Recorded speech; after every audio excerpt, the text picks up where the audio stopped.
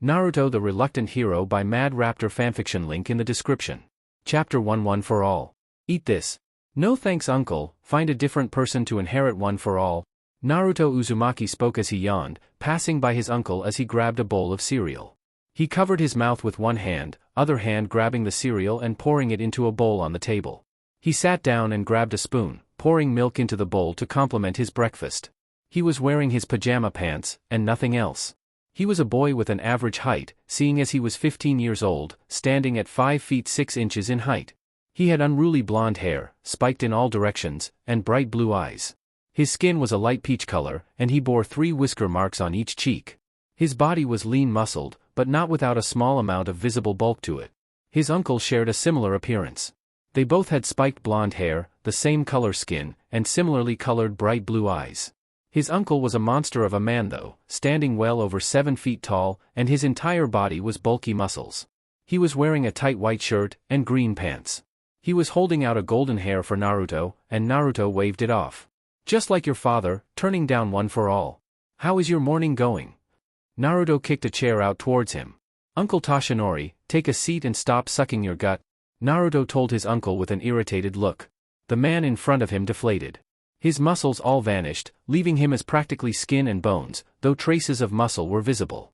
His combed back hair became much more spiky, similar to Naruto's own, and his face hollowed out. His clothes were not extremely baggy on him, and he took a seat across from Naruto. Toshinori Yagi. You know, young man, most people would kill to have All Might's quirk. I've raised you since you were this. Toshinori held his hands close together. Big, and can't think of anyone else who I could trust with it more. The man continued as he looked at his nephew in all but blood. Naruto munched. I already have a quirk, and I'll become a hero using my quirk. Anyway, my dad turned down one for all when it was offered to him. There is no way I'm going to take something he turned down. Naruto waved off the generous offer. Toshinori nodded his head, though he seemed slightly disappointed that Naruto turned him down once more. Your quirk dash? Texas Smash. Naruto gave his uncle a punch in the stomach, getting his uncle to cough up a large amount of blood almost comically. Naruto gave a smirk and raised his fist up, showing off his impressive strength. I might not be able to use my quirk in tight spaces, but it's not like I'm not strong enough to defend myself. I can thank your training for that, even though you're a shitty teacher. Naruto shook his fist in the memories of how shitty his training had been. For such a great pro hero, his uncle was not suited for teaching people how to fight, or rather he wasn't very good at it yet. Speaking of teaching, I plan on teaching at UA High School next year, in order to find a student worthy of my quirk, provided you don't dash. Not going to change my mind. Naruto heard the insisting tone in his uncle's voice. Anyway, I feel sorry for, oh shit, I'm attending UA next year. Naruto palmed his face when he realized that he was going to be attending that school. He had already been accepted into the school via multiple recommendations. One of which was his uncle, another of them being his late father, and some people he knew through All Might. Naruto sighed. Now he was reluctant to go to UA, but sadly, he was too lazy to take the tests to get into other schools. He had a free pass into UA, and didn't have to take the tests like most other students. Toshinori became serious and turned back into his All Might form. Your father and I might not be brothers by blood, but I was honored that he trusted me to watch over you. As your family, I ask this favor of you. I will one day find successor. I want you to help watch over my successor when I pass one for all on. All Might asked as he bowed his head, touching the table, to his nephew. Naruto scoffed and leaned his head against his hand, snorting at the gesture. His uncle was the greatest hero, but he was not without his humble side, nor was he above lowering his head for a worthy cause. Admirable traits. I was going to anyway. You going to eat, or just sit there? Either way, I'm going for a swim. Naruto stood up and walked towards the front door. As he passed by All Might, now back to being regular Toshinori, he gave his family member a pat on the shoulder. Since you're going out today anyway, why don't you stop by a grocery store and pick up some ramen cups dash? Now Naruto, you know that isn't good for your health. To keep up a healthy body, you need a healthy diet dash. Toshinori stopped and nodded his head. Naruto usually kept to the healthy diet that he, Toshinori, stuck him to. There were a few days a week though that Naruto was allowed to cheat on his nutritional intake. It was easier to stick to a certain diet, when you gave yourself days to not stick to it, and Naruto usually chose those days to eat ramen. He stood up and followed Naruto out, since they were going to be parting ways for the day. Naruto slapped him on the back as they parted ways out of the door. Don't go pushing yourself too hard. When you find the person, you'll know. I'll make you a promise. If you don't find a worthy successor by the time I graduate you, this hurts me on the inside. Naruto knew that he had to do this for the only person he could call his family. Even if he didn't want to, and he wasn't going to if anyone else showed up willing to take the power, he would do it. I'll inherit one for all. Naruto relented a little. That was still years away, a long time for that. Toshinori smiled and rubbed the top of Naruto's head. You might have your mother's quirk, but you have your father's heart. I'll try my hardest to find a successor. See you. Toshinori and Naruto fist bumped as they left each other. They each had their own trains to catch if they were going to go to the places they were traveling to. Naruto smirked to himself. Despite himself, he was a little happy his uncle was going to be teaching at the school he was going to be attending. Seriously, you're half of the reason I'm even becoming a hero. If I become a hero, I can carry some of that weight you have on your shoulders.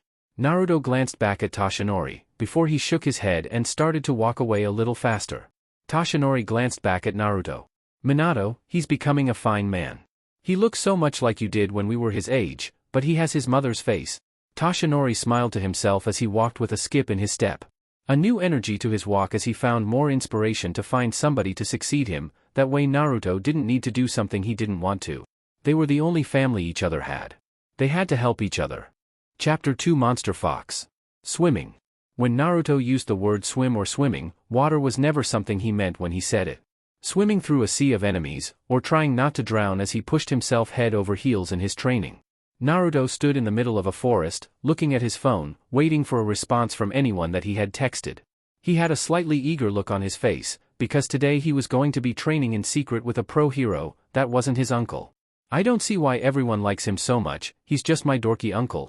Naruto didn't understand everyone's fascination with the man. They wouldn't be nearly as impressed with All Might if they knew what he was like at home. A dorky, pun-spewing, excited, guy with a complete lack of skills when it came to training students. If he was a half-competent teacher, I wouldn't be going behind his back to train with heroes. Naruto always felt bad that his uncle didn't know what he was doing, and that he had to lie to the man. Sure, he was honest with Toshinori about him not being a great teacher, but he had never told the man that he was training with others behind his back. He didn't want to hurt his only family's feelings. Ding! Where are you? Ryuku. Naruto looked at the text he had gotten, before he looked up at the skies, and around the forest. He had picked a place that was pretty far away from civilization, seeing as it was the best place for him to train his quirk. Naruto unzipped his orange jacket, tossing it to the ground, before he took a deep breath and clapped his hands together. His body transformed. His hair started to change color from blonde to orange, and the hair on his head spread to cover his entire body. His bones changed shape, his legs becoming more like the legs of an animal.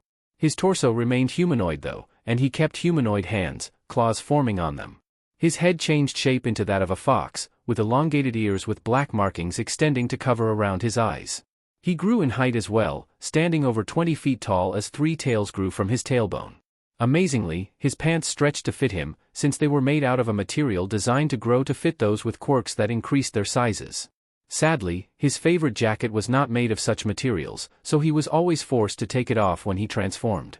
He opened his eyes, showing that they had changed color, pure red with slit pupils, and his whisker marks transferred to his face, becoming darker sections of fur that resembled the whisker marks. Naruto roared loudly in response to the text. Naruto's quirk. Monster Fox. The ability to transform his body into that of the mythical creature, the nine-tailed fox. The quirk that he inherited from his mother, who inherited the quirk from her grandmother. The more tails of his quirk that he used, the larger the transformation became. Originally, the quirk was 9 tails before the quirk combined with the gigantification, when the original 2 quirk users had a child together and they fused. Raya-waya. Naruto allowed his bloodlust to infuse into the roar, sending all of the nearby forest animals running out of instinct. Birds flying away from the location, and any creature with a self-preservation instinct making the choice to escape from his sight. Downside of the quirk. It was hard to control the animal instincts of the quirk, considering the fox was still a carnivorous creature. The sounds of wings flapping were heard, and several trees were knocked down when a dragon landed in front of Naruto. Naruto crouched down so that he was standing on all fours, and looked eye to eye with the dragon that landed down. The dragon, visibly female, was roughly the same size as he was now. The two of them were both standing on all fours, looking at each other. She was covered in hard scales, with a more slim body than his muscular body. She had large wings jetting from her back, and on top of her head she had spiked hair. She wore a Chinese dress, designed with a scale pattern, and a scaled headband over her head. The dragon spoke, and the voice didn't quite sound like it belonged to a dragon. I was surprised you sent me a text today. I don't mind helping you train on my days off, but you always pick the strangest locations. Ryuku spoke as she bowed her head politely in greeting, her long neck curving. She stopped bowing her head, and locked eyes with him again. This wasn't their first meeting. Considering she was great with children, she had actually spent a few of her days off in the past watching Naruto as a favor asked by All Might himself. She didn't know how Naruto and All Might were related, since All Might didn't tell her that information, but she had stopped questioning it. Now that Naruto was 15 though, it had been years since she had babysat him. Now, she only really saw him when he wanted some help training. With your scales, you're the best suited for this, but I don't want to force you to break the law, so training needs to be done away from the city. Naruto's voice on the other hand had changed to fit his larger form. It was deeper, darker, far more demonic sounding as it resounded. Ryuku nodded. Naruto used the tips of his claws to pick his jacket up off the ground, and he removed a small sparkling object from one of the pockets. He extended the object to Ryuku and showed it off to be small silver pocket watch. It was his thanks for her helping him, since she did enjoy shiny objects. It wasn't really expensive, being a low purity of silver, but it looked nice. The looks were all that were important, it being a shiny metal object. Thank you. Now Ryuku watched as Naruto placed his jacket in a tree, putting the watch back into it for safekeeping until they were done. Let's review the basics, and see your mastery over them. Ryuku raised a clawed hand and motioned for him to attack her. Attack he did. The ground cracked underneath his feet as he rushed after her, their two large bodies colliding violently as they uprooted the nearest trees. Naruto grabbed her by the waist and the shoulder, using his fangs to grab onto her neck just hard enough to hold her, without piercing the scales too deeply. She on the other hand, grabbed onto his right leg and left arm, with her fangs sinking into his shoulder as the two of them became locked into a competition of strength. They were both standing on hind legs, trying to use their footwork to gain the edge over the other. To knock each other off of their balance, with two of Naruto's tails going up and wrapping around her wings. His third tail wrapped around her leg, and her tail was beating against his right side. The fur on his body was thick, serving as a decent defense against blunt and piercing attacks, cushioning blunt attacks, and reducing piercing damage. Grappling. Using his large body to capture enemies without inflicting mortal injuries, judging the right amount of strength to use to counter the enemy. Fighting without killing, and reducing damage to the surrounding area. It was a basic for those with quirks that increased the size of their bodies. Her fangs pierced his shoulder, and she gained the upper hand, tossing him to the ground. You! Naruto spoke as he used the hold his tails had on her to throw her to the ground as well. The two of them got to their feet, and charged at each other, slamming their foreheads together. Texas Smash. Naruto slammed his fist into her sternum. Attacking the vitals. Bringing down villains as quickly as possible, so attacking the vitals after judging how much punishment the villain could take was a basic. Naruto used all of his strength to punch her right between the boobs, knocking her off of her legs and into the air a little. She flapped her wings, her scales visibly bent out of shape, and flew up into the air. The power that you smashed me with was impressive. I felt that impact through my entire body. Ryuku praised the strength of the punch. Her tail ripped a tree from the ground, and she tossed it at him. Naruto didn't look at the tree. He dodged it without taking his eyes off of her, never taking your eyes from the opponent if possible. Dodge attacks through feeling them out, instead of needing your eyes as your biggest cue for dodging. Barely damaged you. I'm quite durable, you said it yourself. Feel free to smash me with all of your might. I want to see how the control over your power has grown. Ryuku wasn't the 9th place hero for nothing. She was one of the most popular, most powerful heroes in the world. She had taken her fair share of beatings before, gotten her ass handed to her several times, and grown stronger for it. Make use of your tails more, you have more ways to attack opponents than just punches, Ryuku advised him, seeing him not using all of his limbs for attack. Naruto ripped 3 trees from the ground using his tails, and threw them all at her together, smashing them together in midair to shatter them. Naruto transformed. His body shrank in size as 3 tails turned into a single tail, his body being only 7 feet tall now. He jumped up into the air, hiding behind the shattered trees, and grabbed onto her long neck. With a firm hold, Naruto's body started to grow in size as he reached his 3-tailed form again. His tails wrapped around her wings, and the two of them fell out of the sky, slamming into the ground. They were biting and scratching each other, fighting similar to animals as they engaged in extreme close combat. Submission holds, their bites and scratches were just ways for them to try and put the other into places where they could put them into a strong hold. Naruto transformed back into a human form, landing on his feet as he ran on top of her body. She reached up and clawed at him, with him putting his hands on her claws, and using them to jump over the next grabbing claw. He transformed into a two-tailed version of his quirk and grabbed onto her neck with his entire body. Size. Size wasn't always important, just because the opponent was larger, didn't mean they would always win. Otherwise, those with quirks that made them huge would be unstoppable. Using the smaller size to the advantage was a basic of combat when fighting those larger than oneself. Naruto snapped his jaws on top of her maw, stopping her from opening her mouth again. She reached up and grabbed him, trying to pry him from her body. Gotcha. Naruto tried to speak with her mouth in his mouth, but it didn't come out quite right. She grabbed him by the tail and yanked, getting a yelp from him, and she bent her neck to bite him. She threw him to the ground and mounted him, sitting on top of his waist as she bit down on his neck. She transformed back into her normal form, sitting on top of his chest. She was pretty, with short spiked hair that curved downwards, her clothes shrinking to fit her. She had a toned, lean body, with more sharp features. Including how all of her teeth were still sharpened, and she had angular, slit pupil eyes. She was fair-skinned, with a similar height to himself. She had a small smile as he transformed back into his more human form as well. Good, you didn't forget the basics. Now, let's practice your martial arts in these forms. Ryuku got up, helping him to his feet as she licked her hand and wiped the blood from his neck. She had pierced his skin when she bit his neck, and while the wounds were superficial, it still wouldn't be good to let the blood keep flowing freely. She noted that he was about an inch taller than she was now, wondering if he was about to start another growth spurt soon. She had long since stopped growing. She was a 25-year-old woman, but it was always amazing to see the tiny little kid she babysat grow into a man. Naruto dusted himself off. Then, out of nowhere he threw the first punch at her stomach, which she sidestepped and grabbed onto his forearm.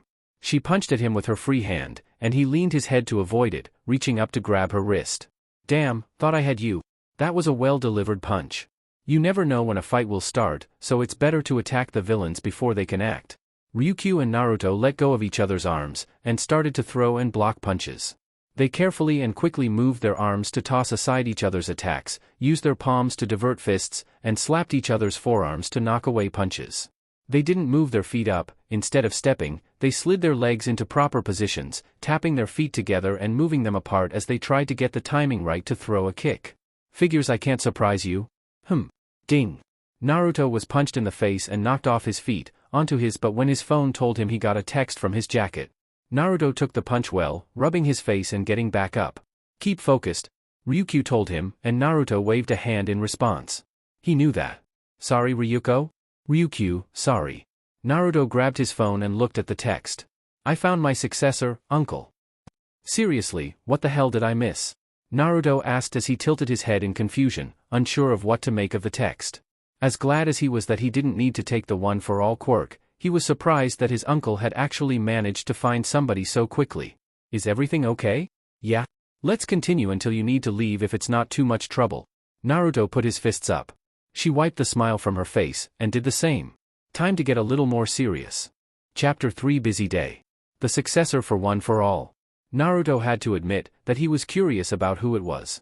His uncle was very picky about choosing a successor for the power, very picky. Naruto could only list the number of people on a single finger that his uncle had believed worthy of getting to have the quirk. Of course, that one person being he himself, this list of people only including living people naturally. Naturally, Naruto was very interested in meeting this future One for All successor, the person that his uncle was going to be grooming into the next generation for the quirk. Surprising though, was the fact that Toshinori, All Might, had decided to keep who the successor was a secret for the last 2 months since finding him. He hadn't budged on the issue, no matter how much Naruto asked him. I don't want to overwhelm the boy with too much information. Right, the boy was apparently an All Might super fanboy, so learning that All Might had family would be a real shocker. Considering that Naruto knew a ton of personal information about his uncle, it was best to allow the boy to get used to being around his hero for a while. Adjusting him to the shock of everything too soon would be detrimental to his training. He has to be frustrated, finding a successor, but their body not being strong enough to handle One for All. Naruto thought to himself, walking down the sidewalk with his hands in his pockets. One for All was a powerful quirk, and the strength it granted the body was immense. It took a body that had extensive training to use the quirk. Most people die the second they tried to use the quirk. So selecting somebody to inherit it was a challenge in the first place. It took hard work and determination to become strong enough to handle the power. It was part of the reason why his uncle had been so eager to pass it on to him, because his body had been trained since he was a child for the purpose of becoming a hero. Then, when he turned 8, his uncle had started to train him for the purpose of becoming the one-for-all inheritor, though that plan backfired when he realized that Naruto didn't want the power. So he had to keep looking, while trying to convince him to take the quirk, for somebody that he believed had the potential for becoming a symbol for the people, somebody to bring peace to their hearts. Aya! Naruto's head jerked to the sound of the scream, and saw a small child was sitting in the middle of the road, her lower body frozen to the ground. The little girl couldn't be more than 4 or 5 years old, and a large portion of the road around her was frozen as well. The girl had awakened her quirk, and had no control over it, in the worst possible place. Naruto glanced at the street, and saw on one side of the road that hadn't frozen, the cars had all stopped for the girl. Sadly, on the frozen side, it wasn't easy for a truck to stop on a frozen road with no warning. Naruto, without even thinking, ran towards the little girl and used his quirk to transform into his one-tail form, and rushed towards her. The truck was trying its best to turn away from the girl, but it just wasn't working. Thankfully, Naruto's legs were much more stable on the ice, and he reached the girl first. Grabbing onto her, he pulled her out of the ice, and jumped out of the way of the truck. Move! Naruto's roar reached the drivers on the other end of the road, with many of the cars going in reverse and hauling backwards. They were able to avoid getting run over as the truck flipped onto its side and slammed into the side of a building. Naruto covered the girl's head and protected her from the loud sound of the building getting penetrated by the large truck. The little girl started crying, from either fear or relief, but she didn't let go of the fur protecting her. The driver is knocked out, but doesn't seem dead. The building isn't in great shape though. Naruto glanced over towards the truck, gently lowering the girl to the ground. Doesn't look like the truck is going to blow either. Naruto sighed in relief when it looked like everything was going to be okay. The girl refused to let go of him, so he had to give his best smile as he removed her hands from his body. Boom! The truck didn't explode. Naruto was right about that. People screamed though when something inside of the building, something hit by the truck, exploded instead. Naruto looked around for any hero that was available in the area to try and protect people. Naruto took a deep breath, before he stood up and started to storm towards the building, a large part of which was starting to collapse. Yuki, the mother of the girl he saved, ran over to her daughter, tears in her eyes, and hugged the young girl. Naruto took charge. Everyone away from the building, and try calling for a hero. Don't approach the building at all costs. Naruto shouted with ferocity as he raced towards the building himself. Fire starting to break out all over it as the explosion kicked off a chain of events. Naruto reached the truck and pulled out the driver, who had minor and serious burns on his body. Cradling the man gently, Naruto jumped down nearly 30 feet from the building and lowered the man down.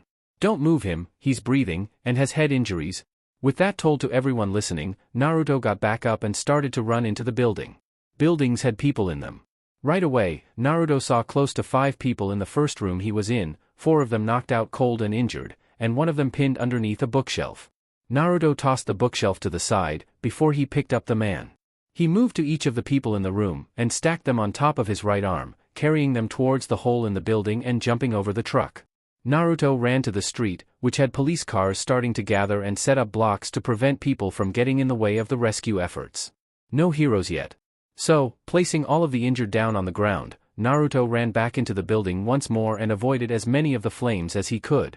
The explosion, Naruto guessed, seemed to have been some kind of radiator or a gas-powered heater. The flames were spreading very quickly, and they were burning with great heat. Naruto made his way into the next room, and didn't see anyone there. A chunk of flaming wood fell on top of his shoulder, and he knocked it off of him and continued on his path through the building. It's getting harder to breathe. Naruto took off his unzipped jacket, the zipper had exploded when he transformed, and wrapped the jacket around his mouth to filter the smoke as best he could. It wasn't making it easier to breathe, but it would provide some protection against losing to a loss of oxygen. Running upstairs, the building looked like it was about 3 stories tall or so from the outside. Naruto was thankful when he saw a strong jet of water shooting into a window from outside. It would seem either the firefighters had arrived, or a hero with a water quirk was helping from the outside. Help! He ran to the call for helping the fastest way he could, by busting through the wall keeping them apart. Naruto saw the room had several people in it like before, people that were being trapped where they were thanks to a massive hole in the middle of the floor, and spreading flames. I am here. Naruto jumped over the hole in the floor, landing on all fours in front of the people.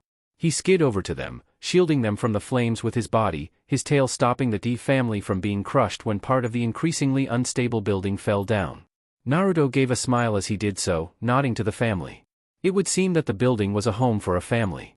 Naruto saw 4 elderly and 5 very young children, huddled together. "Are any of you injured?" Naruto questioned them as he leaned his head over them and took a chuck of the roof to his face. A large gash appearing over his face as he knocked it to the side, but he refused to show weakness. He just turned his face so that they couldn't see his injury. Naruto lowered his body for them. Thank you so much." The oldest of the elderly spoke, a man, to him as they started to gather on his back. 2 old folks on the front, 2 on the back, and the children being safe guarded between them. Naruto took his jacket from his face, and tossed it over the heads of the children. Naruto looked around. "I saved 5 downstairs, is there anyone else here?" Naruto asked as he tried to listen for anyone. Naruto jumped back when flames rushed up from the hole in the middle of the room, and water came through the window and started to put out some of the flames. "Downstairs dash? I've already saved them, everyone lower your heads, I'm going to jump," Naruto ordered them as he glanced back at them. The ones in the back forced the children, crying children, to take cover. Thankfully, nobody was offering him too much trouble as he started to run at the window. Slamming his head against the small window, Naruto shattered the wall around it and jumped from the building. Landing roughly on the ground, Naruto skid on the ice as he landed on the street, coming to a halt with a sigh of relief. "Everyone, back away from the building." Finally, the heroes? Naruto allowed the people he rescued to get off of his back, and looked over to see 2 heroes. One of them was putting out the fires on the bottom floor by opening up the fire hydrant nearby and controlling the water into the building. The second one shooting water out of his body into the windows on the upper floor. 2 heroes with water-related quirks. Manual, and backdraft. Thank you so much for saving my little girl?" The mother from earlier had seen Naruto, and rushed over to thank him. Naruto was rather instantly the center of attention as he stood up straight and looked down at most of the crowd. There were a few people he could stare eye to eye with large bodies like he had at the moment. Naruto waved her off. "No need to thank me, when I saw her in danger, my body just moved naturally. Anyway, now that the pros are here." Naruto's statement was met with surprise when he started to transform back. His body shrinking in size until everyone was able to see that he was only a teenager. "I'm late for something important," Naruto spoke as he started to make his way through the crowd that had gathered around him. With the pros on the scene, he wasn't needed anymore, and he had saved everyone in the building. Also, considering he wasn't a pro hero, he could get into some trouble if he stayed too long and got questioned for it. Naruto hissed in pain. He had several burns across his torso, and he had a gash on his forehead. Naruto took his jacket from the children as he passed them, and put it on over his body. With the burns covered up, he would attend to them later. He pulled the hood on his jacket up, and increased the speed he was walking with to try and escape unnoticed. He wasn't able to leave without getting praise from the crowd he walked through though. Several hours later. "So this is him?" Naruto surprised his uncle by walking up behind him, though Naruto was surprised to see his uncle was standing with the next successor, in his true form. "You're bleeding." Toshinori changed the subject when he saw dried blood on Naruto's face. He showed worry for his nephew as he tried to take a look at the injury, though Naruto waved him off. "Did something happen?" Toshinori asked as he insisted on looking at the cut. "It was a nasty gash." "Yeah, something fell on my head earlier. I'm fine though, so this is him?" Naruto asked as he looked at a boy hauling garbage across the beach. Well, hauling was the wrong word, since the boy was struggling to move most of the stuff. The bigger stuff at least. He was pretty plain looking, though distinctive in his own right. Now really muscly in appearance, with light skin and freckles on his face, unruly green hair. The boy was sweating up a storm, his body only starting to show signs of attaining real muscle. He was trying his hardest though, his thin body being pushed to its limits to get stronger. Izuku Midoriya, he's quirkless right now, but in 8 months his body will be ready. Not going to say anything to that. Toshinori spoke quietly so that Izuku didn't hear them talking about him. Naruto shrugged. "It's your choice, and I'll support you, and him. So what did you need me for?" Naruto asked the older man. After so much secrecy, he was surprised at the contact at all. He was giving a sheet of paper. "This is my 10-month plan for young Midoriya, tailor-made to his body. At the end of it, he should be able to handle my quirk without dying. I would like you to look." Toshinori was surprised when Naruto ripped it in half. 10 months, with 8 more to go, huh? That gives just enough time to get into UA, right? I'm going to go home and rewrite this schedule. Let's make his body ready for one for all in 7 more months. That way, you can actually teach him how to use it," Naruto stated as he turned around and started to walk away. Naruto wasn't. Well, he was an idiot, but he knew his uncle well. The man was trying to make this as close to the edge as possible. Then, he was going to let the boy discover how to use the quirk the day of the UA entrance exams. As funny as that would be, it would be better to give Midoriya a month to start to adjust to having the quirk. Naruto didn't expect he would be doing so much work today. Chapter 4 Holler? Several years previously. My body is a little sore, thankfully, the cool air is good for this. Naruto, age 11, rubbed his sore shoulders as he walked in the cold air. His jacket, a black and orange hoodie, wide open to let the air touch his sore muscles. His uncle had really put him through the ringer during training, but it was worth it if the results started to show soon. He could see his breath, it was so cold, and Naruto smiled to himself as he took a nice deep breath. Yuwa. Crap'em late. Well, that was ruined. Naruto saw a young man wearing a hoodie from his uncle's Silver Age costume design line, running towards the bridge. Naruto glanced over and saw a boy standing on the railing near the edge of the water, getting ready to no doubt use some quirk and jump over it. It's been raining, must have some kind of jumping quirk or a flight one. Naruto spoke under his breath. The running boy, seemingly 15 years old, stopped in the middle of the bridge. Huh? Wasn't the way to the station supposed to be this way? Actually, the station is the way you came from, make a right and you'll be there. Naruto came up to the older teen and pointed out where he was going to go. The only station near was about 5 blocks away, but the boy was running in the wrong direction. Thanks to the All Might hoodie, Naruto could tell the guy was going to be using the station to go and apply for one of the many hero academies. He seemed like the type to try for it. Splash. Oh my god. That kid is drowning. Damn it. Naruto unzipped his jacket and transformed as he ran towards the edge of the bridge. He could see the boy from earlier. The boy had surprisingly pink hair, easy to see in the water, trying to stay afloat. As his body became larger and more fur-covered, Naruto reached the edge of the bridge and jumped off into the water below. With enough distance to cross most of the way between them, Naruto landed right next to the boy, who seemed about his age. Naruto grabbed the boy and lifted him up on his shoulder, and prepared to swim against the current towards the land. It's a hero? I can stand. Naruto realized that despite the recent rain, with his current height of over 7 feet tall, he was able to stand up in the water. The water didn't even come up to his waist. The boy drowning must have just been unable to stand up because of the strong current. Don't worry, I'm here, Naruto said as he walked his way through the water towards the edge quicker than he would have swam it. Thanks for the directions, Fox-san. Not a problem, you go and become a hero. Naruto called out to the boy from earlier, who was running towards the station with a brighter smile on his face. Naruto stepped onto dry land, and jumped back up onto the bridge now that he had solid footing. The people on the bridge rushed towards them as Naruto placed the smaller boy on the ground, and took off his jacket, wringing the water out. That was amazing. What's your hero dash? Here you go, since you don't have fur, it's got to be freezing for you. Try not to jump in the water again. Naruto tossed his jacket onto the body of the pink-haired boy. The boy glanced up at Naruto, and he saw the large fox man smile down at him. Naruto locked eyes with him, and saw pink eyes that matched the hair. See ya? Now. I have to pick up green onions, beef, milk. Naruto started to mutter to himself as he walked away from the scene.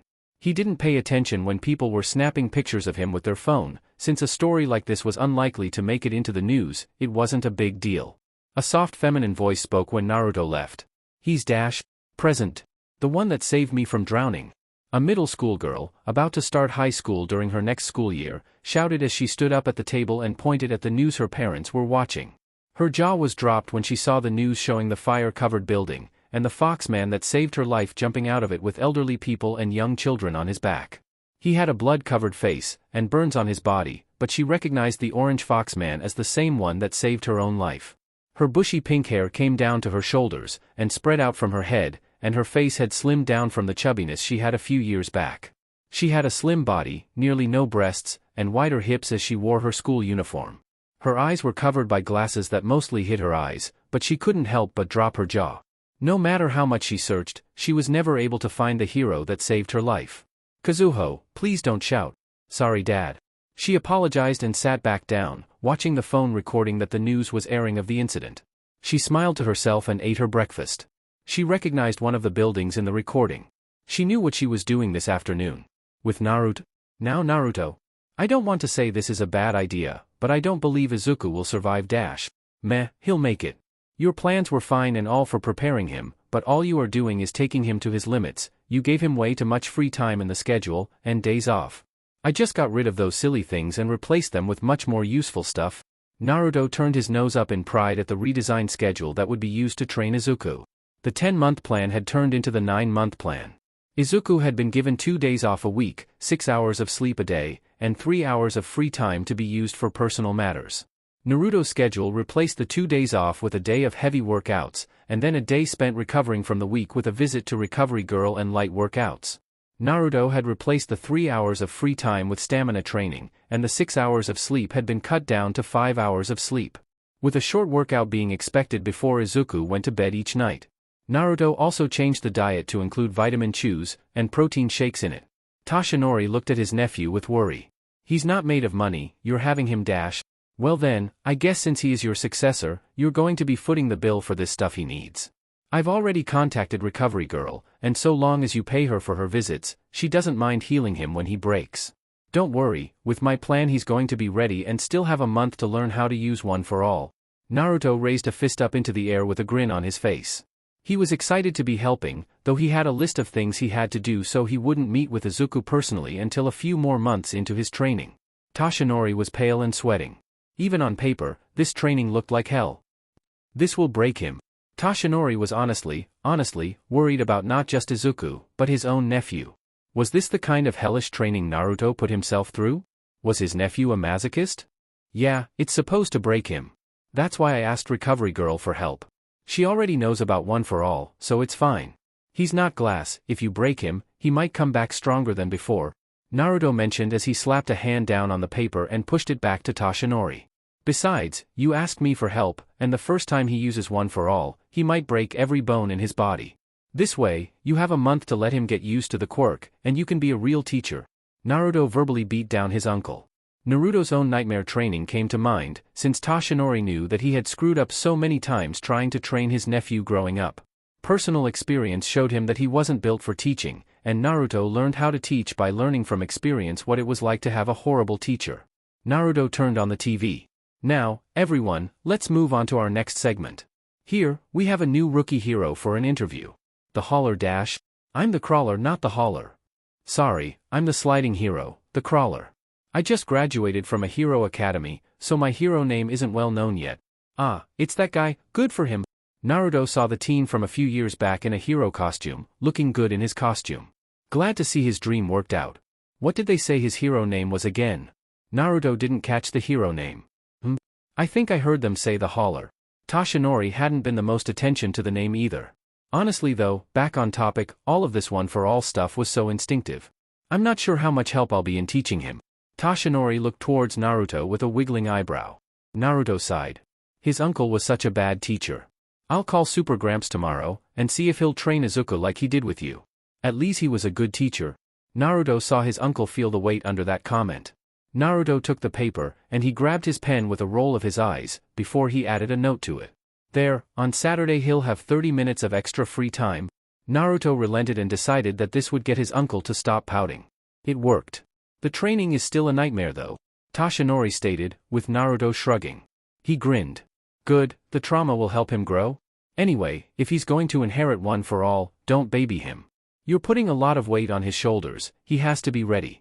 I'm not saying be cruel and demanding, but you can't keep secrets from him. Naruto started to walk towards the door. He rubbed his shoulder when a small flash of pain got to him, the burn still hurting him. I'll pick up some pain relievers later, only 8 months until you. I need to train harder. I heard Endeavor is sending his son to UA too, and if that bastard is anything like him. I refuse to lose. Naruto kept his thoughts to himself as he went to go out and train. The joys of being home-schooled by All Might, he had all of the time in the world to do things that he believed needed to be done. Naruto, you're a magnet for trouble. I know you don't like babying, but you're not a hero yet. You should enjoy your teenage years more, try and make some friends your own age, for me. Toshinori looked at Naruto when he opened the door to leave. Naruto looked back at him. Am I really allowed friends, when we're family? Naruto spoke dead seriously. Toshinori winced. Naruto's lack of friends was because he was afraid that somebody would learn who he was, and use Naruto against him. Now that Naruto was stronger and older, he could worry about this less, but he had forced Naruto to go through a friendless childhood. The only people Naruto could call friends were the pro-heroes that Toshinori would ask to babysit Naruto when he was younger. Naruto had connections with pros because of it, but that couldn't replace having friends your own age. I'm sorry. Don't be. Now that I'm going to a hero school, I can finally make some of the friends I've wanted. Yeah, that sounds nice. Naruto smiled to himself. He wondered what kind of friends he would make. Chapter 5 Pink Fox. Everywhere Naruto went, people were talking about the new hero that was in the news. The large fox man that was spreading, and people were just so happening to pull up pictures that they had taken of him years previously when he would do something good for others in his one-tailed form. This wasn't the first time that Naruto had saved somebody, or done something heroic, but usually they were such small matters that the news never made a big deal out of it. Guess saving a family from a burning building, saving the truck driver, and saving a child from getting hit by a truck at the same time was considered newsworthy. I wouldn't have this problem if my quirk wasn't so flashy. Makes me wonder what life would be like if I had my dad's quirk. Naruto thought as he grinned to himself as he imagined himself teleporting all over the place. He shook his head though, since that style of fighting didn't fit his body well. He was built for brute force for the most part. The peanuts from Chiba were delicious. Considering the Foxman craze that was going around in his hometown, he decided to take a small break and travel to a different area of Japan. Sure, the few hours he was on the train sucked, but it was nice to not hear people raving about their new local vigilante. I'm not a vigilante. I was just doing the right thing, because nobody else was there to do it. Naruto muttered to himself bitterly. The labels the news were sticking to him were really annoying. Really, Foxman, they couldn't have come up with anything better than that? Did you hear about those strange instant villains that have been popping up lately? Instant villains? Naruto listened in as he walked behind two police officers that were doing patrols. They were on the lookout for any suspicious activity no doubt, so they could be the first on the scene and call a pro-hero if the situation became too serious for them to control. Knowing his luck, Naruto would happen across an instant villain today, or something similar to it. Yeah, apparently, there is some quirk-enhancing drug that's in distribution. It causes your quirk to get stronger, destroys the victim's mental state. Those who use it also have their tongues turn black. Black tongues, now that was an odd side effect. Then again, this was actually his first time hearing about instant villains and this new drug. He never needed to take a drug to increase his quirk's power, so that might be the reason for his ignorance. Not everyone had a flashy, heroic quirk. Quirk envy. As more impressive quirks appeared, those with weak or lacking quirks were come to resent those with impressive quirks. It was the source for many conflicts between people, and friendships were often ruined because of it. Trigger, isn't it? Not like we can be much use. If we see an instant villain, all we can do is call a pro-hero. Did you see that new hero on TV? Oh, you mean the hauler? Naruto asked with a grin on his face, butting into the conversation. He actually knew about this subject a little, since cops weren't likely to be talking about some vigilante in the streets. It was very common for the police to be talking about rookie heroes and unpopular heroes to make themselves feel better about their lack of authority. Pro-heroes and police did similar things, but on different scales, and nowadays the police force was usually just around to keep things calm until a hero appeared. Becoming an officer was something of a joke to those who wanted to be heroes. It's rude to interrupt conversations. Police 1 spoke as he looked down at Naruto. Police 2 nodded, though Naruto rolled his eyes.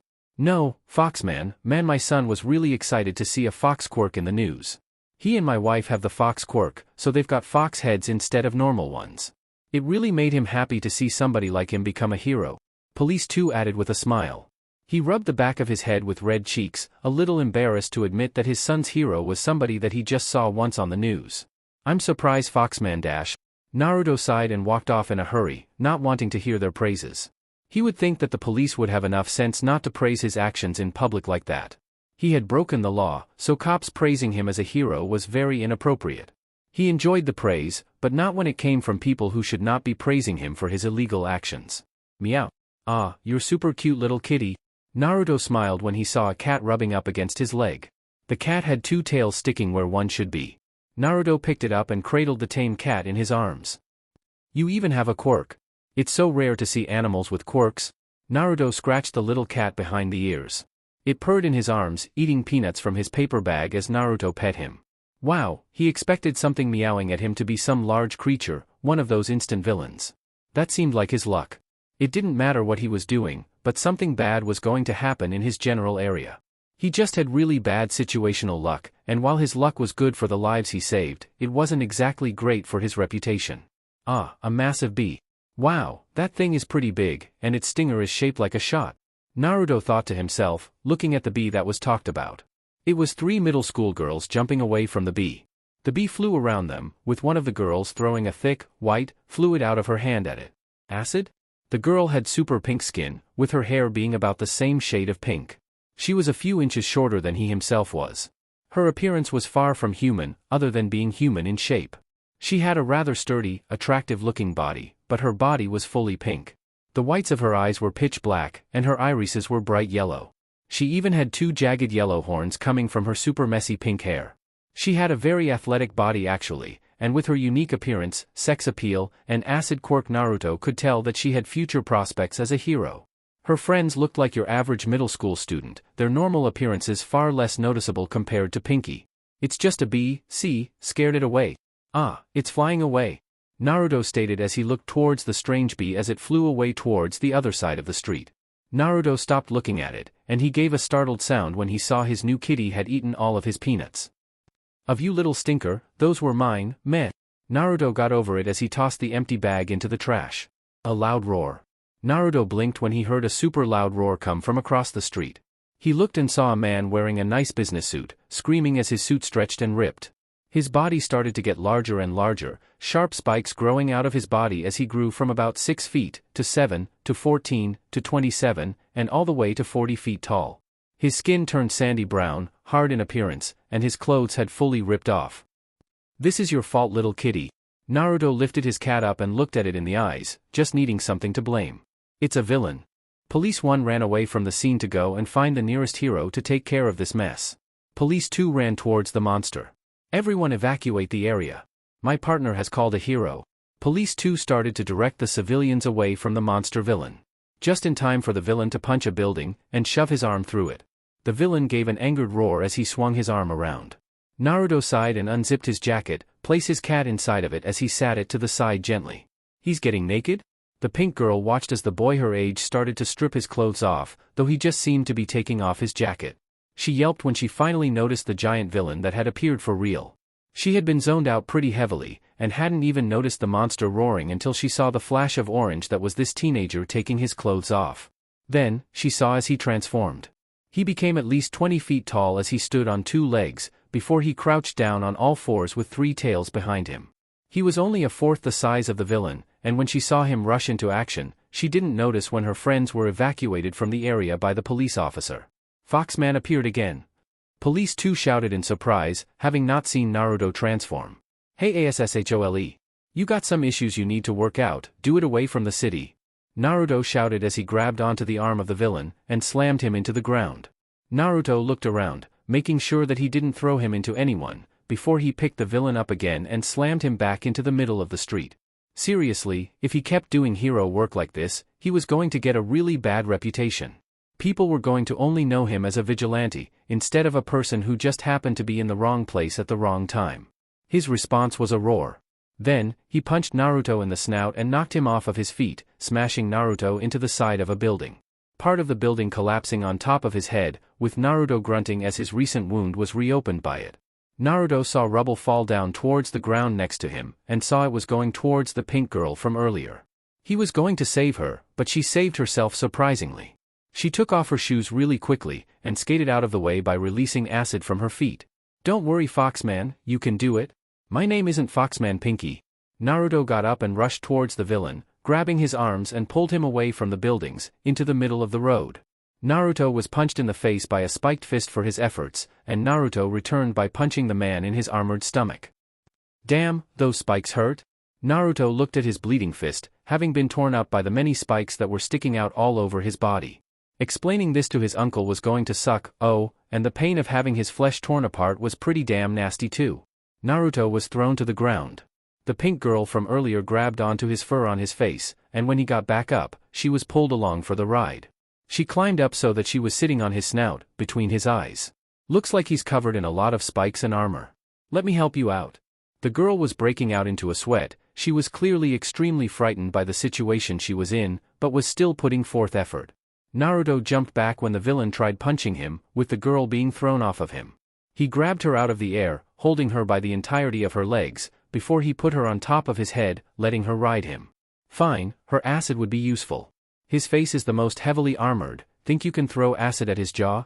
Naruto asked her as he nimbly avoided getting punched by the rampaging villain. The villain was mindlessly trying to attack everything around him. The girl held on to Naruto for dear life. She didn't think this through very well when she grabbed onto the large fox man. Gonna be sick. Not on my head you aren't. Can you cover his chin in acid or not? Naruto roared at her as he ducked under a kick. She was not throwing up on his head. He glanced up at her, and saw her giving a thumbs up. Seeing that, Naruto stood up at his full height again and rushed at the villain. Naruto transformed. He gained a four-tail, and with it his body grew even larger than before. Now standing at 25 feet tall, he slammed his body into the villain. With more strength, ignoring the spikes stabbing him with as much willpower as he could manage, he gave the girl the chance she had. She started to throw ball after ball or acid at the villain. She had to throw close to 15 balls of acid at the villain to cover his chin. The villain didn't make it easy for them, as he struggled against Naruto the entire time his chin armor was melted off. Done. Good. Now, Texas Smash. Naruto screamed as he slammed his fist into the chin of the villain, knocking him close to 150 feet down the road. When he hit the ground and rolled, his body started to heavily shrink the second he was knocked out cold. Naruto started to shrink down as well, losing his four-tailed form and shrinking down to his one-tailed form with the pink girl holding onto his shoulders with her legs. The difference in their body sizes now drastically smaller. Naruto looked at his wounds, before he grunted in pain and got down on all fours, with the girl adjusting herself so that she was sitting up properly. They needed to escape before more police and heroes showed up. So, grabbing his jacket, his new kitty had ran away, he ran for it. -15 minutes later. Uea. That was so scary? Naruto stood in an alley as the girl riding him collapsed to her knees and started to sob. The bravery she showed earlier gone now as she was out of danger. Naruto transformed back to his normal form. Naruto winced as he used his jacket to stop the bleeding in his chest and fist. Naruto stated. The girl continued to cry for a few, about 20, more seconds. She wiped her eyes and face, both were covered by tears, and looked at him. Ha, I'm Naruto, since you saw me transform, you know my real looks now. You were really heroic back there helping me, this hurts. Naruto hissed in pain when he looked at his wounds. Oh, they were not pleasant. I'm Mina Ashido, and thanks. I'm going to be trying out for UA when they hold their tests. That was so scary, but it was kind of exciting. You're Foxman from the news. Mina introduced herself as well. She would stand up and help him, but her legs were still too shaky. She wasn't sure that she could stand up right now by her own power. Who knew that doing hero stuff was so terrifying? Foxman is a stupid name. I'm going to UA next year too. By the way, you're not hurt, are you? Naruto questioned her. She showed off some burns on her hands, before she shook her head. The burns were so tiny that they wouldn't be a problem for her. If I overuse my quirk, I can hurt myself. I had to make a lot of acid to melt those spikes. I'm okay though. Are you okay? Mina looked at his wounds as she spoke. She crawled, damn legs not working, and saw his jacket quickly soaking with blood. He nodded. I'm fine, this much won't kill me. Fuck. Naruto shouted when he ripped a small spike out of his shoulder. Great, he was bleeding out even faster than before. Naruto got his phone from his pocket and tossed it to Mina. The code is 8008, there is a contact named Sir Asshole, mind giving him a call? I might need some medical treatment. Naruto looked at his wounds. Yep, he needed treatment. Sure, maybe after, we can go to this sweet shop. I planned on going today with my friends, but they kind of ran off. Wanna be friends? Mina offered the hand of friendship to him. He looked at her hand. He didn't shake it. My hands are dripping with blood, but sure. Just because he couldn't shake her hand, didn't mean he was turning her down. He just so happened to be covered in his own red juices. Not a pleasant handshake. Chapter 6 Bad Habits. Well, I'm a big enough man to admit when I'm wrong. Toshinori, in his true form, spoke as he looked at the back of his nephew.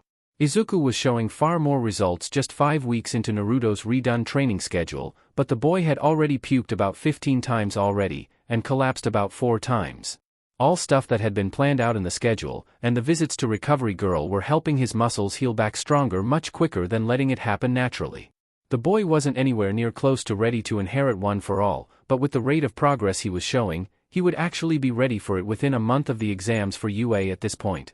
It really made him appreciate the fact that his nephew was such a training freak, since this was speeding up the process for Izuku's growth, and it would allow him to rest easy knowing he had his nephew supporting him and pointing out areas where he could improve his teaching. Now, Toshinori was a big man to admit when he was wrong. Naruto didn't hear a word he said though. Naruto had headphones on and a glare on his face as he punched a punching bag in his room, a bag that wasn't filled with sand like a normal bag. No, Naruto's punching bag was made of pure iron, hanging from a thick and heavy chain. There was only about an inch of cushion between Naruto's fist and the iron inside, and Naruto had his fists wrapped up in bandages as he trained. Unlike with the burning building, Naruto had been unable to hide his injuries from fighting the instant villain, considering he had multiple stab wounds. Wounds that had fully healed thanks to a few visits to Recovery Girl, though she had requested that Naruto take it easier on his training for a few weeks to compensate for the regular stress he put himself through. Naruto didn't listen. I hurt my fist punching that villain. I need to make my fist stronger to reduce the damage I take from attacking hard bodies. Naruto thought to himself, not paying attention to anything but the iron he was punching. The bandages on his fists were blood-stained already, but he kept punching the iron bag with as much strength as he could muster with each punch. The fact that he had trouble with a rampaging villain had showed him areas his body was lacking in, and he just wouldn't allow that to stand. He had to increase the power of his punches more, and strengthen the skin, muscles, and bones in his fists so that he could punch as hard as he wanted without breaking them. Ow, ow. Naruto gave winces as he stopped punching the bag for a second. Naruto added another layer of bandages to his fists, before he started to train again, sweat dripping from his body as he returned to his own training. Toshinori smiled. You really have more raw determination to improve yourself than anyone I know. Your father would have been very proud of you. I know I am, and it really makes me wish you would have accepted One for All. Toshinori could only imagine himself watching as Naruto used One for All with pride, seeing his young man take the world by storm and become a newer, greater symbol for peace. Yet, seeing Naruto smash through his limits with raw determination, guts, and an ironclad willpower would be fine too. Ding! Rah! Naruto roared as he started to unleash a new shower of blows onto his punching bag. Toshinori stood up straight and left Naruto's room to go and answer the door. No doubt it was another hero coming to ask him to help them with something. Possibly it was going to be a UA teacher, since he would be joining that teaching staff soon enough. Either way, he was going to go and see who was ringing his doorbell, seeing as he wasn't expecting any visitors, and Naruto didn't tell him that he invited anyone. He enjoyed his small moment to contemplate the mystery person at the door, before he reached it and opened it up. There was a girl he never saw before. No, he saw her riding on top of Naruto's head in the news story covering the instant villain incident. The girl saw him and smiled, waving her hand happily at him with a wide grin that showed off her absolutely flawless smile. Her pink skin and black eyes making the white of her smile just pop out all the more. Hello. Hello, is Naruto home? Sorry for coming unannounced, I'm Mina Ashido, a friend of his. Mina bowed to Toshinori, not recognizing him as the hero All Might. He wasn't exactly eager to tell her, so he just humbly stepped aside and gestured for her to come in. There was really nothing in the house, outside of the stuff in his room, that would really inform her of his secret. It was nice Naruto had a friend, which surprised him. Come on in, I'm Naruto's uncle Toshinori Yagi. I'm sure he'll be happy to see you. Can I get you anything to drink? We have cool tea in the fridge, and fresh milk. Toshinori led the girl into the living room. A small farm he saved had given him several fresh jugs of the stuff, so they had more than enough fresh milk to go around. Actually, if he was being honest, he was starting to get sick of the stuff. She smiled. Milk would be awesome, but I don't want to impose. Any friend of Naruto's is welcome to impose here. Toshinori took a glass from the counter and poured her the milk. Coming back into the living room, the two rooms were connected, only separate by a counter. He placed the drink on the coffee table. She picked it up and smiled as she chugged down half of the glass with a very happy sigh. Toshinori pointed to his face, and got her attention on the milk mustache that she had given herself. So, what brings you here? Naruto didn't tell me you were coming. Toshinori asked when she was finished licking her mustache away. Her had to admit, as happy as he was Naruto had a friend, having somebody coming over to the house randomly could prove, a little worrying for his secret identity as All Might, and the secret behind his appearance. She looked away from his gaze for a few seconds. Well, even though we became friends over a month ago, me and Naruto really haven't hung out, so I wanted to see if wanted to have fun. Mina didn't mention that she got the address when she used Naruto's phone to call Sir Asshole, and when they were riding in the car to drop them both off at their homes, she memorized his address. She didn't want to come off as creepy, though she didn't purposely try and memorize his address or anything. Is he here? Mina asked as she looked around for any sign that Naruto was in the building. She was surprised he didn't answer the door. Toshinori pointed to the door with orange trim around the door. His room is right there, but he's working out. You're welcome to interrupt him, this could be a good chance for him to take a break. Toshinori smiled at her gently, and looked at Naruto's room dead seriously. Naruto needed to take a break, maybe a friend visiting would get him to stop. Thank you. Mina hopped up onto her feet in the most peppy way possible, before she walked with a skip in her step towards Naruto's room. She politely knocked on the door, before she didn't wait for any response before she opened the door and walked in. Wow, didn't expect this. Mina looked at the type of room that Naruto had and was a little surprised. She expected something different. Naruto's room had some of the basics she would expect: a TV, a computer, a bookshelf, and a bed. His bed looked super comfy. The stuff all looked really nice, with his bookshelf being mostly filled with books on martial arts, training, quirks, and the rest of it being filled with different manga. Above his bed though, she saw 2 hero costumes hanging above it in glass cases. She saw a male costume, a bright yellow hero suit with black markings going around it, that formed lightning bolts that pointed towards the Japanese kanji for thunder god in the middle of the chest. It had a utility belt that was carrying several daggers with markings on them, and nailed to the wall above the glass case was a helmet with a black visor to keep an identity concealed. It was the costume of the X-2 hero thunder god. Then she saw the next one, a woman's costume, though she didn't recognize any hero that wore that costume. It was a skin-tight black jacket with a red strip going down the front, and a red turtleneck latex suit that went underneath the jacket.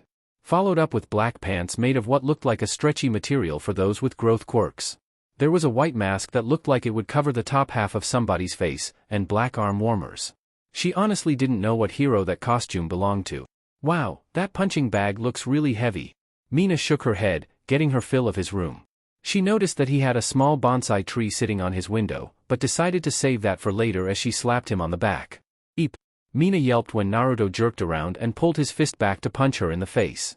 She had heard him let out his own startled noise, before he stopped his fist and grabbed his heart. He took his headphones off. God, Mina, you scared the shit out of me. Mina? What the hell, why are you here? Naruto's eyes, shocked, opened as wide as they could go as he jumped back from the girl. He didn't know that she knew where he lived. In all of the phone calls and texts that they had shared, he had never mentioned where he lived to her before. Not that he wasn't pleased to see her at his house, but it was pretty creepy that she knew where he lived. Oh, you saw Sir Asshole drop me off that day, but still, what are you doing here? Naruto asked the girl as she calmed down. She had nearly gotten punched. She carefully jumped on his bed and kept her skirt from flipping up, didn't want to flash him her panties, and she leaned down and grinned at him comfortably. Your uncle let me in, not happy to see me? Mina asked, and Naruto rubbed the back of his head. He was happy. Well, I mean, I'm happy you're here, but why are you here? Naruto continued as she jumped up and started to dance with her arms and waist. Deciding to go with it, he did his own lazy dance moves. Here to dance? Naruto tried to guess. She shrugged. I'm just here to hang with you. Want to go to the mall with me, or even play video games here? Honestly, I just want to hang with my buddy, doesn't matter what we do. As long as you take a shower first. Mina mentioned as she covered her nose with one hand, yet she never stopped dancing as she did. Naruto rolled his eyes and grabbed a change of clothes, and his jacket, from his bed. You stink, and are your fists bleeding? Mina asked him, as she looked at the punching bag. She saw blood on the bandages and the punching bag. Yeah, I'm fine. I get injured a lot when I train, so this much is nothing. Make yourself at home, I guess. Naruto didn't know what to say when a friend was in his room. This was the first time he ever had a friend at his house in the first place. He opened the window to let the post-training smell out of the room for her. He saw her pull her fist back and take a swing at his punching bag. Her fist hit it, and while the punching bag moved a little, Mina yelped and landed on his bed when she jumped back, holding her hurting fist. Ow! Ow ow ow! What the hell was in his punching bag? They weren't supposed to hurt so badly when you punched them. She felt like she had straight up punched a metal wall, and she was thankful she had not decided to punch the bag with all her strength. She might have broken her hand if she had done that, though it explained why Naruto's knuckles were bleeding so much. Naruto's uncle was right. Naruto needed to take a break from training, if this was how he trained. She was so going to take him to the mall to find him a hobby. Chapter 7 New place, same luck. If I strap these to my body, and swim through a river, I could get a serious cardio workout. Naruto's thoughts were solely on training as he looked through the mall, seeing a weighted vest, weighted anklets, and weighted wristbands on sale for a decent price. On their own, each of them were kind of worthless to somebody who had trained their body well, but combined and used in an interesting way could make for a surprisingly good training method. Naruto looked through the window selling them. The mall they were inside of contained dozens and dozens of different stores, and 3 floors of places to visit. After a short train ride, and 10 minutes of walking, they had arrived at the place where teenagers could be easily found. Nope. Mina grabbed Naruto by the ear and started to pull him away from the store that sold the workout equipment. She saw the look that he had been showing the gear, and since she was trying to pull him away from training, it wouldn't do to let him buy stuff that would just increase his training even more. Okay, Naruto muttered as she dragged him to a different store. Clothing store. I do this with my girlfriends all the time, and you're wearing the exact same outfit when we met. I think you need an update, Mina stated to Naruto as she poked his jacket, the same style of jacket that he had been wearing when they met. Naruto looked down at his clothes, not seeing what was wrong with them. By the time that he had looked, she had already dragged him into the men's section. You're like super well built, so something with short sleeves or no sleeves is perfect. Also, maybe getting something a size too small would look great. Mina grabbed a shirt that wouldn't naturally fit Naruto and held it up to him. It was pink. That is very feminine, Naruto pointed out as she pushed the shirt into his arms. She pushed black baggy shorts into his arms with them, before she started to really have fun with it as she pulled him across the entire clothing shop. The clothes in his arms piled up higher and higher, until he couldn't even see what was being added anymore. Anyway, my quirk usually destroys whatever clothes I wear, so I wear jackets because they are easy to take off, and my pants are made from materials that stretch for those with quirks that make them bigger. Naruto lifted up the clothes higher up so that he could look at her. His choice of clothing wasn't just a preference, it was something that served a practical purpose in his life. She stopped. Yeah, and my quirk makes acid come from my body. Do you know how many pairs of shoes I've melted? It's a lot. Clothes don't have to be practical. Mina gave him a pat on the head for being so simple-minded about this. He, a boy, just wouldn't understand why him wearing good clothes would reflect upon her as his friend. His image was her image, and the opposite was true. Anyway, look, see, you're on shirts now. Mina held up a shirt that had a stylish image of him in his one-tail form on the front, arms crossed in an action pose. They made t-shirts of him? When? I'm on shirts, Naruto asked with surprise as he looked at the shirt. He whispered it mostly to himself, since he was honestly surprised. Sure, he had saved a few lives in the past few months, but he didn't think he had gained any real fame for it. He wasn't even being talked about a bunch on the news anymore, since he hadn't done anything heroic in like 5 weeks. The news had already moved on to the popular heroes who were constantly doing hero work, so why would there already be merch for him, when there shouldn't be a demand for it? Mina nodded and put it on the growing pile. Yeah dude, you're like super popular with little kids, and since nobody knows what your normal face looks like, it adds to your charm, and your foxy fox form looks really cool. You're pretty muscular on your own, but your fox form is almost all might levels of buff. A lot of my friends at school think you're super hot. Mina had seen a ton of her friends put pictures they printed from newspapers and the internet in their lockers at school, and there were a lot of kids she passed on the road that would be playing hero and villain. It wasn't surprising to see children getting their parents to buy fox tails and fox masks, and parading around as Foxman from TV. Naruto furrowed his brow. I didn't do it to become famous. Then why are you becoming a hero? Mina asked when she heard that grumble from him. She pulled him into the changing room, she didn't go in it with him, and closed the door behind him. Most people only becomes heroes to be famous and rich and stuff, right? She asked him through the door.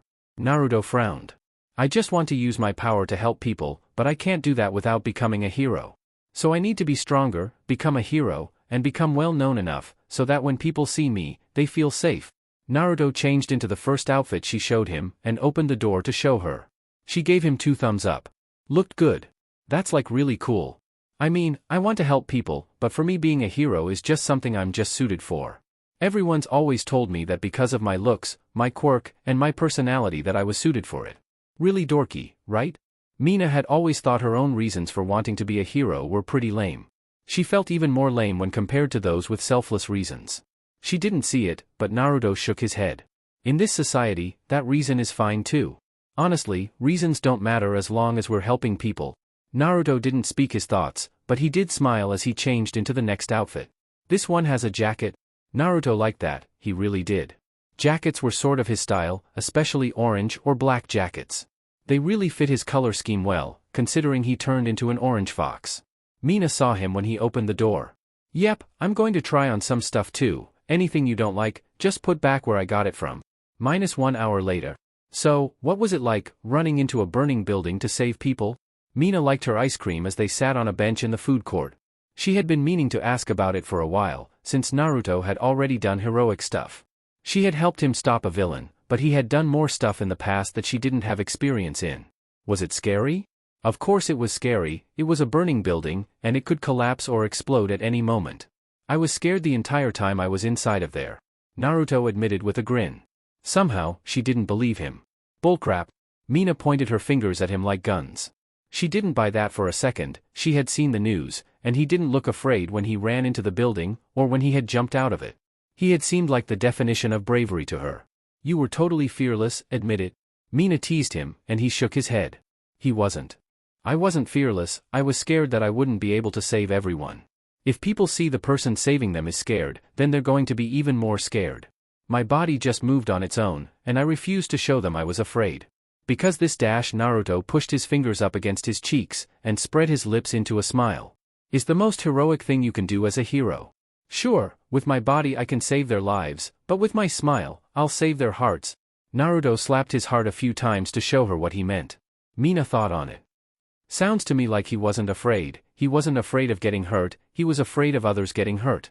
That is Mina stopped and smiled at Naruto, before she pointed to him. Really cool. Yeah, All Might is always smiling too. You kind of remind me of him, you could be his son or nephew or something. Man, this gets me really pumped up for you, eh? Mina leaned back in her chair and shouted out her last sentence. She smiled widely, pushing her fingers against her cheeks, copying Naruto. I'm stealing that, I'm going to be a hero who smiles too. Mina stuck her tongue out at Naruto. He nodded and grinned back. He would like that. That. Oh, let's go singing. I bet you'll be really good at it. Mina finished off her snack and grabbed onto him, pulling him to his feet as he carried their clothes in one arm, bags dangling from it. She held onto his sleeve as she pulled him, not giving him much of a chance to object to her. This is going to be fun. Naruto just smiled and nodded. Yeah, this was kind of fun. Later. Oh my god, that was awesome, I didn't know my voice could go that high, really enjoying your drink, huh? Mina used a towel to wipe the sweat from her forehead. She had been breakdancing while she had been singing, seeing as she loved both of them. You know, I kind of expected a villain to show up today. Glad to see I was Boom. Naruto looked at her with narrowed eyes for her comment seeming to summon forth a villain from somewhere. Naruto palmed his face, before he stood up and zipped down his jacket. He tossed it on her, before he transformed into his one-tailed form. Wear that, and use the hoodie to cover up your hair and horns. Since this is a mall, I'm sure there are some heroes here. We need to help evacuate people, Naruto told he as he left the small room they were in. She pulled his jacket on over her clothes, and flipped the hoodie so that her features were mostly covered. Well, the pink skin on her arms and legs were hard to hide, but with her head hidden, she wouldn't be recognized at a single glance. She followed after him quickly as they ran to the edge of the second floor, looking down on the first floor. Mina pointed. That's the baddie, looks like he's got a hostage. Mina shouted, and Naruto looked at the situation she pointed at. There was a guy wearing a cliché ski mask, most likely to hit his face, and his right arm was a cannon. It would seem his quirk was related to his arm being a cannon, because there was smoke coming out of the end of his cannon arm. He had it pointed up at the ceiling, before he pointed it at a man next to him. Nobody stop me, or he gets it. Mina. You a good shot? Naruto asked as he looked at a trash can. He took the trash bag out of the can, before he tied it up and placed it to the side. Gesturing to the can, she nodded and hopped so that she was inside of it. Naruto lifted up the can itself, her inside of it, before he looked down at the first floor and aimed carefully. Ready? Naruto asked as he closed an eye. Mina grinned. Ready. He threw her, at a high speed, right towards the villain. The villain saw the trash can coming, since it was a straight shot, and moved his aim to fire at the can. Naruto started to run towards the end of the balcony, while Mina jumped out of the trash can just as the villain fired his arm. The bin was destroyed by the shot completely, and as Mina rolled across the ground she lobbed a shot of acid at his pants. His belt and the hem of his pants melted in a second, and like magic his pants dropped to his knees. Out of instinct, the villain pulled his pants up.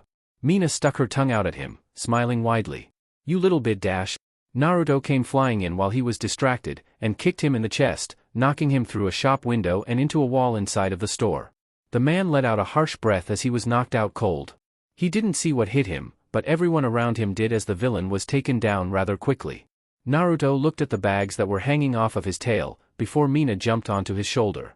Thought we were evacuating people? Mina questioned him as he started to run, the items that they paid for hanging from his tail. He ran on all fours to the mall exit, since it would seem their mall day had been cut rather short.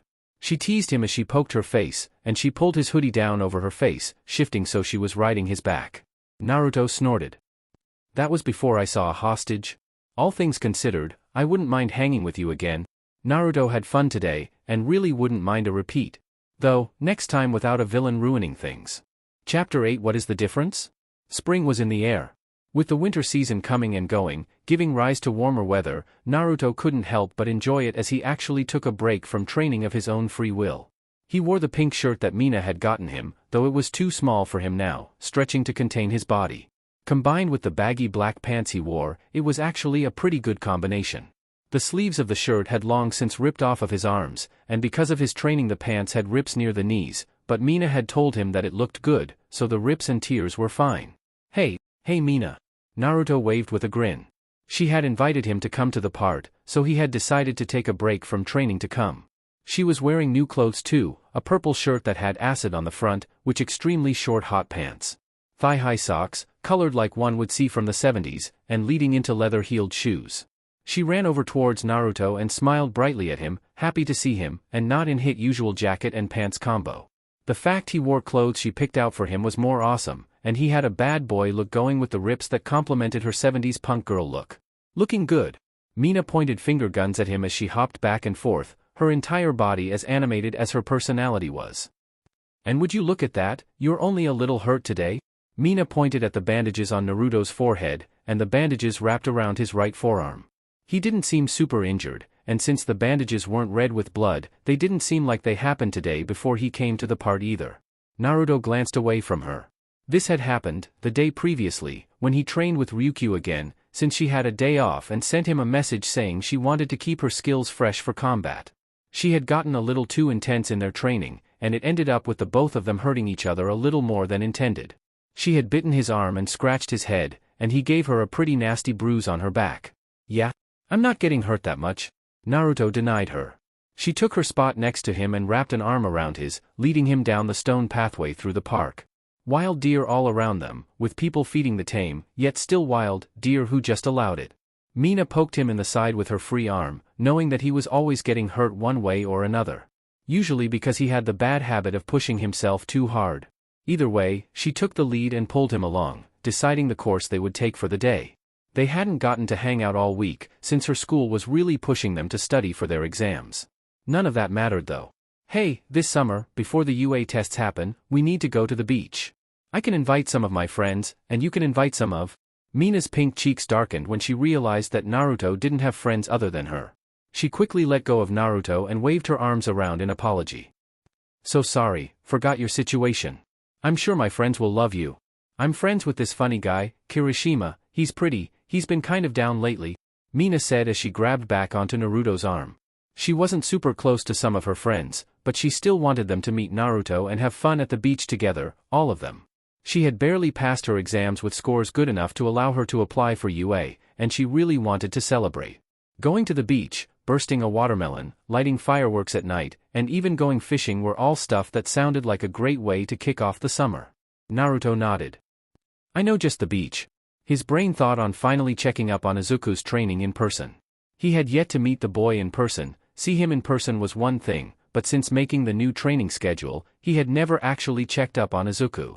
He heard about the training from his uncle, and how Izuku had collapsed a great number of times when the stress got too great and broke his body.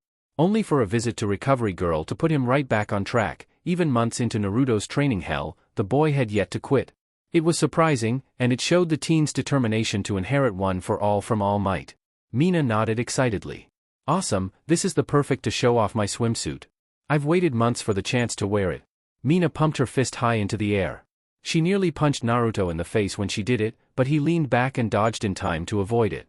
He had long since gotten used to how much she loved moving her body around, and avoiding her flailing limbs. Wait, this isn't going to turn into a situation where a villain shows up at the beach, and it cuts out time together short like at the mall. Mina suspiciously pointed at Naruto. They hadn't had a villain show up and ruin their hangouts in a while, and a beach trip was the perfect time for their fun times to be ruined. Naruto shrugged. I mean, I doubt any villain would show up at this beach, nobody goes there anymore for relaxation.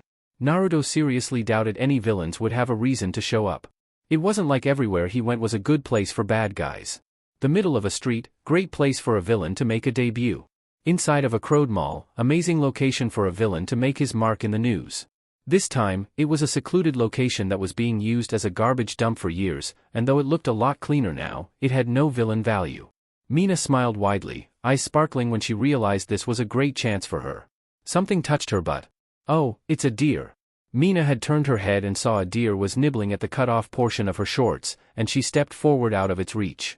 She reached out and rubbed the side of its neck. Naruto, touch this deer, it's really relaxing and peace dash. Like Icarus, I swore to the sun. A man with white wings jumped off of tree he had climbed, stripping absolutely naked from his coat, his nude body on complete display as his wings flapped, and he took off into the sky. Mina's skin became a lighter pink when she became her version of more pale, while Naruto looked up at the man, his jaw dropping in surprise when he saw sudden nudity. What the hell? Wanna go to my place and play video games, before this gets weirder? Naruto offered as he turned around, Mina nodding and turning around with him as the two of them smartly decided this was too much for either of them. She didn't see as the man fell from the sky, behind them and hit the ground, before he got up and went back towards the tree to do it again. They decided that seeing what they saw was enough, and they were better off enjoying today indoors, if this was the alternative. Naruto's house? Hey Naruto, tomorrow, do you mind? You have company. Young Mina, nice to see you. Toshinori walked into Naruto's room with a stack of papers in his hands, before he hid them behind his back when he saw Naruto wasn't alone. He had almost entered Naruto's room, and transformed into his muscle form to make a joke, but thankfully he had seen the girl before he went through with it. I have some paperwork I need to drop off at the office, do you mind dropping it off for me tomorrow? Toshinori asked Naruto as he gave a quick show of the paperwork. Naruto nodded.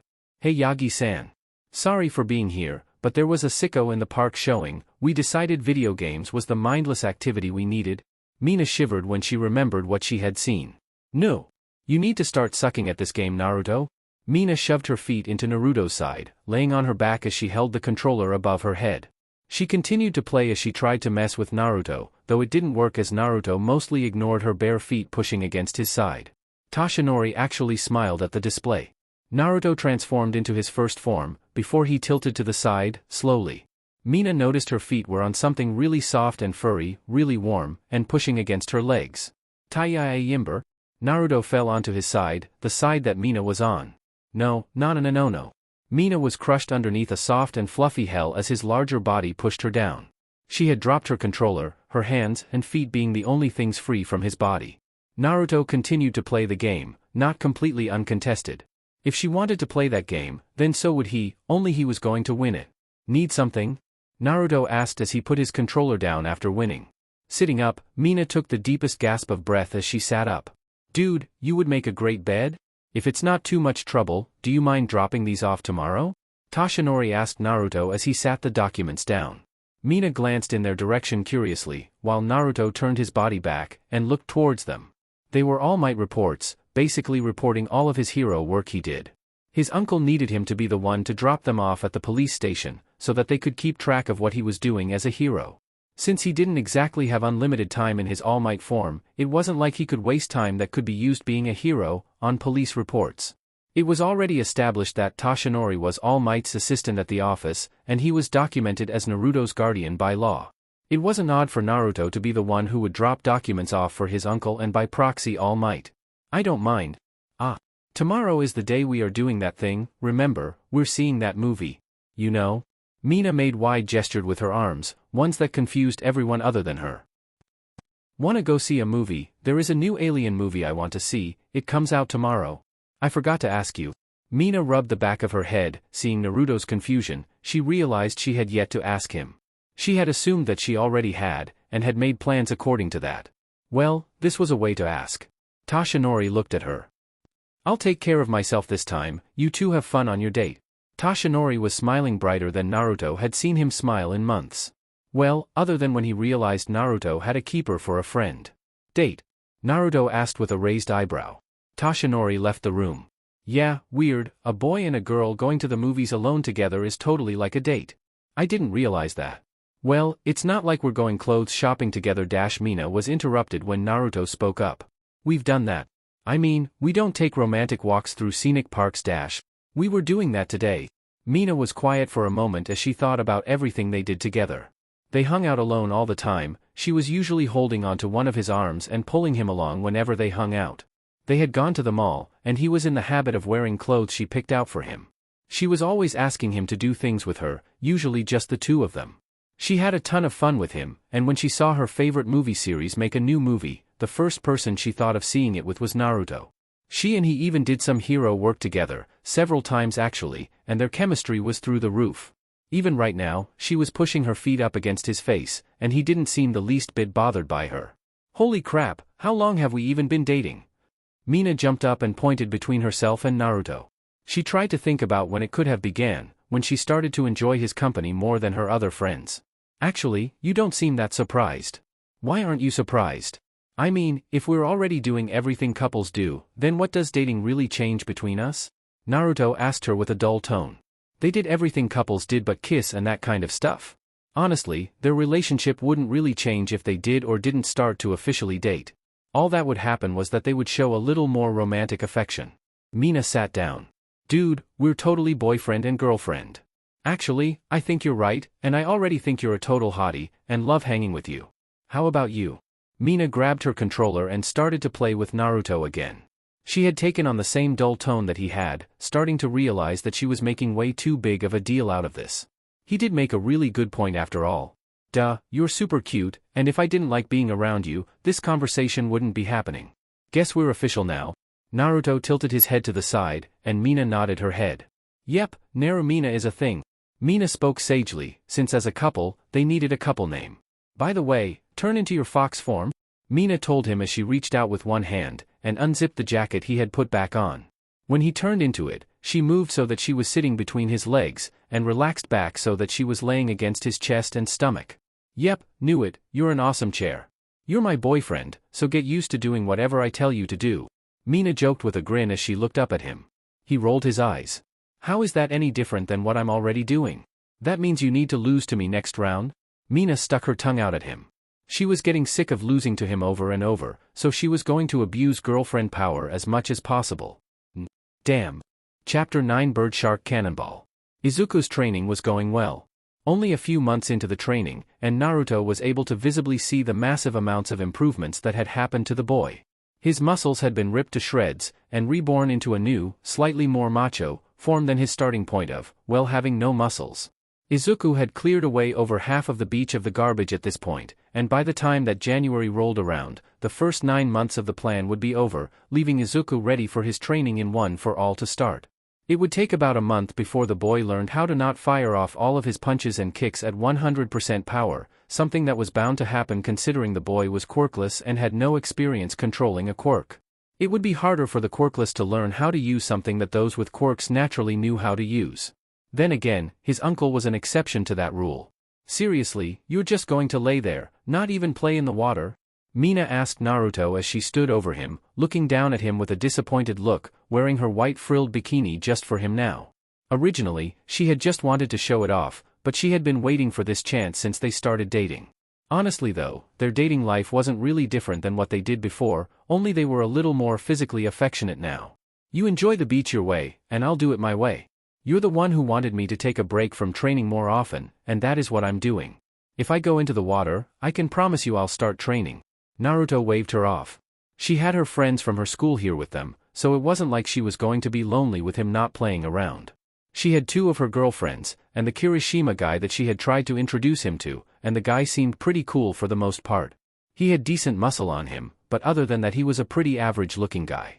He had light tanned skin, with long black hair that covered a small part of his face, though all of his teeth were sharpened. The guy was a pretty friendly dude, and he was pretty enthusiastic about swimming in the ocean. Mina pointed at him. Gush over how cute I am. Oh Mina, you're so cute, so sexy, I can't take my eyes off of you, my heart is all aflutter, and my stomach has butterflies, please, allow me to look away so that my weak heart won't explode. Naruto closed his eyes as he went back to laying back. Her cheeks puffed out, and she kicked some sand onto his legs. See, I'm enjoying myself just fine, watching you have fun. Naruto cracked open one of his eyes and looked up at her. She stopped pouting and puffing at him, before she shrugged her shoulders with a smiling sigh. Guess they had different ideas of what it was like to have fun on the beach. You could have given me a compliment without being sarcastic? Mina lamented as she turned around and started to walk back towards the ocean, with Naruto sitting up and looking at her ass. "That bikini makes your ass look just as sexy as it always is?" Naruto called out to her as he laid back down. What was he going to say? That her ass only looked nice in practically nothing. She was always sexy, the bikini didn't really change how good-looking she was in his eyes. Mina pumped her fist in victory. "I'll take it." She would take that compliment in stride, not much he could really compliment her on when it came to her swimsuit without sounding like a pervert. Also, she had kind of goaded that out of him. She wasn't shy about her body, so no reason to get angry about a compliment. "Wait up guys, I want to play too. Kirishima, get a bucket, we're making a giant sand castle." Naruto smirked. He then glanced back at Izuku. The boy was actually sending them all jealous looks. Like he wanted to join them, and Naruto was about to say something about it, before his fellow teen got back to work with a more determined expression than before. "Okay, he's a pretty decent guy, he's got determination, and he can motivate himself." Naruto wasn't just laying down to relax, he was also doing it so that he could keep an eye on Izuku's training. It was moving along well. If the boy kept it up at this pace, he would actually finish the first 9-month part of the plan in only 8.5 months. That was, if he didn't push himself even harder than Naruto's plan was pushing him. Actually, in this heat, he should stay hydrated. Naruto opened up the cooler next to him, and grabbed a bottled water. Standing up, regretfully standing up, he walked towards Izuku with water in hand. The boy was pushing a broken fridge through the sand. "Touch. Cold. Here, drink this when you get thirsty. You're doing some real hero work here, making this place beautiful again." Naruto took the water off of his face, and tossed it up, forcing Izuku to catch it. The green-haired boy was visibly shocked, before he smiled widely, brighter than he should be. "Really, like a hero. Thank you so much."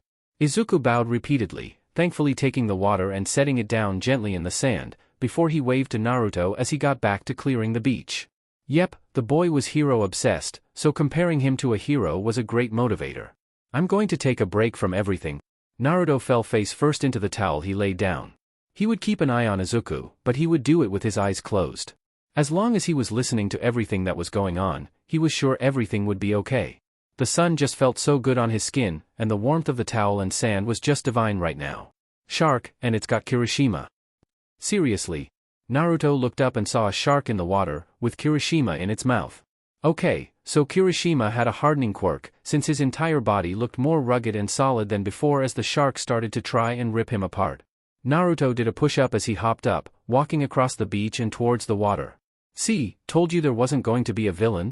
Naruto stepped into the shallow waters. Mina's quirk was worthless in the water, which would just dilute her acid to harmless levels. Kirishima didn't seem like he had taken his quirk to a level where he could fight a shark while being caught in its mouth. It was taking everything he had, it would seem, just to not get eaten. "Is that what you're worried about?" "Oh, don't be a baby, you're not dead yet."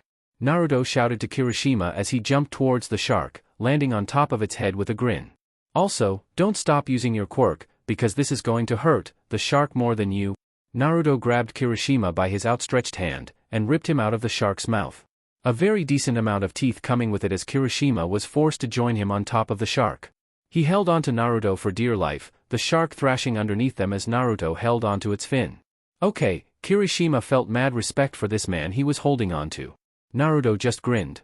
"This is so cool." Kirishima shouted, the fear of the shark eating him alive gone, and replaced with excitement as he and Naruto held their own rodeo on a shark. The shark swimming around in the water to knock them off.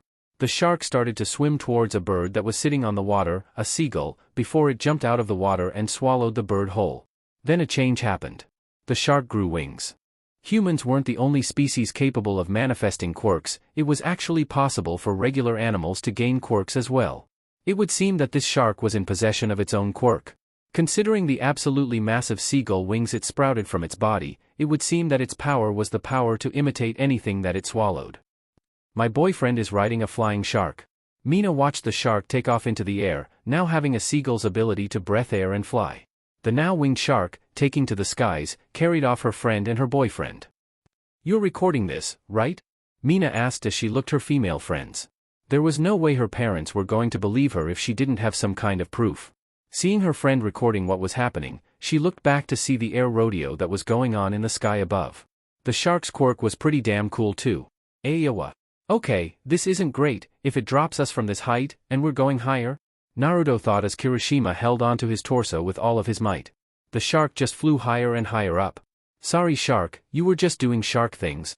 Naruto apologized, since the shark was innocent in all of this. All it was doing was trying to eat, because it was a shark. Yet, here Naruto was, about to absolutely murder the shark for trying to sustain itself. Naruto transformed into his one-tailed state, Kirishima letting out a gasp of shock when it suddenly became a lot harder to hold on to Naruto, though since his eyes were closed he didn't see what was going on anymore. Naruto grabbed both sides of the shark's mouth, where teeth had been ripped out, before he yanked up as hard as he could. There was a very unpleasant snapping sound as the shark's mouth opened far too wide, even for a shark.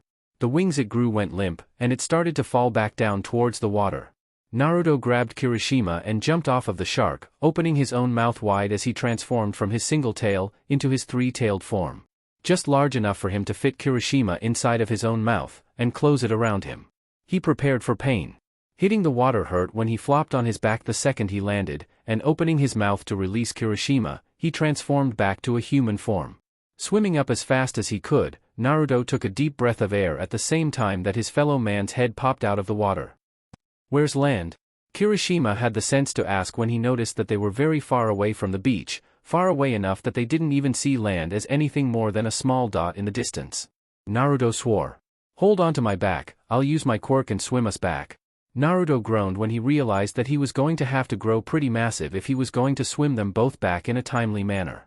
What a way to spend a beach trip. Chapter 10 Boyship. Today was the day. Yes, I'm going to invite him to come and see my parents, and then, I'm going to surprise him with his birthday present. Mina had big plans for the day. Seeing as she and Naruto had been dating for a while now, she wanted him to meet her parents like any good daughter would. Her mother was super excited to meet her boyfriend, and her father couldn't be more supportive. She knew that she shouldn't have told them, but she had told her parents that Naruto was the foxman that would appear in the news every once in a while for saving people when there weren't heroes around. Normally, she was really into being rather spontaneous with her relationship with Naruto. The two just did whatever they felt like. If they wanted to see a movie, they did that. They never really planned out most of the stuff they did together, and it worked for them. This was special though. It was Naruto's 16th birthday, and the first birthday he would have friends for, considering he was homeschooled his entire life. She was sure his uncle was awesome at planning parties, but she was sure that Naruto would appreciate more company. She wasn't really smart, or good at planning things out, but she really wanted to make this work out. She knocked on his front door, and grinned widely to herself, almost unable to contain herself. She was going to give Naruto a big kiss when he opened the door. Kirishima opened the door. Oh, hey Ashido. Naruto, Ashido is here. Kirishima called out, having answered the door. Mina blinked in surprise when, for one, that Kirishima was hanging out with Naruto without her. She hadn't hung out with Kirishima since the day at the beach, and she hadn't seen Naruto hang out with Kirishima either. Kirishima was wearing a white training gi with a white belt around his waist, sweat dripping from his body. When she took her shoes off and came inside, she saw Naruto standing in a similar outfit to Kirishima, but with a black belt around his waist. Oh, Mina. Did we have a date today? Come on Kirishima, don't stop now, get hard and come. Naruto raised his fists up and gestured for Kirishima to fight him. Yes. Kirishima obeyed as his body became extremely rigid, and he ran towards Naruto, and punched him across the face as hard as he could. His fist cracked a little, and Naruto slugged him across the face in return. The two of them traded blows with little regard for their own personal safety. They weren't dodging each other in the slightest. Mina's jaw actually dropped when she went over to the couch and sat down, watching her boyfriend and friend smiling and punching each other. Kirishima's looking more buff now, with our school uniform on, I guess I didn't notice. Mina knew her boyfriend was buff, but she didn't know that Kirishima had been putting on muscle. She had to admit, he was looking pretty good now that he wasn't as skinny as before. He had muscle before, but now it was so much more well pronounced. How long had they been training together? So Mina, I don't think we had a date today, what brings you here? Naruto was punched in the forehead, and he returned with a punch to Kirishima's ribs. Kirishima's body unhardened and he was sent flying, rolling across the ground, before he stopped when he landed upside down against the wall. Ow, seriously, my body is as hard as steel now. This training is painful, but damn if it doesn't work. How are your fists? Kirishima forced himself to stand up again. He looked towards Naruto, and grinned when he saw Naruto grinning. Naruto raised his fists. Just fine. Your body is as strong as it will get from regular training, and you're a lot harder than my old punching bag for sure. Now you just need to find a way to stay hard longer. Naruto glanced at his fist, and saw that his knuckles were slightly purple. He grinned to himself, since he and Kirishima had been training for several hours now. His training was working. Now, he could afford to punch metal and hard bodies without holding back, and causing only minimal damage to his fists. His months of training his fists were paying off, and now he was training the rest of his body by having Kirishima punch him with his hardened fists. Just like how Naruto was increasing Kirishima's hardness by breaking his body over and over again. So manly. They started to fight again, with Kirishima going more offensive than before, a newfound energy after seeing Naruto's manly grin once more. So, how long have you two been hanging out like this? Mina didn't spend every waking hour with Naruto, she did have school again, and she had other friends she did spend time with. Naruto didn't have a monopoly on her time, and she didn't have one on his time. It was healthy for their relationship if they spent time with their other friends. Friends Naruto apparently now had. My boy here asked me to help him work out a few days after the beach fiasco. Naruto grinned as he knocked Kirishima out of his hardened state again with repeated punches to the solar plexus. Kirishima collapsed to his knees to try and regain his breath, raising a hand up in surrender for the moment, until he had the strength to continue their sparring. You good? Naruto asked Kirishima as the teen started to stand up again, and nodded. Mina looked between them with an awkward grin. That was quite a while ago, and she was only now hearing about it. How could I not? This dude saved my life, and rode on a flying shark, before he swam us back to shore. You're so damn manly. Anyway, Naruto and I have been training like this since then. Kirishima jumped back into the training and he was punched in the nose for it. That would explain why Naruto and Kirishima had more bruises on their bodies lately, if this was what they were doing for training. Okawae, and why this? The stronger Kirishima's body gets, the harder he is able to make his body, and by breaking him over and over, he can train to hold his hardened body longer, and I'm increasing my pain tolerance, and training my body to stand up to heavy hits. Naruto took one to the jaw, before he throat punched Kirishima. Hard body or not, that one hurt if the gasp of pain meant anything. Naruto winced as he punched Kirishima again, and knocked him clear over the couch Mina was on, and behind it. Kirishima popped up behind the couch. Ow. That hurt? I'm ready for? I guess this is it, looks like I'm at my limit now. Kirishima tried to harden again, only for his body to refuse to do it. He had reached the end of his stamina for the moment. He was going to need to take another break before he could do it again. I'm sweating up a storm, can I use your shower, bro? Kirishima asked, even though he was already heading towards Naruto's room. He had a private shower. Yeah, you can wear some of my old clothes, I've kind of outgrown some of them. Want to go clothes shopping again, Mina, soon? Naruto asked her with a sorry smile. Mina tilted her head. Naruto hadn't grown, had he? Standing up, she walked towards him and compared herself to him. He was only a few inches taller than she was when they met each other months and months ago, so raising her hand above her head, she measured him. When did you get so tall? Mina had never noticed that Naruto was taller than when she met him. They hung out so much, she guessed she just never noticed the changes in his height before. It was surprising though when it was brought up that her boyfriend was still a growing guy. Most Japanese guys stopped growing earlier than their foreigner counterparts, but it would seem that wasn't the case for Naruto. Naruto walked over to a wall next to the kitchen, and he grabbed a knife, before he leaned up against the wall and curiously put the knife just above his head. Looks like I'm about 180 centimeters now, so 5 feet 11 inches, but closer to 6 feet. Naruto hadn't measured himself for a while now. Mina looked at him. Hey Naruto, my birthday is on the 16th, want to come to my house and play some games with me? Kirishima came out of Naruto's room, looking slightly moist, but clean again. He had taken a super quick shower, and was wearing Naruto's older clothes. Naruto paused. Ah, today is my birthday. I'm 16 now, without my uncle here to remind me, I actually forgot. Naruto had Kirishima hanging off of him instantly. Dude, we totally need to order a pizza and watch bro out. Actually, that is why I'm here. Do you want to come to my house? Mina asked Naruto, and Kirishima raised his hands up in surrender. He knew when he was being a third wheel. I'll wash these and bring them back tomorrow after school, see you tomorrow Naruto. This third wheel knows when to take a hike. Kirishima left Naruto and Mina alone when he walked out the front door. Mina actually sighed in relief, before she smiled at Naruto. She was a little happy and jealous. You know, I would be willing to train Dash. So, you were saying earlier? Naruto unintentionally interrupted her. She frowned for a moment, before putting a smile on her face. On second thought, her quirk was too dangerous, she didn't want to turn her acid against her boyfriend, even if it was only for training. Naruto and Kirishima both had transformation-type quirks, so it was more natural for them to train together, even if Naruto wasn't using his quirk. She grabbed his hand with her own. Let's go to my house and celebrate your birthday with my family. I'm a little surprised you're 16. Usually people start UA at 15. Mina spoke, and apparently she hit a raw nerve. Naruto leaned forward, depressed. My uncle is my teacher, but he's not good at it, and he's always busy. I learned most of what I know by himself, to be honest, so I'm not the smartest around. Let me get changed and we can get out of here. Naruto told her with a self-hating laugh. She laughed at him, since he just admitted he was dumb. She was stupid too, so she could sympathize with him, but she stopped laughing when she saw that he sent her a hurt look for a second. She would apologize the second he was done changing. Then, they would go to her house for cake. Chapter 11 Things Unknown. So Fluffy? It's been getting pretty cold outside lately. Naruto spoke as he played a game with Mina. She was sitting in his lap, with her body pressing closely against his furred body. At her request, he had transformed so that she could use his higher body temp and fluff as a way to warm up. She wasn't even throwing a fit over the fact that she was losing to him again. He had really gotten good at this game. She was barely even playing the game in all fairness, but she would be losing even if she were playing with all of her skill. She snuggled deeper into his fur, absolutely enjoying herself, bliss on her face. She didn't mind the cold so much, but she enjoyed the feeling of being consumed by his fluffy body when he transformed after being stricken by the cold. It's snowing pretty heavily outside. How does this not bother you? Mina looked up at him. He shrugged.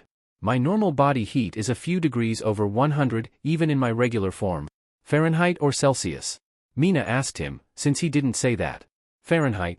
Naruto told her, since his usual body heat was around 101.7, seeing as his body was adjusted to having fox traits thanks to his quirk. The conversation about his hot body ended there, naturally, as they played games in silence. I'm starting to get bored with this, Naruto told her after he had beaten her again. Winning was only so much fun. I don't want to go outside though. Mina would have been happy to go outside normally, but it was winter now. There was a fresh layer of snow on the ground, and it was still snowing. Where is your uncle? Mina asked Naruto as she glanced up at him. He changed the channel from the game they were playing to whatever was on the movie channel. Doing hero work, I guess? Is somebody knocking on the door? Naruto questioned when he heard a really weak knock at the door. He was about to stand up, before Mina turned around and hung onto him. When he stood up, she stayed connected to him by wrapping both arms and legs around him. Why? Naruto asked her simply. She gave him a muffled response. Warm? I'm going to answer the door. Maybe it's my boy Kirishima, Naruto said with a wide smile. He hadn't seen his only male friend all week, and he was starting to miss him. He left his room with Mina attached to him, crossing the living room, and opened the door without questioning who it was again. It wasn't Kirishima. Hey Naruto, Toshinori-san asked me to come by, and make sure you weren't up to any unauthorized hero work. Mind if I come in? It was Ryuko. Aewa. You're the number 9 hero, Ryuku. Mina instantly let go of Naruto and gushed when she saw the real Ryuku in the flesh, up close and personal. The cold was forgotten when she ran outside and looked at the woman in her casual clothes. You're like my favorite hero. Naruto, why didn't you ever tell me you knew Ryuku? Mina turned on Naruto and started to playfully pound her fists against his chest. Naruto transformed back to normal. Ryuko just waved. It's nice to meet Naruto's girlfriend. Please, I'm not working or helping Naruto train, so you can call me Ryuko? Ryuko said as she let herself in with a shiver. She leaned forward and placed her head against Naruto's chest, a visibly shiver running down her body. This cold weather was a nightmare for her, and Naruto's hot body was heavenly right about now. Mina wasn't even jealous, she was still just in awe. I'll make some coffee, Naruto said as Mina went back into the house, and he closed the door. He turned the heater on a little higher than before, since Ryuko was going to be here. My uncle usually lets me and Mina stay here alone. What changed? Naruto asked as he glanced back at Ryuko, heading into the kitchen to start the coffee machine. She sat down on the couch, but didn't take off her jacket like most people would have. Naruto, she's Ryuku, she's a pink dragon. I'm pink. Mina's voice was a whisper as she grabbed him by the shirt and shook him back and forth. Ryuko was the only hero whose skin was bright pink when she was in her dragon form. Mina had always admired how the woman had managed to make pink look so heroic and menacing at the same time. Ryuko just watched with a smile. So this was his girlfriend. Romance is in the air, and he felt that you being alone with your girlfriend during this time of the year wouldn't be great for your futures. Ryuko spoke gently as she always did. It was the romantic time of year that teenagers' blood was pumping more than ever, and many times, if given the chance, mistakes were made as a result. Naruto and Mina had promising futures, though she had never met Mina in person before now, and if they made a dumb teenage mistake their futures could get ruined by it. Futures? Oh. Oof. Mina's face darkened with a fierce blush when she started to realize what was being worried about. Naruto deadpanned. Seriously? I'm not going to have sex with Mina, just because we're alone together, Naruto stated as he poured a cup of coffee for Ryuko. Mina looked at Naruto with a sharp gaze. And why not? Mina shot at him, finding a little insult in that. His statement heavily implied that he wasn't attracted to her sexually, and that actually hurt her feelings a little. She didn't want to push the relationship too quickly either, but Naruto implying that she wasn't attractive enough to want to have sex with wasn't something she could take lightly. Ryuko took the coffee from Naruto and sipped at it, letting its warmth invade her body from the inside out.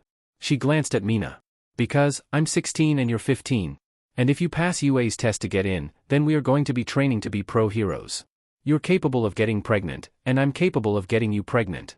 One accident is all it would take to ruin your future, and just because we're dating, doesn't mean I want to start a family right now, Naruto explained with a raised eyebrow.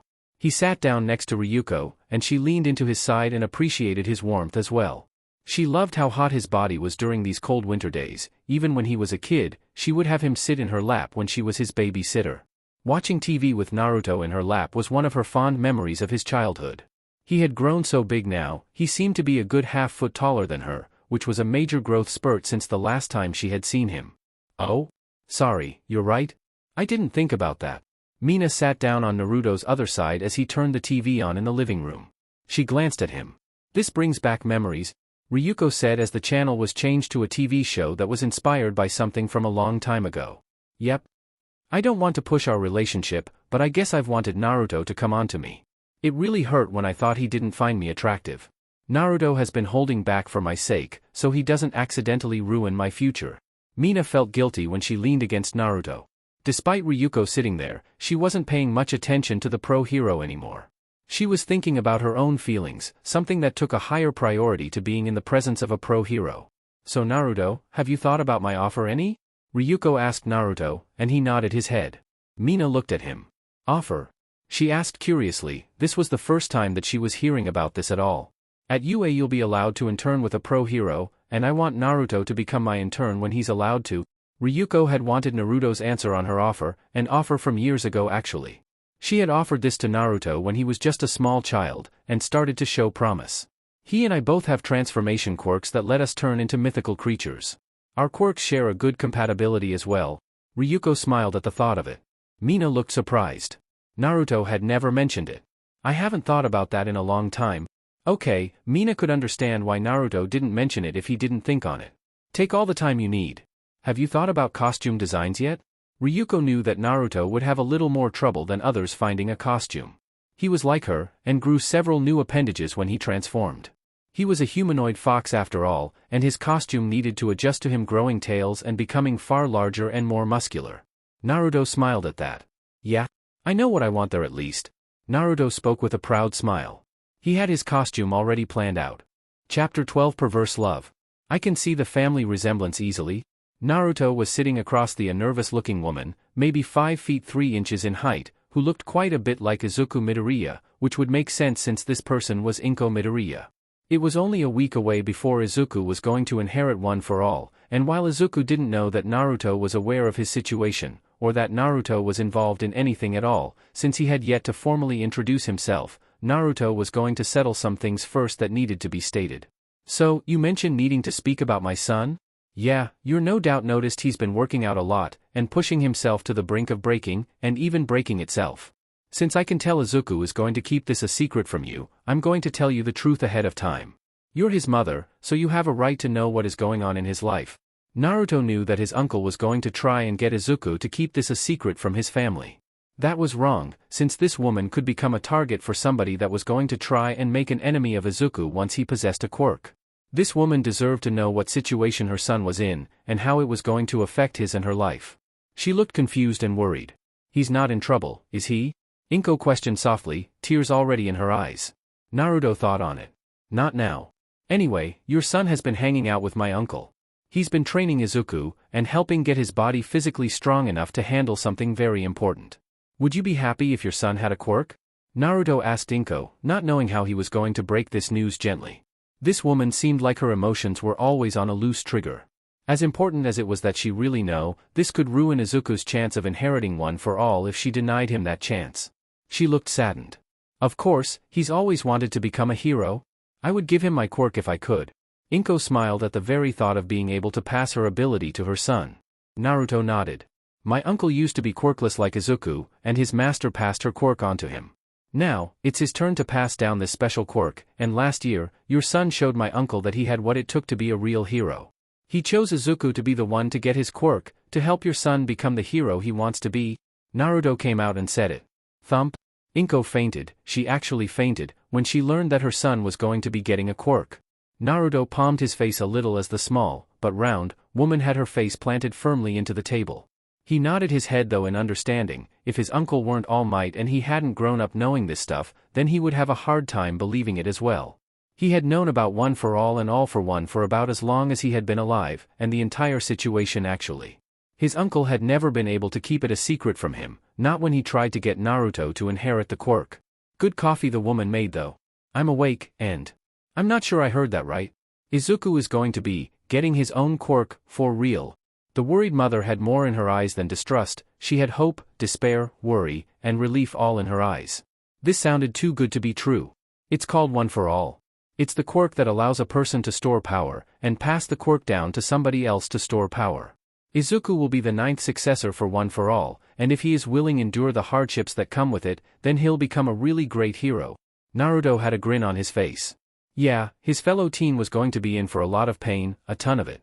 A lot of it would be inflicted by Naruto himself as well, since he was going to be teaching Izuku how to wield a quirk once he got it.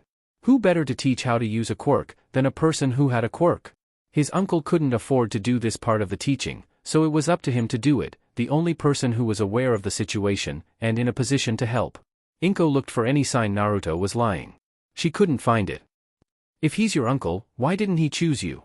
I can't imagine a family member picking a stranger above family. Her concerns were well-founded, since it was in human nature to trust only those that you were close to. Naruto nodded at the question. He's respecting my wishes. I don't want the power. I'm like Izuku, I'm going to become a hero, but I'm going to do it with my own quirk. The quirk I inherited from my mother. He has tried countless times to convince me, but you're right to be suspicious. You're a really good mom, do me a favor dash. Is he going to be in danger? Of course, but he chose the path of a hero. He willingly chose to put his life on the line for others, so Naruto pushed his fingers against his cheeks, and stretched his grin into a wide toothy smile. Do this, and support him. Every boy needs his mother's support, because your smile is going to be the smile that protects his heart, and keeps him strong. Naruto gave her his widest smile. She was touched. She actually put her hands above her heart, taken back by the sheer feelings he was able to convey with his smile. She nodded her head slowly, before it gained speed and she was nodding viciously. I'll support him, this is his dream. I should have supported him from the beginning anyway. Well, with that, I'm done here. I thought it fair you should know, and now you do, I'm out. Naruto stood up from the chair and started to walk towards the front door. Now that Inko knew what she needed to know, him being at her house didn't really serve any purpose. Might as well just go home now, and pick up something to eat along the way. Later. Seriously, I was just trying to get something to eat, why is my luck like this? Naruto back flipped in his fox form as he avoided a villain shooting porcupine-like spikes at him from out of his body.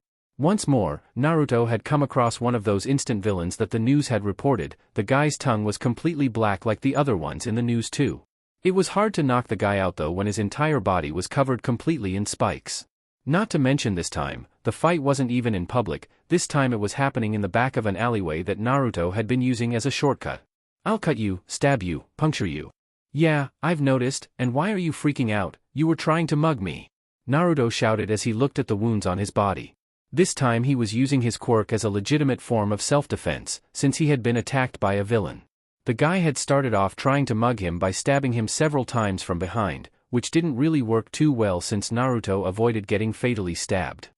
Well, figures, I was about due for illegal hero work. Naruto turned the corner and went further into the alleyway. There was a girl being pushed up against the wall by an older man in this alley.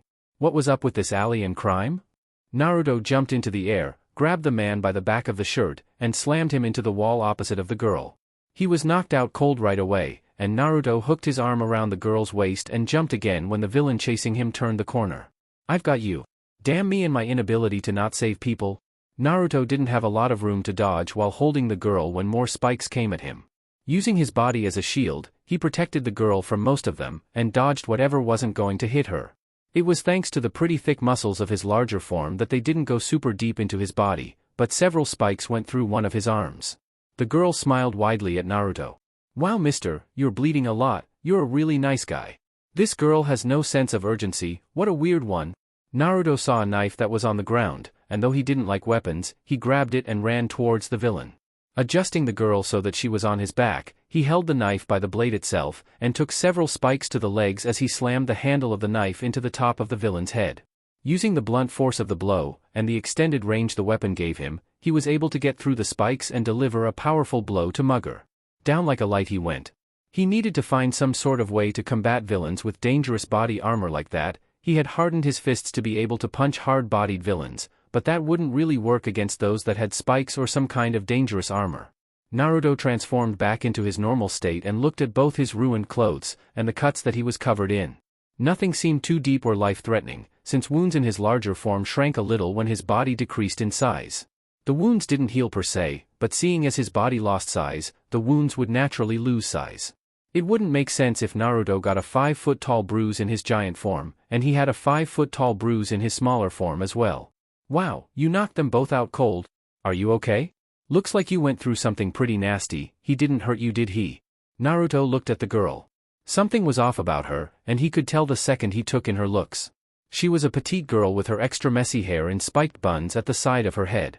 Her cheeks were pink and heated, and her fanged mouth was grinning at him as she poked the guy pushing her against the wall with her foot.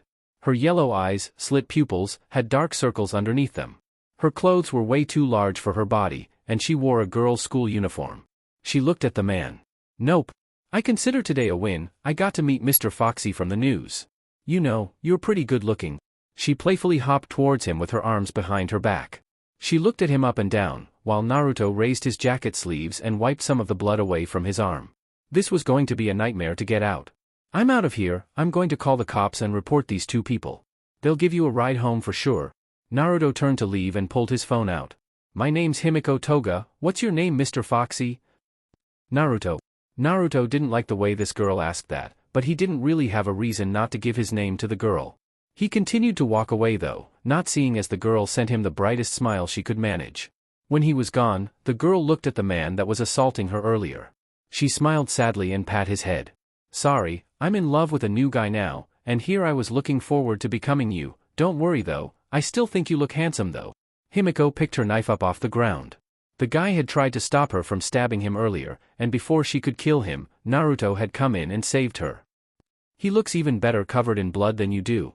Himiko stabbed him in the side of the neck with a giant grin. She got up and walked over to the other guy, his spikes receding into his body, and she stabbed him a few times in the back. This guy hurt her new love, he had to die for that. "Guh. Shhhhhhhhh, it only hurts for a second when I stick it in." Naruto, he was wearing black pants, and an orange hoodie. Skirts are cuter than pants though. Himiko went through her normally internal dialogue outside of her head. She continued to stab the man, looking at the blood with a wide smile as it flowed. Well, if she wanted to dress like her love, then she needed to find an orange jacket like his. She couldn't wait until she met him again. Chapter 13 Scary Teacher. A perfectly clean beach. So Izuku cleaned up this well, not a scrap of trash left on the beach. Naruto thought as he walked barefoot through the sand. It was only 2 weeks before the UA entrance exams officially happened, and seeing as both his girlfriend and Kirishima were putting their all into studying to pass the written portion of the exams, he didn't really have anyone to hang out with. Naturally, that left him with a little too much free time, and normally he would train, but that actually led him to the curious thought of checking up on his uncle and Izuku. After all, One for All had been passed down already, and he was curious to see how Izuku was handling the power, and if his uncle had helped him make any progress with his new quirk. Clench your asshole and scream dash, smash.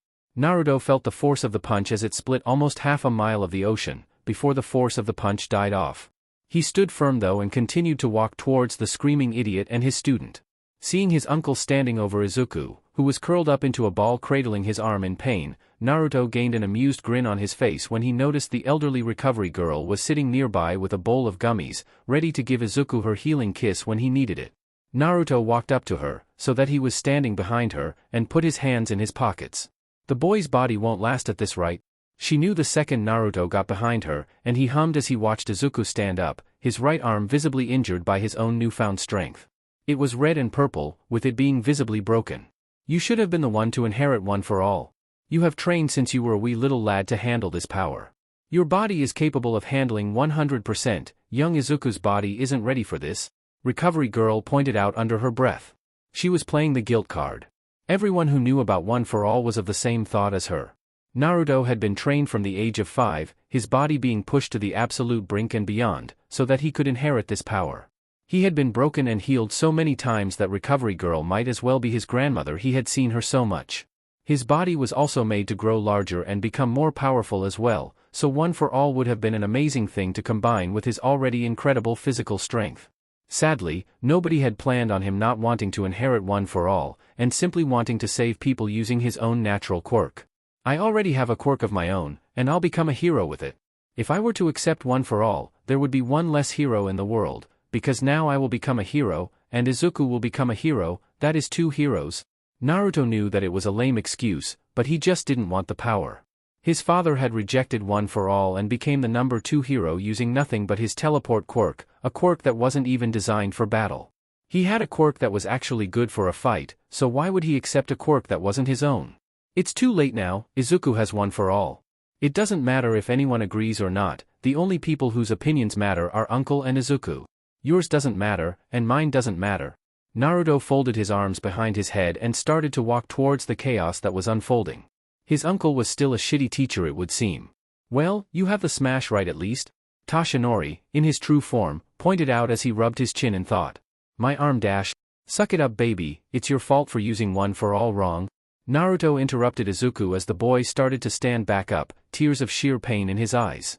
If he remembered Naruto from the months ago that they met, it seemed that he was in too much pain to recall him right away. It took him a few moments to register what Naruto had said, while Toshinori seemed surprised that Naruto had showed up. Naruto had yet to take a proactive role in Izuku's training, other than silently watching or modifying the 10-month plan. One for All, I don't know what you mean, this is just a stray dash. It's okay, young man, Naruto here is one of the people aware of One for All, and who I am. I've asked him several times the past few weeks to come and help out, but he's been rather stubborn. Toshinori looked at Naruto with a growing smile on his face. He extended a fist to Naruto, and Naruto bumped his uncle's fist. Izuku looked at Naruto, for all intents and purposes a boy his own age, and nodded in acceptance. It didn't make sense for a random boy to know this mighty secret, but if All Might wasn't going to explain, he wouldn't push. You're not telling him then, fine. Naruto could see what Toshinori was doing. Izuku was just given a great power, it wouldn't do for the boy to know that Naruto had been the original candidate to gain One for All instead of him. It wouldn't do well for his confidence in himself, and would hinder his progress if he learned that he wasn't intended to get the power he now had. Izuku bowed while cradling his arm. It's nice to meet you, I would love any help you can offer, anything to keep me from ending up like this every time I use my quirk. Naruto punched Izuku in the face, sending him flying across the sand. He didn't even hit the ground before Naruto ran after him and kneed him in the gut, knocking him into the air a little, before he slammed both of his fists against the boy's back and smashed him into the sand. He said nothing as he stepped a few steps back and raised a hand up, gesturing for Izuku to come at him. Izuku's unbroken arm was on his bruised face as he struggled to regain his breath. He started to stand up, not only confused by the random attack, but trying his best to think about why Naruto had just attacked him. What? Why? Naruto kicked him in the chest, knocking him down into the sand again. Toshinori winced. That had to hurt. Ah, trial by fire it is. Recovery Girl knew her work was cut out for her today, since it didn't seem like Naruto was playing around. Naruto kicked the almost literal shit out of Izuku when he kicked him in the gut, knocking him onto his back. The difference in their strength and skill was clear when Naruto grabbed Izuku by the shirt, pulled him to his feet, and then punched him in the nose. Naruto stopped beating Izuku moments later. Naruto, what you're doing? Shut up, All Might, come on Izuku, tell me where it hurts. Does your arm hurt from using your quirk wrong, or does your entire body hurt after I beat the shit out of you? Naruto asked Izuku as he looked down at the boy. He groaned in pain. My entire body hurts, can't breath right. Well, stand up and fight me. You have a left arm, right, use One for All and beat me. Naruto told Izuku as he placed his right hand in his pocket. He used his left hand to gesture for him to bring it on. He waited for almost a minute before Izuku could stand up, and he looked at All Might for guidance on what to do. His power could easily kill a person, he didn't want to fight another human being. Do it? Okay, here I come then. Izuku shouted as he ran across the sand at Naruto. He wasn't a fast runner, he was a little on the slow side actually. Not to mention he didn't really have a fighting style. His movements were extremely easy for Naruto to read when he pulled back his left arm. Smamash. Naruto saw the fist coming for his face, before he punched Izuku's forearm and redirected the punch into the ocean once more. Instantly, Izuku's left arm ended up just like his right arm. Now, All Might is the type to let you try and figure this out, and I bet you've already noticed you can't use one for all at 100% without making yourself useless. What use is a hero who uses his power once, and needs to be saved? Naruto asked as he grabbed Izuku's shirt, and pulled him in close and gave him a nasty headbutt. The boy was knocked onto his back, in a heavy daze from the blow. Not to mention, just because you have amazing strength, doesn't mean a strong villain can't beat your strength. Naruto wanted to see if Izuku was capable of seeing what he was supposed to do. All Might winced when Naruto pulled Izuku to his feet. Naruto's training was hell on Naruto, and whoever was unlucky enough to train with Naruto. How? Stop treating one for all as a super move. You've had the quirk for 2 weeks now, you should be able to control how much strength you use by this point. Honestly, looking at you, you might be able to handle 7% of one for all, maybe 8%. Naruto forced Izuku to stand back up. Both of his arms were completely useless, but Naruto made the motion to come on again. Izuku looked at his own arms, before he looked at Recovery Girl and Toshinori. She sighed. I hope you know what you're doing. Toshinori looked at Naruto with some fear. This wasn't great. Control your strength, or you'll lose your arms. Both your arms are broken, if you use 100% again, you may never be able to use them again. Without your arms, you'll never be a hero, and you'll have to pass on one for all to somebody who can actually use it. Naruto taunted Izuku. Izuku stopped moving. He's standing with his right foot forward, so he's right-handed, but his left hand is out.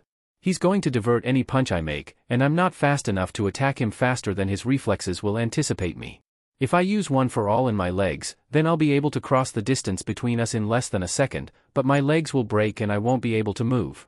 He was able to deflect my 100% punch earlier, so he knows martial arts and doesn't seem to show a fear of getting hit either.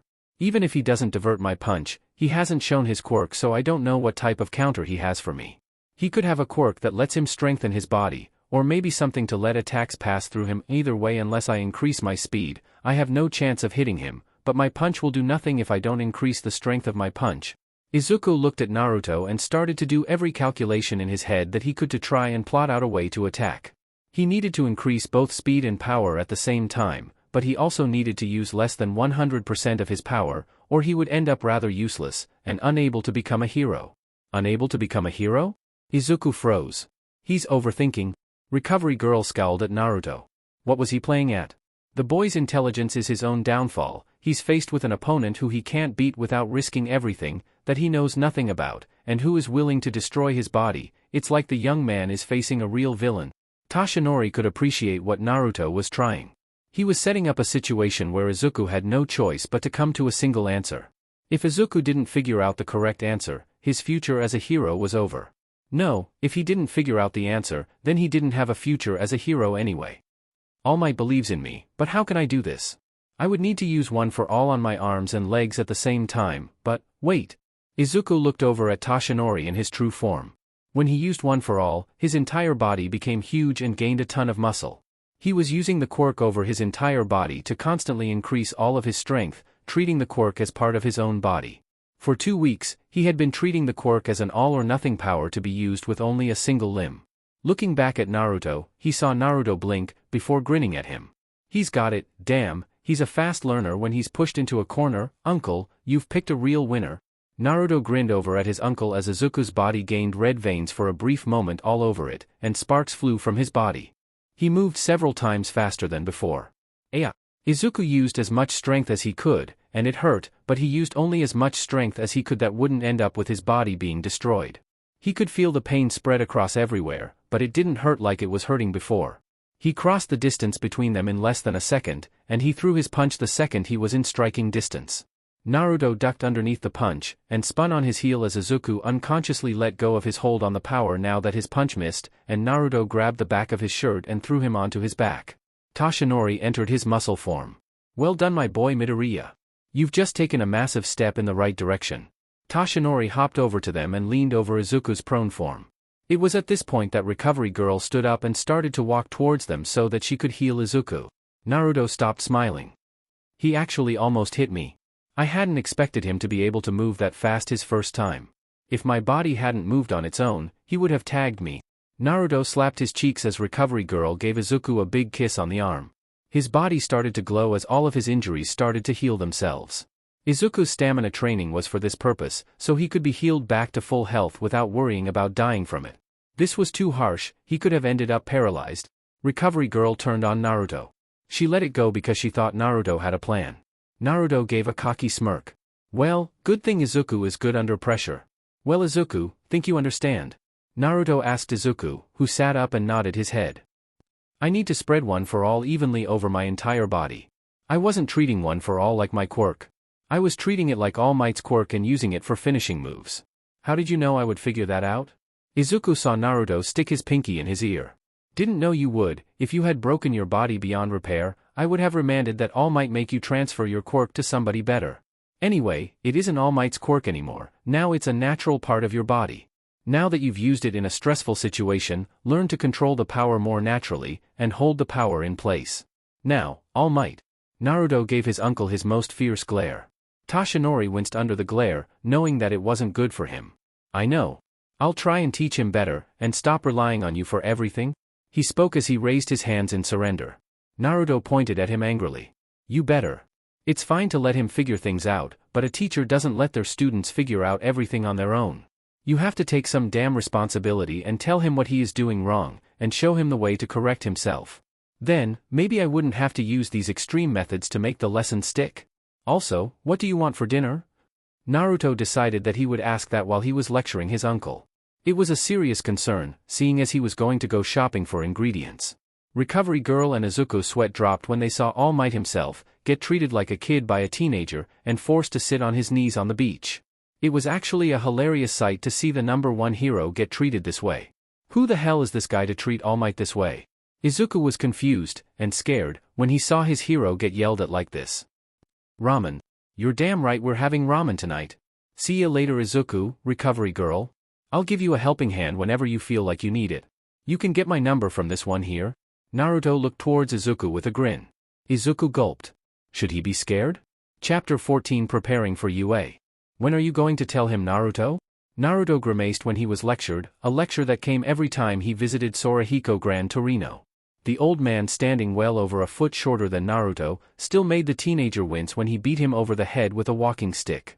Naruto had visited to pay him a visit, partially because nobody visited Sorahiko in his old age, and partially because Naruto got his hero costume and wanted Sorahiko's opinion on how it fit him. Sorahiko was like a grandfather to him, and getting his hero costume several days before he went to UA was a big thing for him. Naruto grimaced and willingly took the hit. When he sees me in this costume? Naruto gestured to the costume he was wearing. Naruto was wearing a black one-piece bodysuit, a bodysuit that was skin-tight without any sleeves to it, letting his arms be completely free. His hands and forearms were covered by yellow gloves that fit smoothly on his hands. He had a red cap wrapped around his waist, with it being held in place with a sun-shaped buckle, and he had white sandals that were open-toed at the front.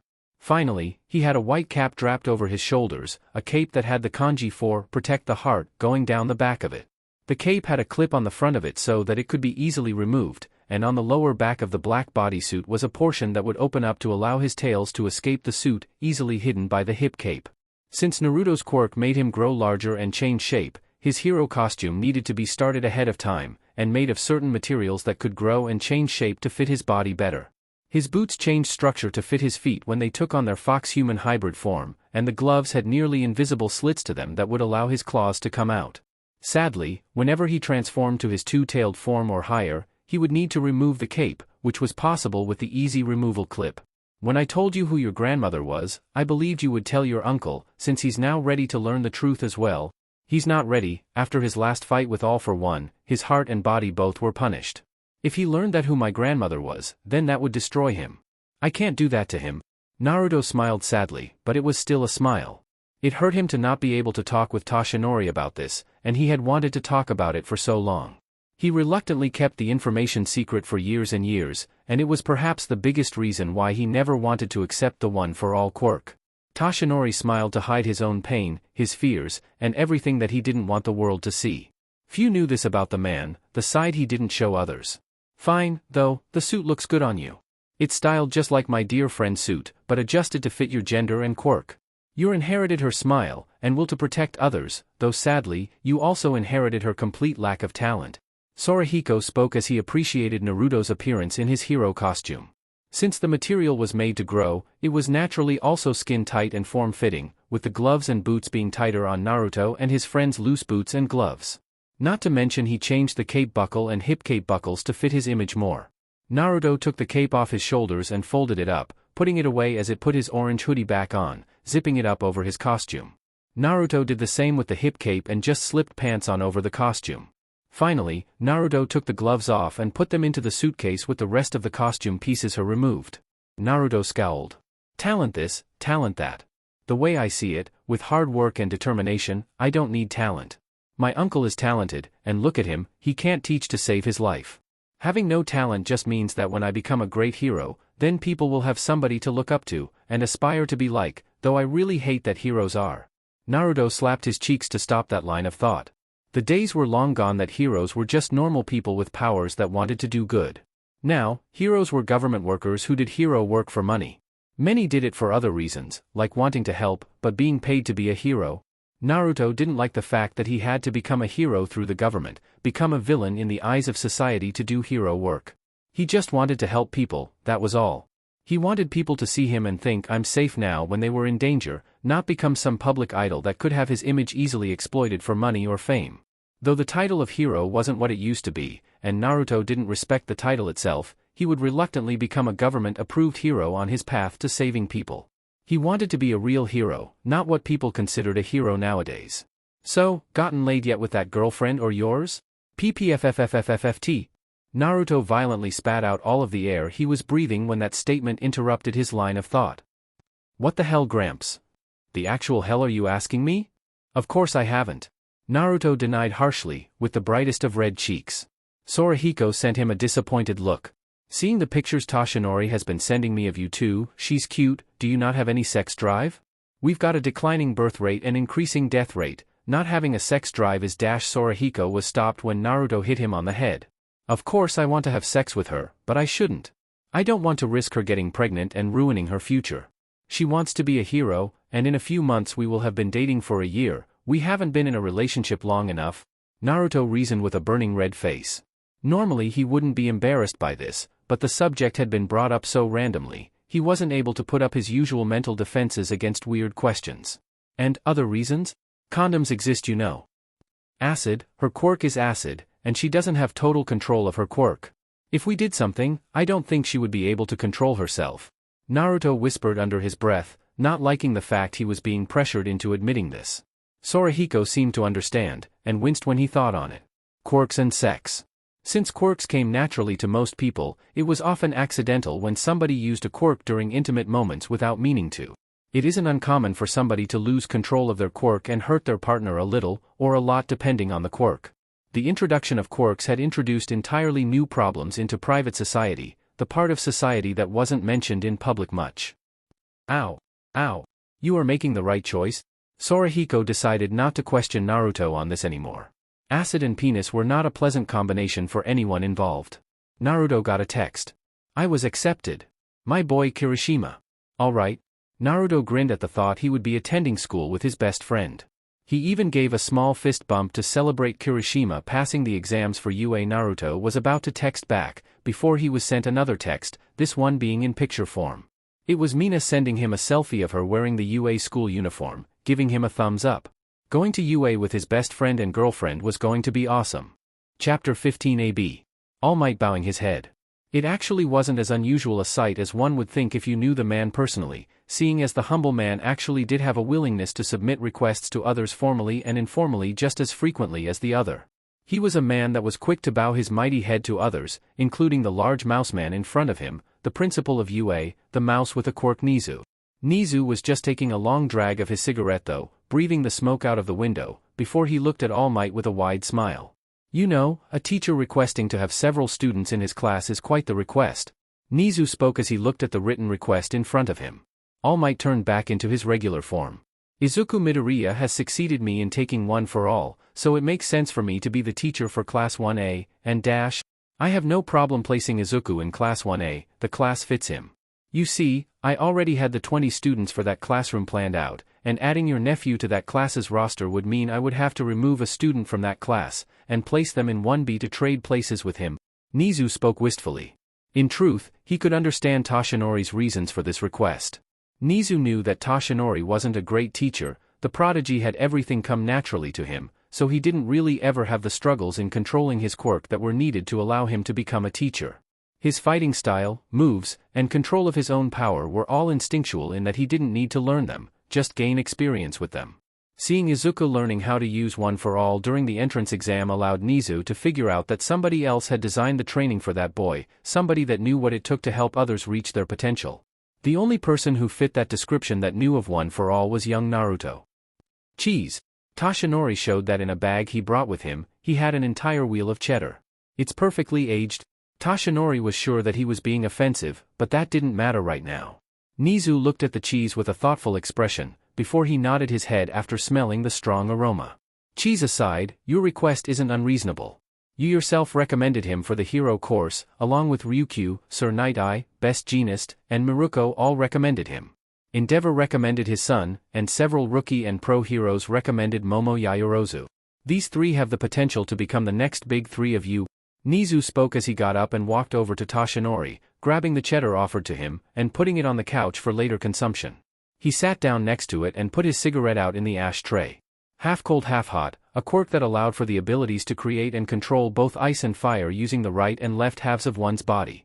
The quirk alone in its diverse abilities in both the offense and defense would allow for instant fame and easy recognition, as well as boasting incredibly practical uses for its power. Creation, the quirk that could be literally used to create any non-living material from the body's fat cells, with only the user's imagination being the true limit of the quirk.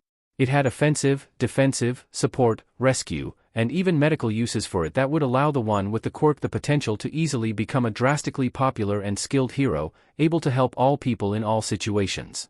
Monster Fox, the quirk that allowed the user to become a giant nine-tailed fox, with the more tails added increasing the size and power of the transformation. Once the user gained control over the quirk's bloodlust completely, it was even rumored that the quirk's latent abilities would be activated, allowing the user to freely control the hidden power within the quirk. The quirk's raw potential for battle was considerable, with its multiple sizes being useful for anything from rescue operations to full-on battle, the massive size being both an offense and great defense. These three students were each recommended by pro heroes for their skills and quirks. The next big three? Toshinori was a little surprised. He hadn't thought about that. Yes, the potential these three have is certainly higher than those around them. I was planning on placing them together in a class, to see how they would grow. For strength to grow, it needs to be tested and sharpened by the strength of others, and while they have quirks that are stronger than most pro-hero quirks, it seems they all have holding them back. Nizu had seen the only tests that those three needed to take. The results showed that each of them were being held back by something. It actually made his smile fade when he thought on that. Half cold half hot, refusing to use his flames in battle because of a troubled past. Creation, a strong will and keen mind, didn't understand the hardships of being pushed to the edge, it was unknown if she would hold up when pushed through stress. Monster Fox, a powerful quirk for sure, but the user seemed to fear pushing his quirk to the limits, so instead trained his body beyond what was safe out of fear of his own power. So, he'll be in Class 1A? Toshinori asked with a growing smile on his face. He needs to be, if he runs wild, he needs friends who can help him regain control. The fellow students of Class 1A and their quirks are most well suited for helping him. Nizu wasn't foolish either. Naruto was just as much of a threat with his quirk as his mother had been, though he had the potential to be a greater hero than his father had been. I remember what happened on the day of his birth. The day we lost Thunder God, and his son was left an orphan. Nizu looked at Toshinori, the hero visibly recoiling at the reminder. The day Minato died had been a sad one for him. They had been great friends, students who shared the same mentor for a while, and they had been brothers in all but blood. Minato had never told him who his parents were, not that it mattered to him, but the two of them might as well had been brothers. It was why it was only naturally that he, Toshinori, took in Minato's only surviving child of that day as his own. Also, I'm afraid if he doesn't help me, I won't be a very good teacher, Toshinori admitted with a self-loathing chuckle. He was so bad at teaching, he relied on his 16-year-old nephew to help him when the child had his own problems to deal with. Though, I'm surprised you aren't seeing him off to school for his first day. Not quite the most dependable of parents, I must say. Nizu spoke jokingly, with Toshinori giving him a short look. Minato is his father, I'm not, and I can't ever replace Minato. It would be an insult to my friend's memory if I took the position of father. I'm Naruto's uncle, and that is what I'll always be for him. Toshinori spoke with cold seriousness there. That was the one thing he had ingrained into Naruto as a child, that he was not his father. It would feel, to him, like an insult to Minato if he stole his child's love for his father from him. Maybe if Minato had the one-for-all quirk instead of me, he would still be alive today. Toshinori thought for a brief moment, before he slapped his cheeks and prevented that line of thought from going any further. He shouldn't think on that anymore. Nizu glanced to his side and decided that it would be best if he not show Toshinori what he had planned on showing him. It could wait. With Naruto. Kirishima. Killing me. Mina, trapped between them as they bro-hugged after not being able to see each other for a while, managed to choke out as she found herself the unwilling participant of their moment. That said, she smiled as she looked at their faces, before she squeezed her arms out from between her boyfriend and friend, and joined in on the hug as well. None of them had really seen each other in a while now, so she might as well enjoy their reunion on the first day they would all be attending the most popular school in the country. She was completely sure they were doing it on purpose though when they looked down at her. She blinked. Kirishima, dude, what happened to your hair? Naruto asked as he looked at his friend with some surprise, noticing for the first time that something was seriously different about Kirishima. His straight black hair was now bright red, and he had it spiked like horns. I figured this was a chance to make a new me, so red-haired me is the new me. Thought it looked cool. Kirishima looked away from Naruto and Mina, not wanting to see if they were sending disapproving looks. His parents had sent him similar looks when he came out of his room with a different hair color. They ended up being supportive of his choice, but the looks of shock on their faces were a little hurtful. He glanced at them. No real reaction. I guess it's cool, yeah, it looks pretty nice I guess. Naruto was corrected by Mina as she nudged him in the side. Also, I don't care what color your hair is, to be honest. Kirishima was Kirishima, red or black hair. Such a small change didn't really mean anything in the long run. Kirishima grinned. So, what class are you two going to be in? I'm in Class A. Mina grinned as they walked across the school grounds. A 2? Kirishima smiled and looked at Naruto. He nodded. Hopefully, we're not in the same class as that bastard son, he's attending UA this year on recommendation like me. Naruto really hoped that he wasn't put in the same class as Endeavor's son. He wasn't sure if he would be able to hold back his dislike, and he might not be able to stop himself from picking a fight if the guy inherited Endeavor's way of ignoring people he didn't consider worth his time. He better not have jinxed himself. Chapter 16 Class Intros. Class A. Traditionally, it was considered the class that spawned the majority of the great heroes that came from UA. All Might, Best Jeanist, and even Endeavor were just a few examples of the greatness that was expected of the heroes that graduated at the top of their classes in Class A. The expectations for many people when seeing a Class A hero alone were usually enough to make some weaker-willed students drop out of the course. Not to mention Class A was the class that had the harshest of teachers for years and years. Man, fighting those robots was super tough, didn't think I would manage to do as well as I did with my quirk. Don't know about that man, it was kind of easy. I'm going to play the guessing game with this one. Naruto looked around the classroom at his fellow classmates. Most of them were already seated in their chairs, some of them hadn't arrived yet actually. He did a mental head count, and noticed there were 3 less people than there were desks. Meaning that some people hadn't arrived at the school just yet. Knowing my uncle, he made sure Izuku and me were in a class together. Bet he wants me to help Izuku more. Naruto made a guess at who was one of the missing ones. Didn't matter though, it was up to Izuku to improve his quirk now, and Naruto wasn't going to help any more than he had to. So, what does your quirk do, something involving your whisker marks? Naruto blinked and looked to see somebody talking to him. He looked around in confusion for a moment, not seeing the person speaking. That was, before he noticed a sleeve peek out from his desk. A floating female UA uniform stood up in front of him and the left arm waved at him. Ah, your quirk is invisibility. Naruto Uzumaki, nice to meet you. Naruto extended a hand to the girl. Uniform had boobs and was thus a girl, not to mention she had a cute voice. It was an odd experience when he felt her small hand on his, even though he couldn't see it. You'll see my quirk soon enough, don't worry about it. Naruto waved off her question. He would rather not say his quirk, seeing as Foxman was still something people were seeing in the news. He would rather not explain on his first day of school that he had done illegal hero work. Ah. That's no fair, by the way, I'm Toru Hagakure, I'm seat 16. The bubbly girl introduced herself to him. He couldn't see it, but she had to be smiling. You see, mademoiselle, I would have scored first with my puissant quirk, but I had the need to use the bathroom. Seat 1 spoke, and Naruto could see through Toru's face to see it was a showy boy. A very angular face with swept blonde hair and angular blue eyes, with a V-shaped mouth. He wasn't tall, about 168 centimeters in height, not that big in muscle either, of which he didn't really have anything there. He was speaking to Seat 2, aka Naruto's girlfriend Mina, as the girl eagerly listened to him talk. Man, you must have a cool quirk then, Aoyama. Mina spoke, and Naruto looked down at his phone. Duh, he had a list of his classmates on his phone, sent to him by Recovery Girl as a personal favor to him. Naruto was bad with names, so he had asked for the list so that he didn't forget anyone's names and make bad impressions with everyone. Seat 1, Yuga Aoyama. Seat 2, Mina Ashido. You turn into a kitty? Toru asked him as he guessed that she pointed at his whisker marks. Nope. Naruto popped the P in nope when he spoke. Seat 3, Tsuyu Azui, perhaps the smallest person in the class at less than 5 feet. She had a rounded face with large eyes and a rounded mouth as well. With her green hair, long but rounded on top, she kind of resembled a cute frog. Her hands were visibly larger than the hands of most everyone in the class actually. Considering she had a small body in general, the school clothes didn't do a great job at showing boob sizes thanks to their looseness. It made her hands actually look kind of cute. She had to have an animal quirk, maybe frog or something like that. Seat 4 was missing at the moment, and the same was said about Seat 5, both of those seats next to each other were empty. You have the power to shoot lasers from your whiskers? Toru guessed again, not noticing that Naruto was looking through her and around at the rest of the class. Nope. Seat 6, Mashireo Ojiro, a boy about Aoyama's size, but much more muscular than the skinny boy was.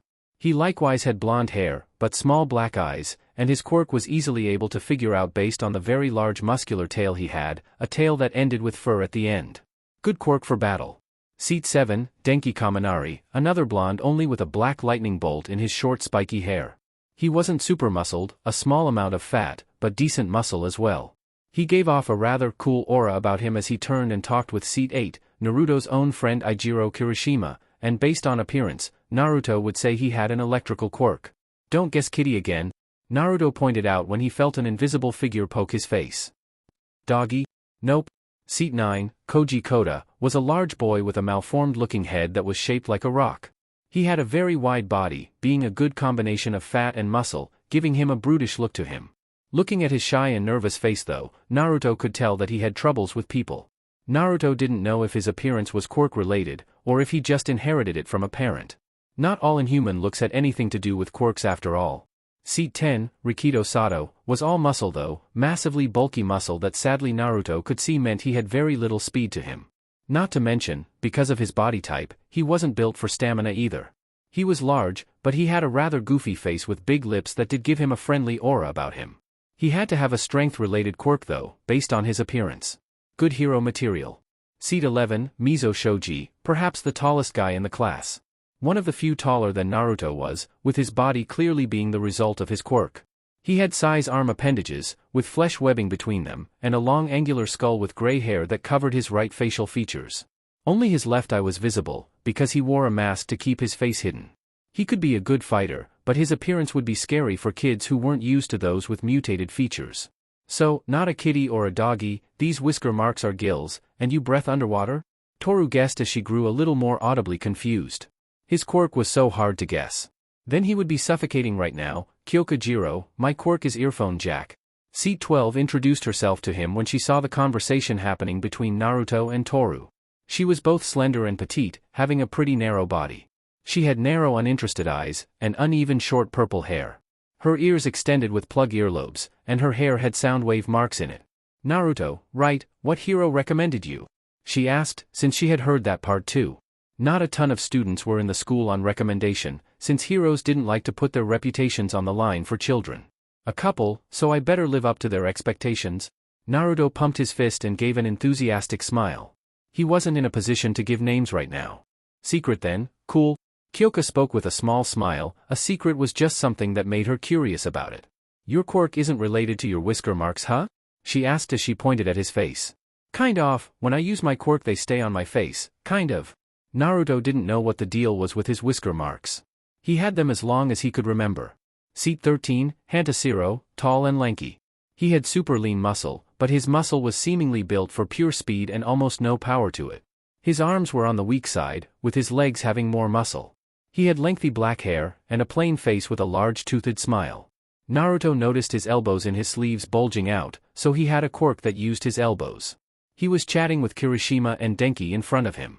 Scars from the past, marking you for a grande destiny, supported by those who regret long-gone mistakes. Seat 14, Fumikage Tokoyami whispered as he glanced back at Naruto. His head was, oddly enough, shaped completely like a raven head. He had red eyes though, and a yellow beak, but teeth were visible when he spoke. His neck was even red, but from the shoulders below he was completely human in appearance.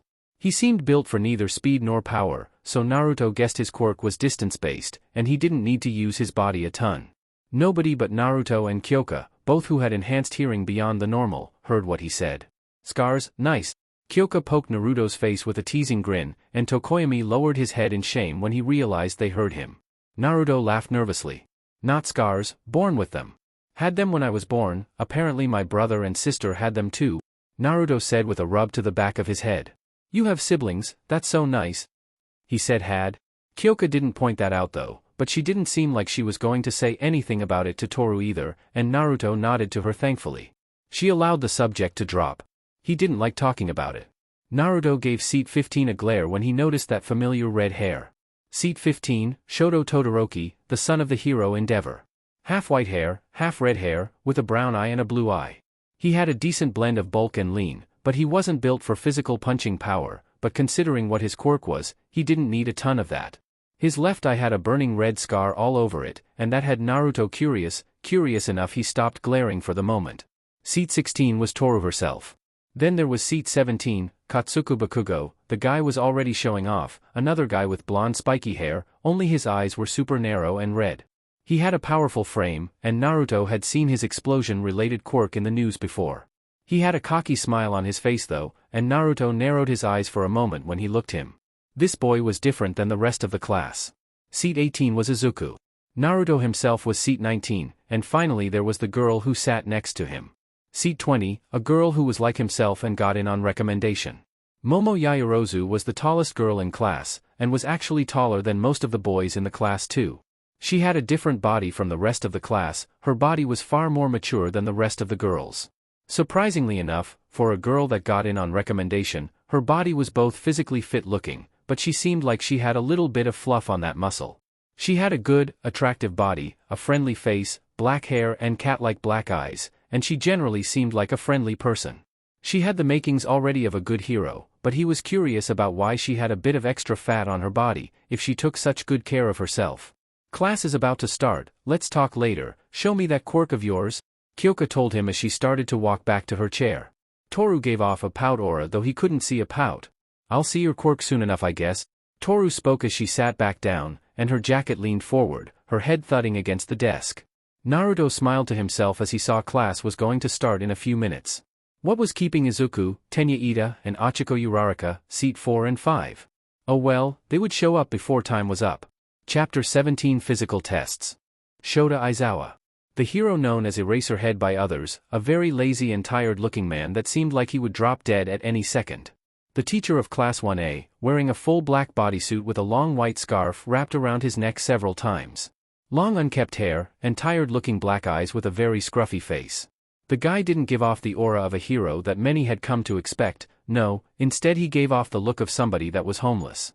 The second he entered the room, he had told them to get changed into their gym uniforms provided, and head to the grounds. He already had Naruto's interest. Here at UA, we believe in a freestyle education, and we teachers follow this to the letter. I won't waste your or my time with the useless stuff.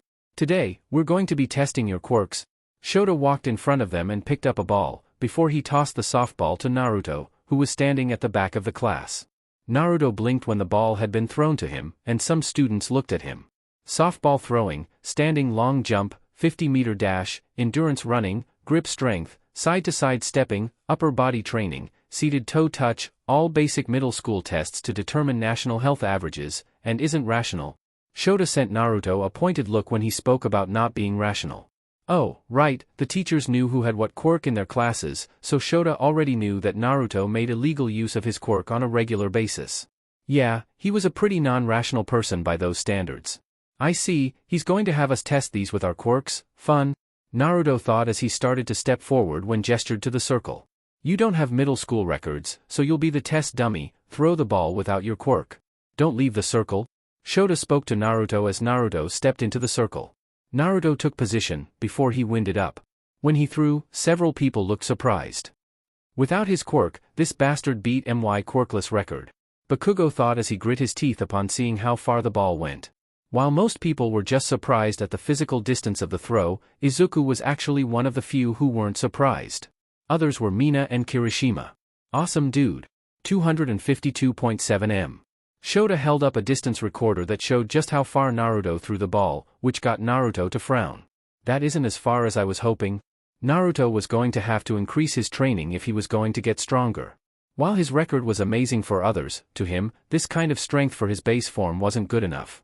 He was going to have to increase his training another 5 times in intensity. Now, use your quirk. Shota spoke, and Naruto raised a hand. Naruto sighed. Well Toru, you're getting your answer now, and I'm going to say this once Naruto started to transform, his uniform actually growing with him. Naruto went to his 3-tail form and towered over everyone around as he stood up to his full height. He glanced down at his classmates. Don't call me Foxman, that isn't what I want my hero name to be. Naruto stated to them as he was given the next ball to throw.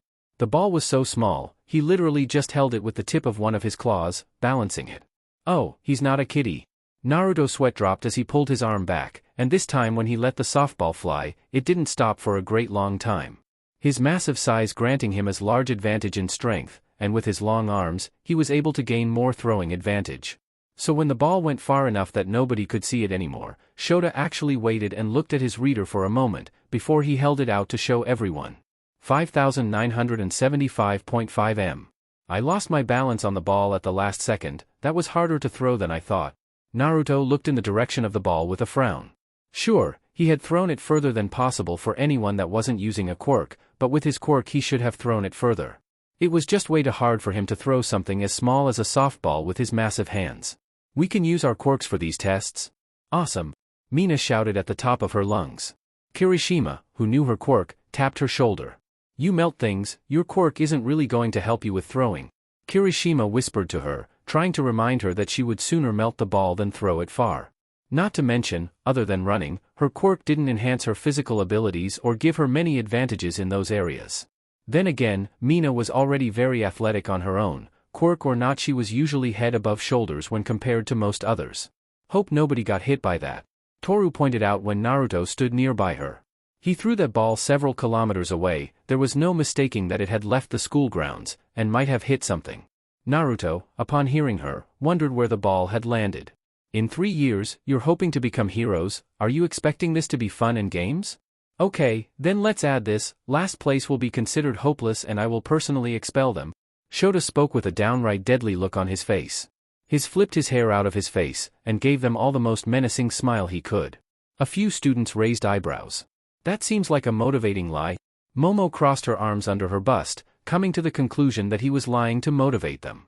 Of course, she noticed most students around her seemed suddenly very worried about their chances. More than likely those with quirks that didn't allow them to increase physical abilities very much. Not to mention, everyone was now suddenly competing with each other to not get kicked from the school, so they were all enemies now. Naruto let out a very small laugh when he realized Shota was lying about the last place part. Yet, he wasn't completely lying either. He's going to expel anyone he thinks is hopeless, regardless of their scores. He expelled an entire class not long ago. Naruto put his hands in his pockets and leaned forward. Suddenly, nobody cared about Foxman when now their futures as heroes were being placed on the line. The first day of school, and they were already being tested with such high stakes to them.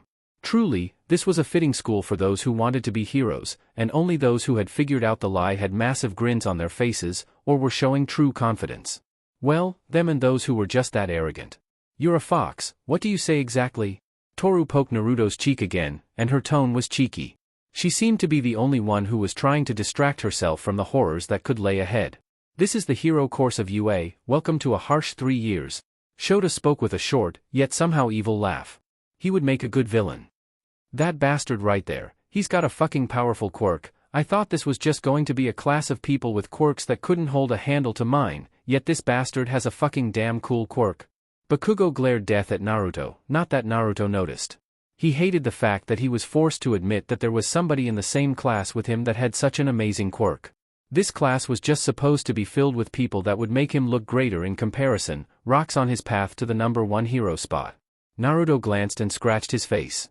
Man, I can't wait to show off. Kirishima wrapped an arm over Naruto's shoulder, with Mina joining in as they all started to line up to go and do the events planned for them. Mina looked a little nervous to be honest, her athletic abilities aside, her quirk wasn't great for this kind of thing. She was going to have to use mostly her own innate physical abilities, unlike others who could use their abilities to get better scores. Naruto glanced at Mina for a moment, and he noticed. You'll do great. Naruto spoke confidently, and Mina's face relaxed at his words. Yeah, thanks Naruto, you're awesome. Toru shouted as her sleeves raised in the air, and she jumped up and down. Apparently, she had taken his words for herself. She wasn't the only one that took his words wrong though. Even Kirishima pumped his fist up into the air, and showed excitement as he literally gave off an energetic howl. Not going to let you down if you believe in me that much. Wait. I was talking to. Naruto stopped when Mina placed a finger on her lips and winked at him. She knew he had been talking to her, and that was all that mattered. If the invisible girl and Kirishima wanted to use his words as encouragement, let them. She didn't see the harm in not correcting this misunderstanding. Naruto sighed, and smiled down at her as she moved so that she was standing right next to him. You've got a point. Naruto was just waiting for things to be his turn. He had a quirk that was great for this kind of thing. Such an obvious lie. Todoroki started his stretches, having taken a few moments to figure out where the lie had been. Izuku didn't look as uncomfortable with this as Naruto thought he would. Right, he can control his quirk better, but he still seems pretty nervous. Naruto thought with a small smile, before he became serious when he noticed that it timed his turn to do the next event. Event 1, 50-meter dash. The two-tailed form is the fastest one for short distance, better switch to that one. Naruto transformed his body and leaned down, tensing his legs for a massive start. For this event, people were placed side by side with another person in the class. It kind of made him feel a little competitive, considering that he was running next to that man's son. Todoroki just got ready, a light frost covering part of his body. The small race started. Naruto crossed the distance nearly instantly with his larger body's greater strides, and because Naruto chose to run on all fours, he was able to use the most of his animal features. 1.01 seconds. Damn it. I need to get faster. Naruto transformed back and frowned, and to the few that heard him say those words, jaws could only drop. Should have taken less than a second. Naruto punched his fist into his hand, pumping himself up to increasing his training the second that he had any free time. Todoroki, 4.89 seconds. Event 2, grip strength? Dude, what are you, a monster? Denki shouted when he saw the machine that was reading Naruto's grip strength, and Naruto could only really use his one-tail form for this one, since the machine was too small for any other form to use. 906 kg. Damn it. 2 kilograms short of a ton. Naruto had high expectations for this event, since he had always wanted to brag about grip strength. Denki backed away from Naruto a little. Scary training monster. Event 3, standing long jump. This almost isn't a fair competition between us, I hope you do well though. Momo gave Naruto a small nod. Growing out of her body, as she slightly lifted her shirt to show her stomach, came a small trampoline that she stood on top of to increase her jumping distance. Naruto grinned. That looks pretty fun. My quirk was designed for these kinds of physical tests. I'm honestly excited to see all the ways everyone uses their quirk creatively for these things. Naruto spoke as he transformed up to the highest form he had without losing control of himself. He absolutely towered over Momo as he stood in his four-tail form. She jumped first, and got a couple of meters out of her jump. Then Naruto jumped, and he crossed the entire sand pit with his jump. Surprisingly though, this was the one test so far that Naruto's score hadn't been the highest. He crossed the entire pit, but so did several other students. This time the record went to Bakugo, as he used his explosions to continue propelling himself as far as he wanted to. Event 4, sidestepping, not transforming. His partner for this one asked as he was stared at, stretching his legs for the test. Won't help, my feet turn into a combination of paws and human feet in my larger forms, so I don't get a speed boost for this event. Naruto looked at Tokoyama as a large dark demon-like bird shadow came from his body and wrapped its arms around his waist. It helped him step from side to side with increased speed by physically moving him. Thankfully, Naruto had great legs and was able to keep up and stay among the top students for this one. Naruto frowned when he saw Mina nearby, actually doing better at him at this exam, before he sighed. He should feel happy she was doing so well. Event 5, Throwing. Whoops. I can't beat that score. Naruto noted as one of the girls who had been almost late for class, Achiko Uraraka, threw the ball after applying her quirk to it, and it didn't stop. He didn't have to take this test, since his score was already recorded. This girl blew his score, which had been the highest score, out of the water. Infinity. She negated gravity on the ball, and when she threw it, the ball would continue and go on forever and ever. It would forever continue, until it hit something in space, be it a sun, a planet, a moon, or whatever else that would stop the ball. It wasn't really her physical strength, but the score was still damn impressive. Event 6, Endurance Running. Naturally, Naruto was able to run the distance in record times, with only a single other student coming even close to his score this time. Tenya Ida, and thanks to the engines in his legs, was able to run the long distance they were given nearly as fast as Naruto was able to in his two-tail form. Naruto had crossed the finish line, and only 21 seconds later, Tenya had crossed it. The boy actually looked at his own legs with some disappointment. Brother, this test should have been mine as well. Tenya seemed to hold himself up to the highest standards as well. Naruto liked this guy. Event 7, Upper Body Training. Surprisingly, Naruto was paired with Mina this time, and she just stared up at him in his four-tail form as he lifted, while Naruto lifted entire buses over his head with rather ease. Nobody was really able to compete with that score, since none of their quirks really gave the massive strength his had. It is actually unfair competing against quirks that include turning into giants. Mina complained as her score looked pitiful against her boyfriend's. Sure, she actually scored amongst the highest among the girl, with only Achiko beating her by making the weights weigh nothing, but it was not good for her image to compete next to the guy lifting a great many tons, instead of the small weights most of them were doing. Naruto glanced down at her. Sorry. Seriously, you need to be less strong. Mina complained as she smacked Naruto a few times on the foot. He needed to be a little more considerate to those who didn't have the ability to turn into a massive foxman. Event 8, Seated Toe-Ta. Almost everyone, without exception, was able to easily touch their toes, with only those with larger, bulky bodies, or fatter frames, having trouble with this. Event's over. Now that is over, let's show the scores. Your total scores reflect your performance in each event, not going to explain how it's calculated though. Shota turned on the holograph machine that would show their scores. Also, I was lying earlier? Shota spoke as the scores started to show up. It was just a rational decision to bring out all of your best. Shota continued onward. Wahaya. A great number of students freaked out. You don't seem surprised either. Momo spoke to Naruto, with her, him, and Todoroki being among the few who weren't really surprised. Figure it out? She asked him. I'm good at reading people, though I'm not that smart. Naruto didn't mention something though. He also wasn't lying. He was going to expel anyone who he didn't approve of. Naruto looked at the shrewd man with narrowed eyes. Well, it was good everyone passed his test. After classes, he had training to get back to. Class 1A test rankings. 1. Naruto Uzumaki. 2. Momo Yaoyorozu. 3. Shoto Todoroki. 4. Izuku Midoriya. 5. Katsuki Bakugo. 6. Tenya Ida. 7. Fumikage Tokoyama. 8. Mizo Shoji. 9. Masahiro Ojiro. 10. Eijiro Kirishima.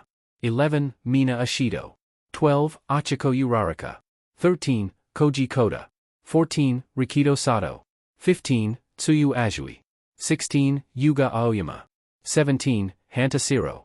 18. Denki Kaminari. 19. Kyokujiro. 20. Toru Hagakure. Chapter 18 Impressions are key. You know, other than that first testing stuff, classes have actually been pretty boring in comparison. Several people felt the same way obviously, and when Denki pointed it out, even Naruto had to agree with it mentally. He didn't say anything to Denki, since he wasn't part of that conversation. Naruto glanced over at Bakugo, who was glaring death at Izuku for some reason. Naruto didn't get it, but Izuku had his head on his desk to avoid looking at Bakugo, so there was a story there that Naruto wasn't told about. It looked like a fight could break out between the two of them at any moment, with the desire to fight being all on Bakugo's end. Naruto was going to keep his nose out of it, unless somebody's life was on the line. So Foxman Toru, call me that again, and I will have Mina strip you naked and hide your clothes, Naruto told the invisible girl. He looked over at Mina, having said that loud enough for her to hear it. She turned around and sent him 2 thumbs up, showing that she was willing to follow through on that threat for him. After all, the girl was invisible, so it wasn't like she was going to get hurt by this punishment, or that anyone was going to get a free show from it. Either way, Toru's sleeve wrapped in front of her chest. Perv! She realized that nobody can see her naked? Momo had realized that Naruto only made that threat, seemingly, because the one that had spoken that name on him had been an invisible girl. You know though, she does have a point. When I saw the fox quirk-using man on the news myself, I assumed he was just a pro hero that didn't want to be in the spotlight. Momo turned and faced towards Naruto. Naruto slumped forward as Toru sat on his desk. She was joined by Shiro as the lanky boy stood in front of Naruto's desk, and he smiled down at Naruto and gave a wide grin and a pat on the back. Thanks for saving my life, by the way. That day when you saved people in the mall, that villain had his cannon aimed at me before you and your partner showed up. Let me know if you ever need help with something, I kind of want to repay the favor. Shiro spoke with a wider grin. It would seem grin was his default expression. Though, one couldn't mistake the gratitude that he was showing in his smaller body expressions. Naruto raised an eyebrow. Mina froze. Didn't know you were there, and I don't need anything? Naruto denied him with a wave of his hand. Mina stayed purposely silent, since Naruto had connections to the police through his uncle apparently. She didn't, so she could get in real trouble if people learned that she had done vigilante work with him. She would have loved to take credit for helping, and it irked her to stay silent, but she knew she had to. Anyway, I'm just in the wrong place at the right time. When I see a person in need, I have to do something. Naruto turned to Momo and waved his hand. Because of his fox form's large size and muscular frame, people assumed he was a fully grown adult when he took that form. It was an easy mistake to make. Shiro took his seat again, but he flipped his chair so that he was looking at Naruto. Most everyone in the class were talking in small groups at the moment. Man, don't downplay it. Shiro insisted on it. What Naruto did was noteworthy and deserving of praise. He needed to man up and accept what was coming to him, the praise of others. There was being humble, and then there was being awkward about it. I wish I could get noticed for doing awesome stuff, Toru pointed out to Naruto. He twitched. Honestly, I don't go looking for people to save. I really just constantly find myself around when villains appear. It's just bad luck there is never a pro around when the villains nearby strike. Anyway, I hate that nickname the news gave me. My hero name is going to be something cooler than that. Naruto turned to Toru and gave her a glare for saying the news name for him. Seriously, Foxman was such an uncool name. He didn't care about being seen as cool so much as he at least wanted to be known by a cool name in general. Something that he picked out himself, that inspired people to feel safe with him. Foxman just sounded like a big fluffy guy. So, do you howl at the moon like foxes do? Toru asked him as she poked his cheeks again. That's wolves. Momo and Shiro both turned to look at her, saying that in time with Naruto face-palming. The girl didn't know her animals very well if she thought foxes howled at the moon. Revelry in the dark? Either way, the teacher should be showing up, so if you would please take your own seat. Momo looked at Toru, who was still sitting there and poking Naruto. You could see where her finger poked him by where his skin indented, and her sleeves drooped as she seemed depressed. It was hard to tell though, until a whine escaped her. Also, in the future, you might want to take more care not placing yourself in a position to be a vigilante. Momo turned her lecturing gaze to Naruto. Moments later she turned forward, before she coughed into her hand. Also, thank you, when that giant villain attacked, my mother was in a car nearby. If you hadn't been there? Momo blushed when she realized her thanking him for his illegal actions went directly against what she told him not to do. Naruto waved her off. Toru poked him one last time before she went to her own desk. You don't dash? I have Dash All Might, in his Silver Age costume, rammed his body through the door like an almost normal person.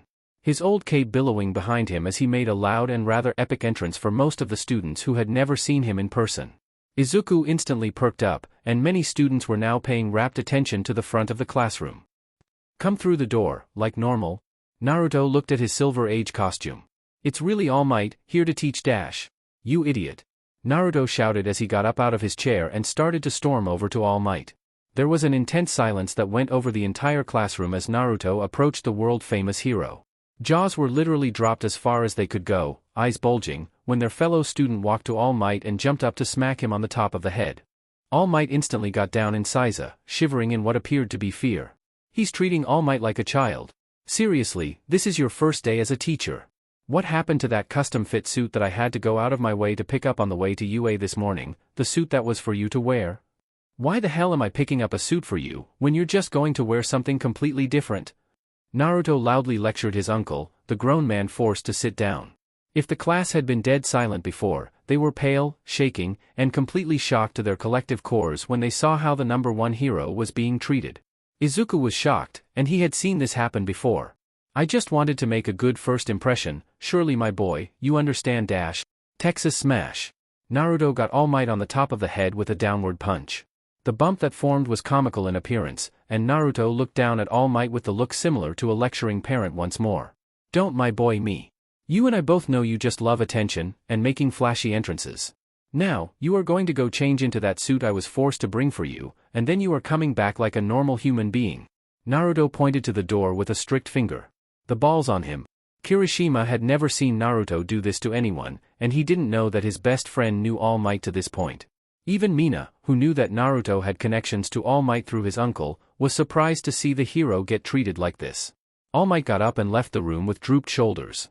Even Bakugo, as angry as he was not angry and simply shocked as Naruto went back to his seat and sat down with crossed arms. Seriously, I'm not picking up suits for you anymore if you aren't going to wear them. God, why does he always have to be such a flashy attention whore? Naruto continued to grumble with a growing look of irritation. Nobody was able to say anything to Naruto, because he looked angry for a few more moments, before he took a breath and sighed. Seriously, you're a damn shitty teacher, don't go out of your way to make a fool of yourself to the other teachers at school, Naruto thought as he calmed down.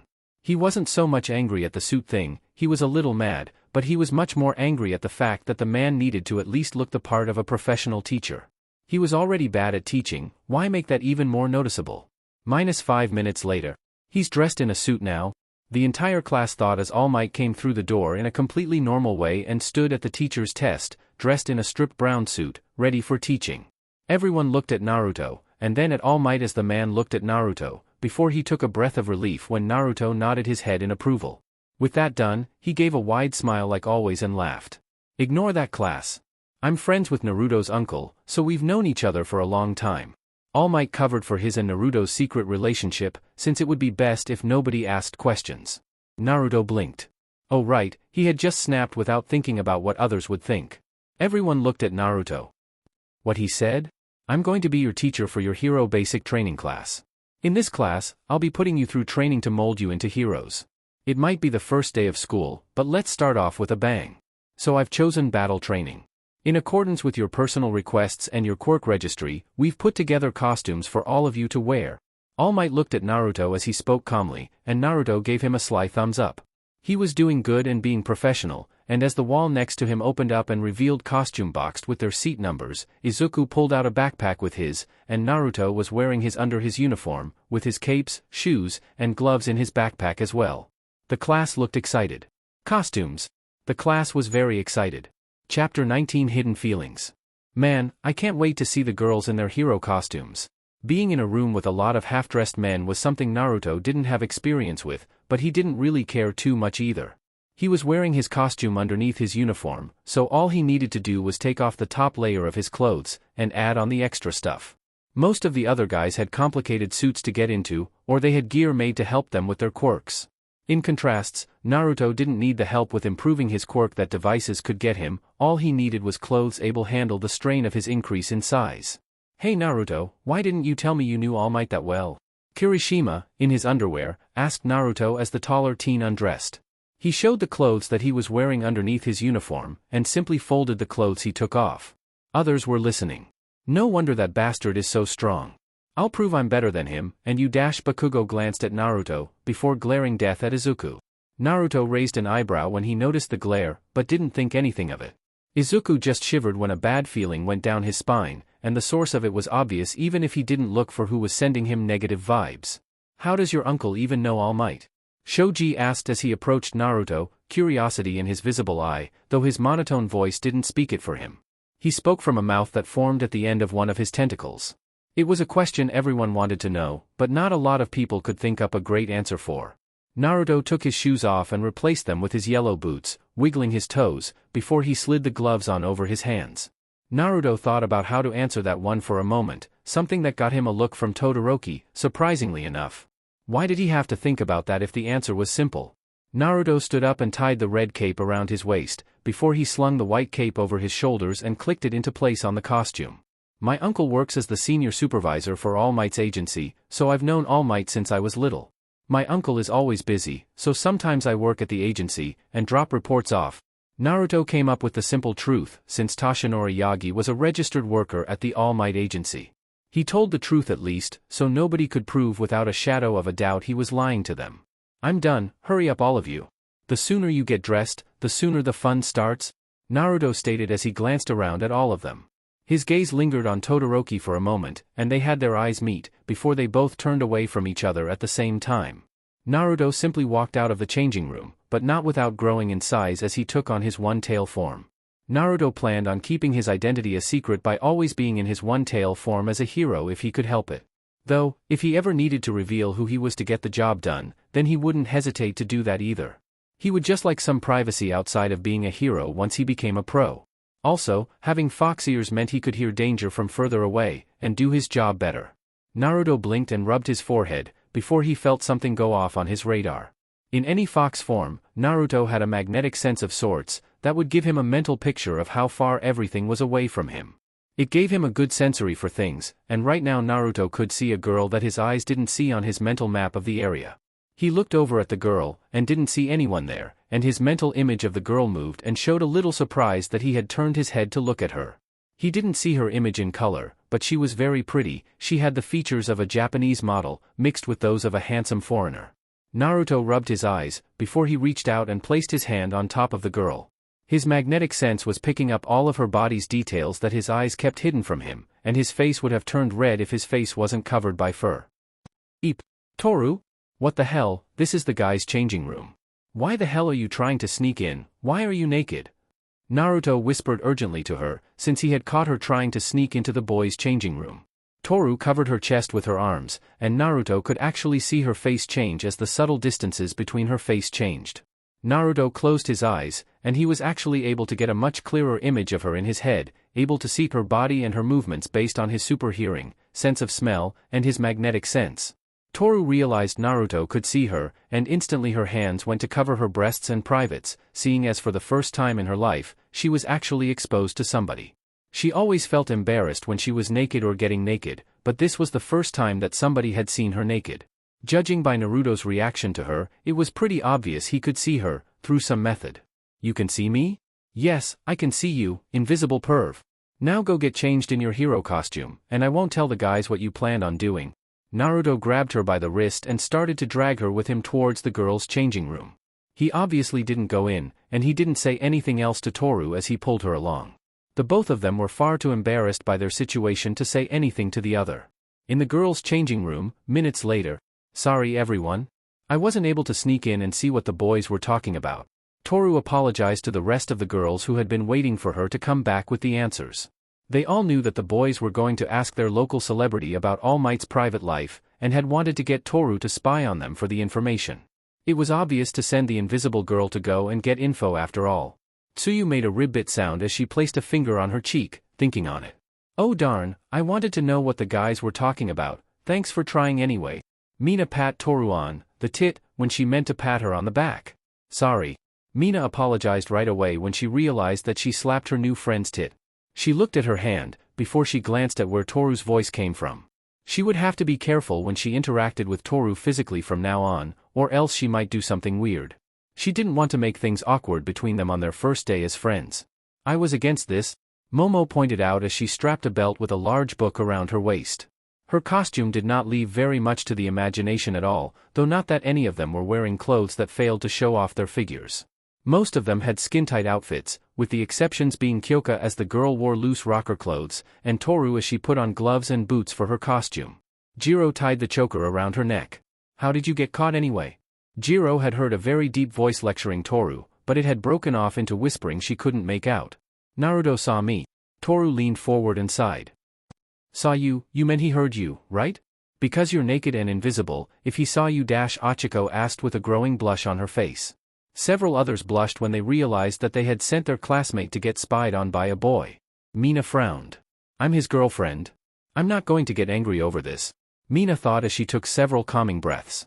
She was not going to allow this to get to her any more than it did by thinking on it. It wasn't like Toru meant for Naruto to see her naked, and it wasn't like he meant to see her naked either. It sounded like a complete accident, by Toru's voice at least. He didn't do anything to you? Tsuyu asked with a worried tone. She didn't like to admit it, but Naruto was a little scary to her. She shouldn't be afraid of him, but when she saw him lecture All Might, and dominate the physical tests with his large form, not to mention those red eyes and deep voice. He was just a frightening guy for a small girl like her. Toru waved her hands wildly. Of course not. He grabbed my wrist and made me come back here, and told me he wouldn't tell the guys about what I did. He was just as surprised as me that he could see me. Toru's arms weakened in how hard they were waving. It was kind of exciting, having a boy who could see me.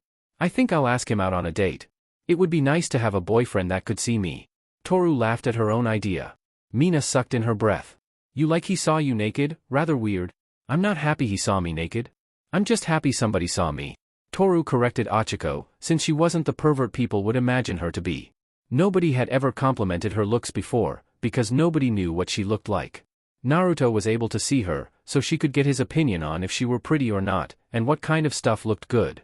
Momo thought on it. Foxes do have a magnetic sense that allows them to judge distances, so I wouldn't say that he saw you, as much as mapped out your body with said sense. So while he can see you with his brain, I don't think his eyes see you. Either way, it would be better if you wore more clothes. Momo explained the science behind why she had been seen. Of course, she didn't know if she was right, but she liked the chances that she was correct. You should donate some of your hair to the company that makes our costumes, and have them make you an invisible leotard. Momo pulled out one of her own hairs to show. Since as it stood, as long as Naruto took a fox form, he was going to be able to see Toru naked.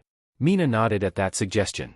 Outside, Toshinori stood waiting with a giant grin, waiting for all of the students who had finished changing, and he saw the first figure that was coming out of the building.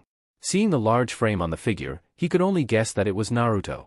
He saw a billowing cape behind Naruto, darkness still obstructing his view of Naruto. So Naruto decided to take after him, that made his heart warm. He had always hoped that Naruto would base his hero costume after his own, such was their bond, and he wanted to be looked up to by Naruto. So to see that Naruto had apparently taken his hero costumes to heart. Sunlight shined on Naruto's costume.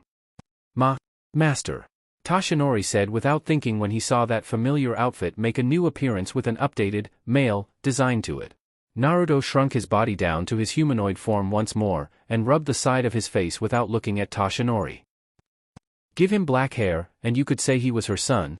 Toshinori almost lost his muscle form from shock as he looked at Naruto. He was unable to smile as he looked at Naruto, tears in his eyes. Naruto looked down. I wanted to tell you for a long time now, but I didn't know how to. My father is Nana Shimura's firstborn son, before she married her husband. My father never told you, because he didn't want you to feel guilty over inheriting one for all. Nana Shimura is my grandmother. Are you okay? Naruto looked at All Might as the man tried to clear away his own tears. He slapped his cheeks roughly, before he sent Naruto a thumbs up. I am not okay. Toshinori shouted with a laugh, before he looked serious. If anything, this makes me happy. I've been raising my master's grandson, and I've raised him into a wonderful young man. Do her costume justice, okay? Toshinori requested of Naruto, and Naruto nodded his head with a wide smile. His uncle took that better than he thought he would. He hoped this didn't change anything between them. Chapter 20 Brains and Brawn. Team Training. In actuality, Naruto would say this, for his first lesson his uncle had actually been placed in charge of a pretty unique and cool test. It was well thought out, nicely designed, and overall, there was no way his uncle actually made it up on his own. Naruto could tell this was a UA tradition of sorts, but all the same, it was a well-designed first lesson. With 20 students in class, everyone was able to split up into even teams on two, with 10 teams being formed. Half of the teams were playing the roles of villains who were guarding a nuclear bomb, and it was their job to defend the job, beat up the heroes, or just defend the weapon until time was up. Sadly, All Might had needed a cheat sheet on this test to explain it to the class, which had shown Naruto that he hadn't thought it up. This placed all of the hero teams at a disadvantage, while giving every advantage to the villain teams, including the fact that they were inside of old buildings, which meant heavy combat on the hero part meant risking popping the bomb open. Team C, Naruto and Momo. Her costume doesn't leave much to the imagination. Naruto glanced at his partner as he sat on top of the nuclear bomb. It was a fake bomb obviously. If it weren't for the 2 large belts around her waist, and the large book on her behind, then there would have been too much exposure for most people. With her costume, she was sure to become a popular hero among teenage boys for sure. Not to mention she had a body that was far more mature than it should be at her age, not that he could say anything to having a mature body. She was walking around the room, trying to think up a plan. After watching Midoriya and Bakugo, I have the gist of this. Momo saw that Naruto raised an eyebrow. Right, you designed to warm up instead of watching the others test? Momo realized that Naruto was among the few students who decided to do something different, instead of watch his classmates battle. Naruto didn't care to watch battles when he needed to prepare for his own battle. Naruto thought on it. Izuku won? Bakugo went ballistic against Midoriya, and beat him up too harshly, but the heroes still won. I'm thinking we should barricade the doors, Momo stated as she turned away from Naruto and opened up the front of her leotard. Exposing herself to nobody, she didn't look at Naruto. A hammer and nails, as well as wooden planks, started to form out of her stomach and chest. She turned her head and looked back at Naruto as he seemed mostly uncaring about what she was doing. My costume dash. You need to have a lot of skin exposed to use your quirk better, right? Naruto asked her knowingly, and she blinked, before she nodded. Naruto jumped off of the bomb, and put his hands behind his head. She seemed surprised. Yes, I actually requested my costume be more revealing, but too much exposure would have been inappropriate. I'm sorry ahead of time if I show you anything indecent. Momo apologized ahead of time. If she accidentally showed him her breasts, she would apologize to him for her inappropriate behavior. Naruto waved her off and walked up towards her, passing her and picking up the wooden plants. He didn't look at any part of her exposed body, and she even covered herself when he got too close. He's not? Momo was a little surprised at his professional he was being about this. Naruto hummed a small song to himself as he hammered the planks into place, and she was a little surprised at how willing he was to go along with her plan. Actually, he seemed to not be looking at her on purpose as well. He was showing her respect, so that she could expose herself and keep doing her role to the best of her ability. So, she got back to work and made more materials for them to work with. She didn't know what else to say. He broke the silence. We're versing Shiro and Kirishima. Shiro shoots tape from his elbows? Naruto tried to remember everyone's quirks from what he had seen during the fitness tests. Naruto used all of the planks she made to board up one of the 2 doors into the room. He glanced at Momo when she closed her front again, and was able to turn to him without showing her goods. He was thankful he was in fox form, because she was a very attractive girl. She nodded. Right, his quirk is good for capture, and with his range he just needs to have a straight line of sight on the bomb. Are you not worried about Kirishima? Momo asked, since Naruto only mentioned Shiro. He mentioned nothing of the red-haired boy, which could mean he was underestimating Kirishima. Naruto nodded. We've been friends, and we train together. His quirk is hardening, but stamina is his weakness, and if you break his body, it's hard for him to get hard again. He's strong, but I have the advantage against him. Naruto knew him too well, and he knew his own strength as well. The problem was Shiro, since Naruto didn't know how the teen fought, and if they were a good match or not. He walked over to the bomb, before he placed his hand on it. Can you make a copy of this? Naruto asked her. She shook her head. Her quirk allowed her to transform her fat cells into different objects by changing them at an atomic level, and while she could create more matter than fat, she still had a limit to how much she could make before she used up all of her fat cells and became malnourished. Thankfully, her body built back up fat cells easily because of her quirk, and that had been a challenge in of itself since she had to stay physically fit to become a good hero. She had to keep her body healthy and athletic, while also maintaining a healthy body fat. I could, but I wouldn't be able to use my quirk very much. Why? Momo questioned. It would be a few minutes before the hero team made their way to them. Naruto looked thoughtful. Screw it, you come up with a plan. You seem really smart, so I'm going to trust you. Just tell me what you want me to do, and I'll do it. Naruto extended his hand to her with a smile. His plan was to make a fake bomb, and hide the real one. That way they could pretend to get beaten, and let the heroes take the fake bomb, before launching a surprise attack. They could capture both of them in one fell swoop without risking the bomb, but if she couldn't do it, then he wouldn't ask any more of her. Momo smiled a little. You're nicer than you look. I look mean? Naruto asked with some confusion and hurt as he pointed to himself. Regretfully, Momo had to nod to that, before she took his extended hand and gladly shook it. When I first saw you, you seemed like your mind was somewhere else.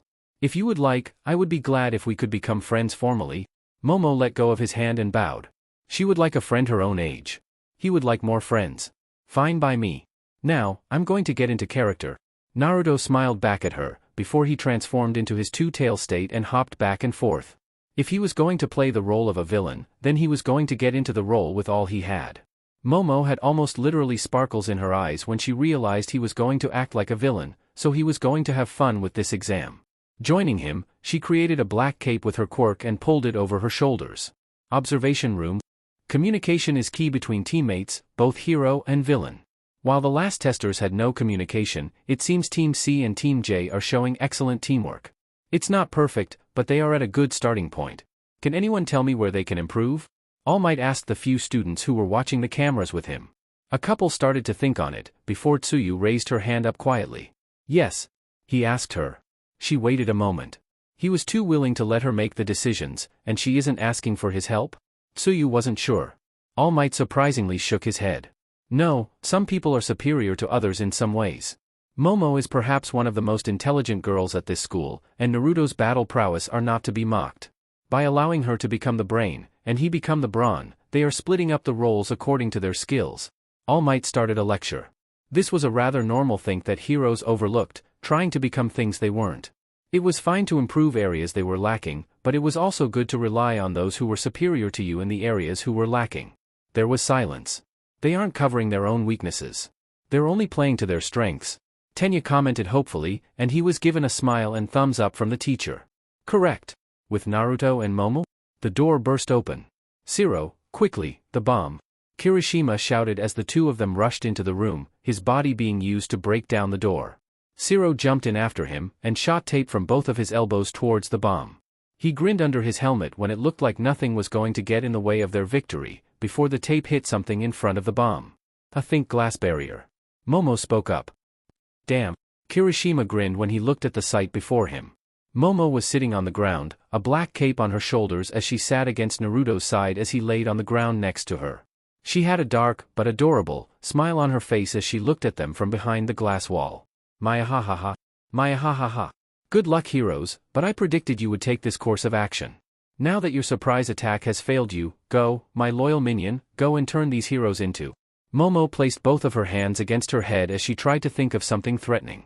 She puffed up her cheeks when she couldn't think of anything, so Naruto stood up behind her and shattered the glass barrier.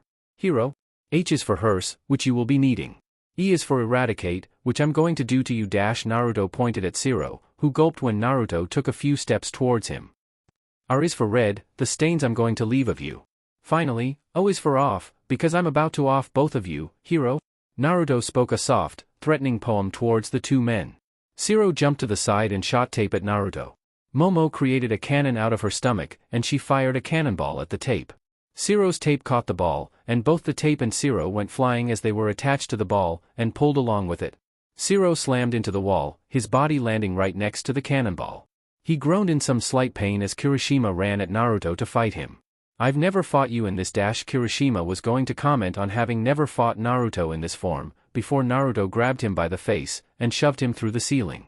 Naruto then grabbed his ankle, yanked him out of the ceiling, before he slammed him into the floor. Without letting go of his ankle, Naruto slammed him all around the room as he turned Kirishima into a human stress toy. Help! Zero, I need a handman. Kirishima wasn't going to win this fight. Zero got out of the wall and nodded his head. I got . That cannonball is actually hollow, and I filled it with a special material, and with the press of this button . Momo pressed the button, and there was a small explosion that consumed Zero, launching him across the room and into the other wall. Zero saw that there were a ton of tiny bombs on the wall he landed on, and he watched as Momo pulled out another button from her cape. She smiled. He gulped. Boom. Seconds later.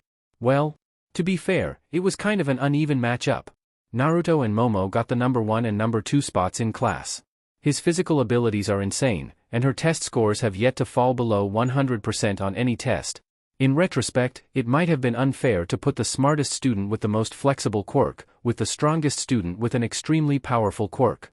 In the future, All Might would have to make note that Naruto and Momo were not allowed to team up against students who weren't also in the top 5 in the class.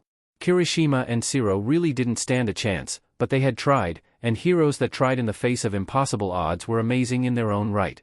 Well, he would try and make things a little more fair next time. Chapter 21 Explosion Boy.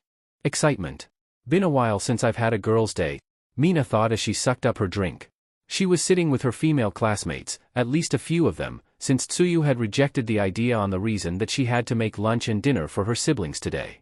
It was their one day off of the week from school, and while she originally wanted to go on a date with Naruto today, he had actually turned her down. Apparently, today he and his uncle were going to be training together. I wonder what his uncle's quirk is? Mina didn't even know that Naruto's uncle had a strong quirk, at least strong enough to hold his own against the freak of nature that was her training-addicted boyfriend. So here she was, with Achiko, Toru, and Momo as the four of them sat in a family diner. It's a shame Jiro and Tsuyu are with their families today. It would have been nice to have all the girls together. Toru's excited voice broke Mina from her thoughts, and she looked at the invisible girl, taking a bite of a sandwich.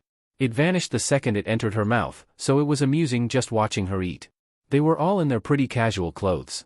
Achiko just had a water and a side of fries in front of her, preferring to snack instead of have a full meal. Strange. So Yaoyorozu, what was it like fighting alongside a pro? Achiko asked, who they believed to be the only person in their group to fight alongside their local celebrity.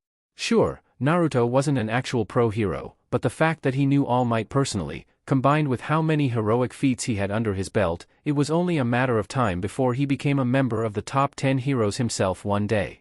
He had already been labeled as the strongest student in the class, with Momo being labeled as the smartest, and even Todoroki was given a firm number 2 in strength. The three of them had already cemented themselves as the strongest three in the class, with their high scores and powerful quirks. Momo put a finger to her lips.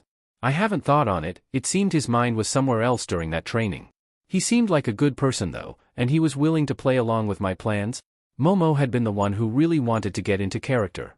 He just went along with it, and with his appearance, it would seem that he was easily more villainous in appearance than she was. Toru snickered. You really don't look like a villain. Toru's sleeves pointed at Momo, who puffed up her red cheeks in embarrassment. She had looked over the footage from her battle, and even she would admit she looked nothing like a villain. Her plan had worked against Zero, but putting a black cape on something, and making them smart didn't a villain make. In retrospect, Naruto with his threatening demeanor had been the better villain. Even the likes of Bakugo in the first battle had played the role of a villain far too easily, and Tenya had tried his hardest to act like a villain. Mina nodded. Speaking of looking like a villain, I think Bakugo has some pretty bad attitude problems. What he did to poor Deku Mina had heard Achiko start calling him that, and decided it was fitting. Was just wrong. He seemed really angry at the guy for something. She had watched that fight, and Bakugo had just been vicious to Izuku. He had beaten his fellow student to a near pulp. It was only because Achiko had done her part as a hero that allowed them to pass, and the building collapsing because of Bakugo's explosions helped her use her quirk. Said girl shivered. Honestly, Bakugo and Naruto scared her a little. How strong was a person to make All Might shiver like that? With Naruto? Come on Deku, get your shit together. Naruto caught Izuku's fist with his hand. He had heard several people in class calling him Deku, and the nickname just stuck with him. Izuku had a black eye and a bloody lip, but he was trying his hardest to land a decent hit on Naruto. He was only able to bring out 7% of One for All, but that much wasn't enough to land a clean hit on Naruto in a straight-up sparring match. 7% hadn't even been enough for him to defeat Bakugo in the battle training, so there was no way it was going to help him against a student who used almost solely hand-to-hand.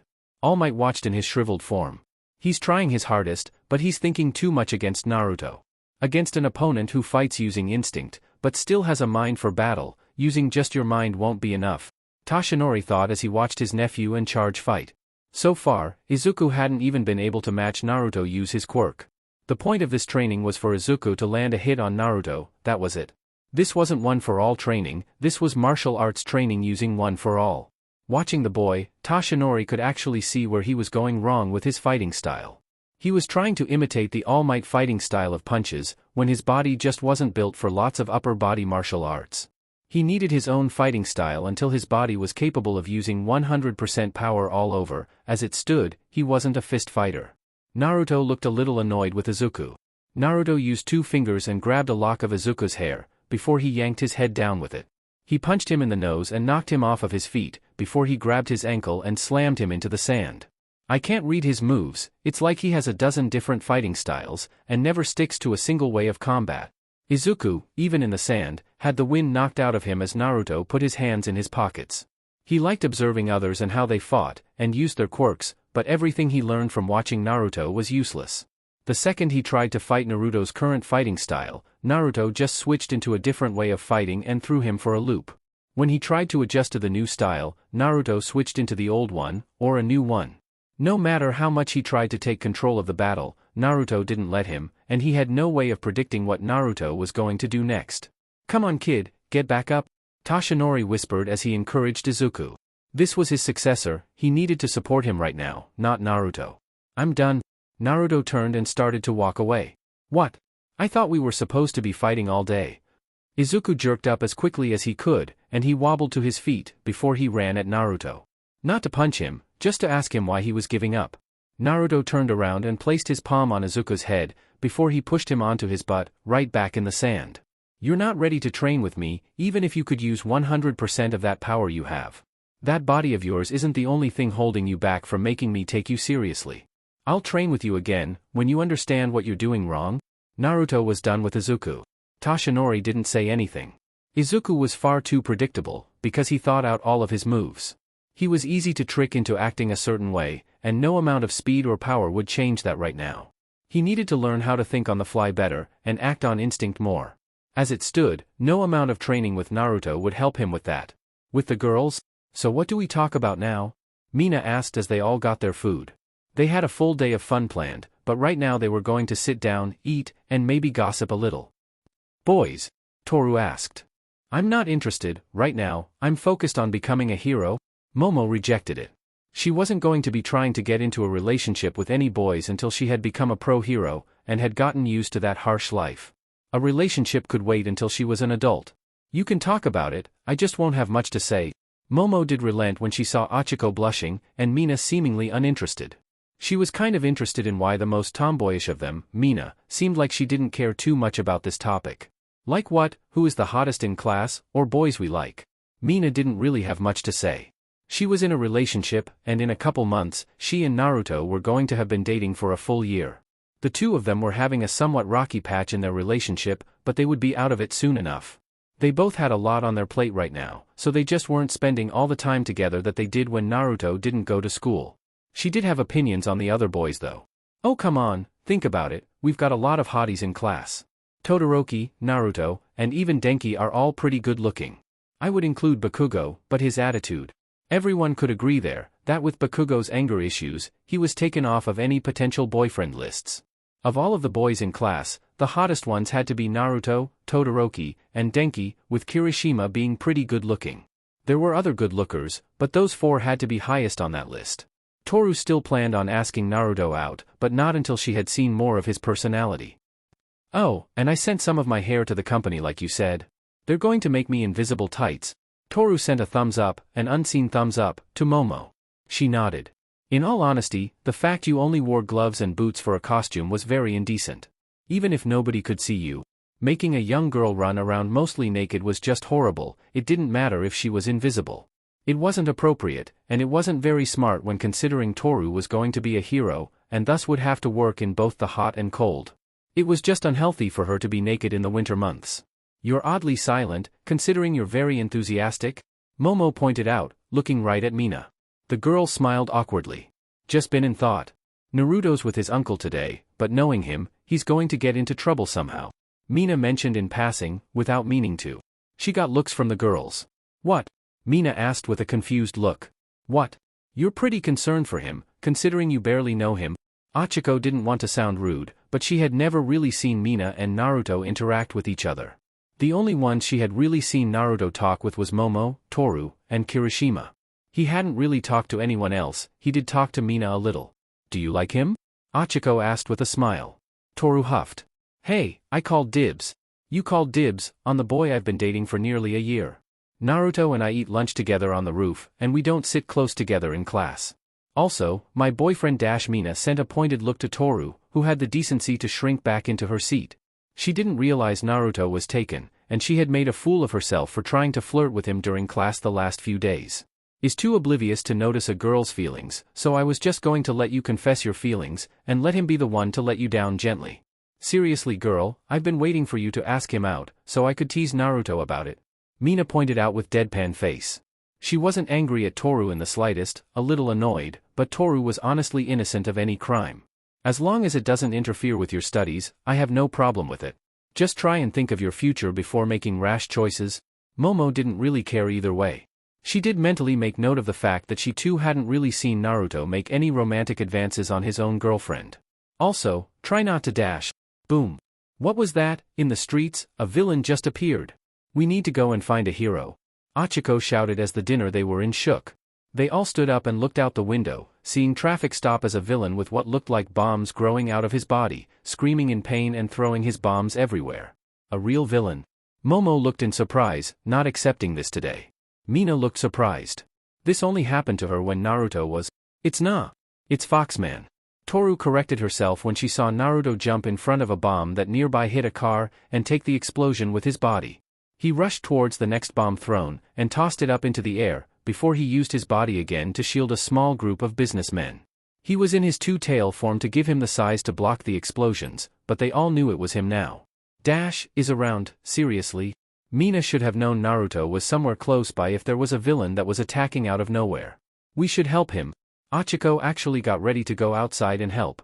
She was stopped by Momo though, as they watched Naruto rush towards the villain as he threw two bombs at the side time. Naruto grabbed both of them from the air and tossed them high up where they could explode safely. Why are you stopping me? He could get really hurt. Achiko didn't want her classmate hurt, even if she was a little scared of him. Let's help evacuate the civilians. Momo pointed to all of the people Naruto was using his body to shield. They were just students, but they could still help direct people to evacuate. With Naruto? Seriously, I was just here to get lunch. This guy has a black tongue. Is this a trigger addict? Naruto wondered as he looked at the guy laughing his head off in pain, a strange situation if there ever was one. Naruto had taken explosions on his arms and chest. There are too much people around. Naruto would have already had this taken care of, but the guy just kept throwing bombs at civilians when Naruto was about to knock him out. This situation sucked. Thankfully, the guy only had 3 bombs left growing out of his arms, and he grabbed 2 of them. He threw them in opposite directions, so Naruto rushed towards one, grabbed it, and threw it up as he jumped towards the second one and landed on top of it. When it exploded, and he was sent flying into a car, a large bloody mark across his chest. That hurt? Ha ha ha ha. Time for the boom boom. The man ripped his shirt off, and showed his chest was a bomb. He didn't just grow bombs from his arms, he was a living, breathing, suicide bomb. Naruto increased his size, crushed the car he was above, nobody was in it anymore, and he kept growing until he was at his current limit. He grabbed the man, and pulled him into his chest.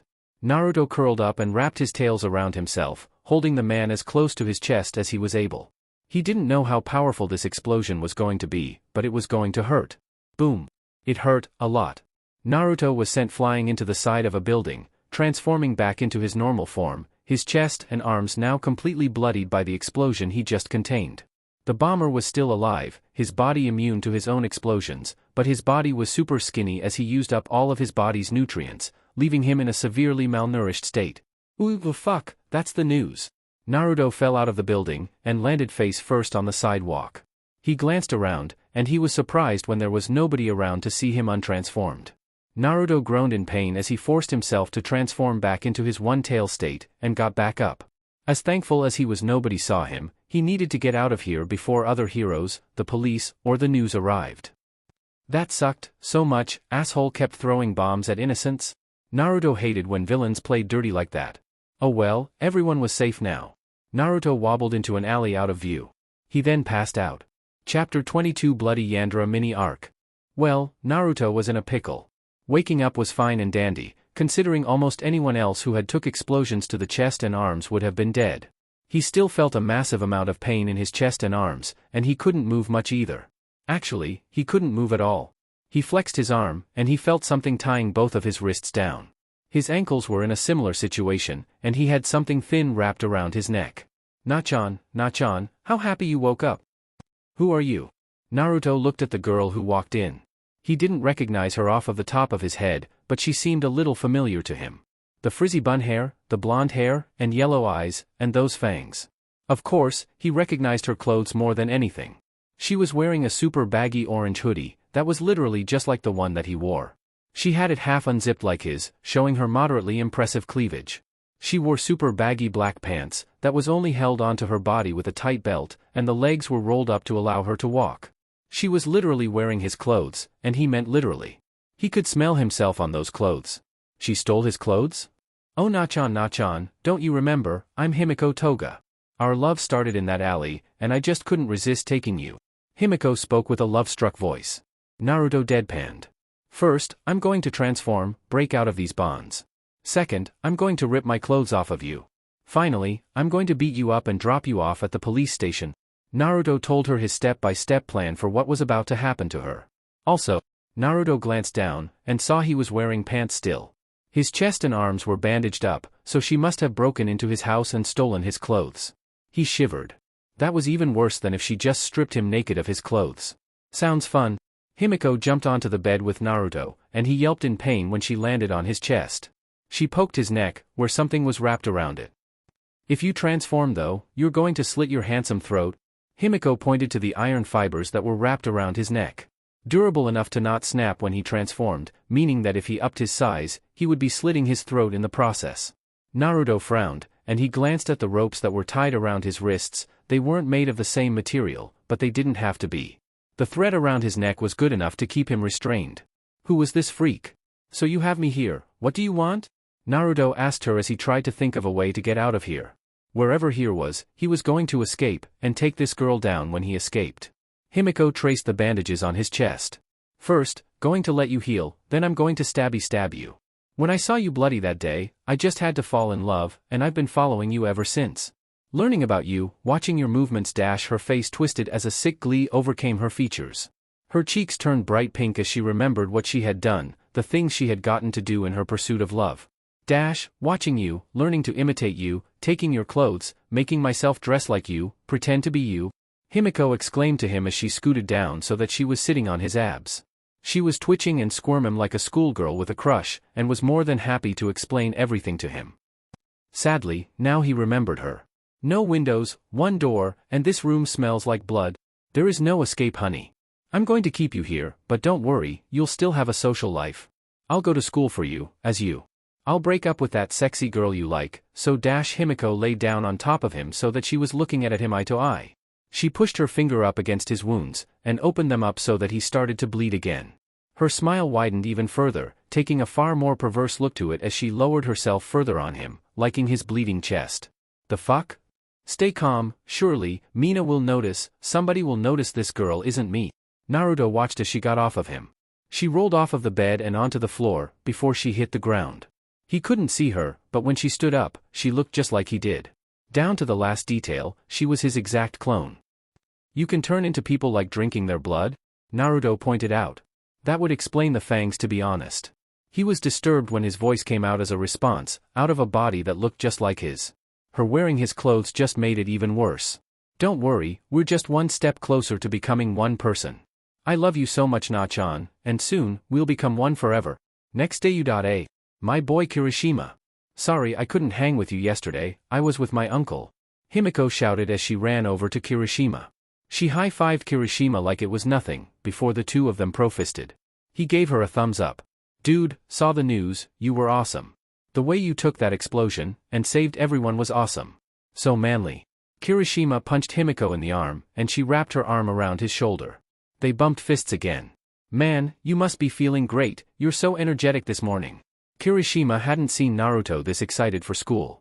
Naruto. Toru jumped on Himiko's back and started to poke the whisker marks on her face. Toru? Himiko asked with Naruto's confusion. She knew his expressions down to every last detail, she had been watching him for a while now. I wanted to ask you on a date, but because you're with Mina, let's just stay friends. Toru was completely open with it. She was going to respect her friend by not being attracted to her boyfriend. She didn't have feelings for Naruto anyway, she just wanted to date him to see if any feelings developed. Himiko smiled.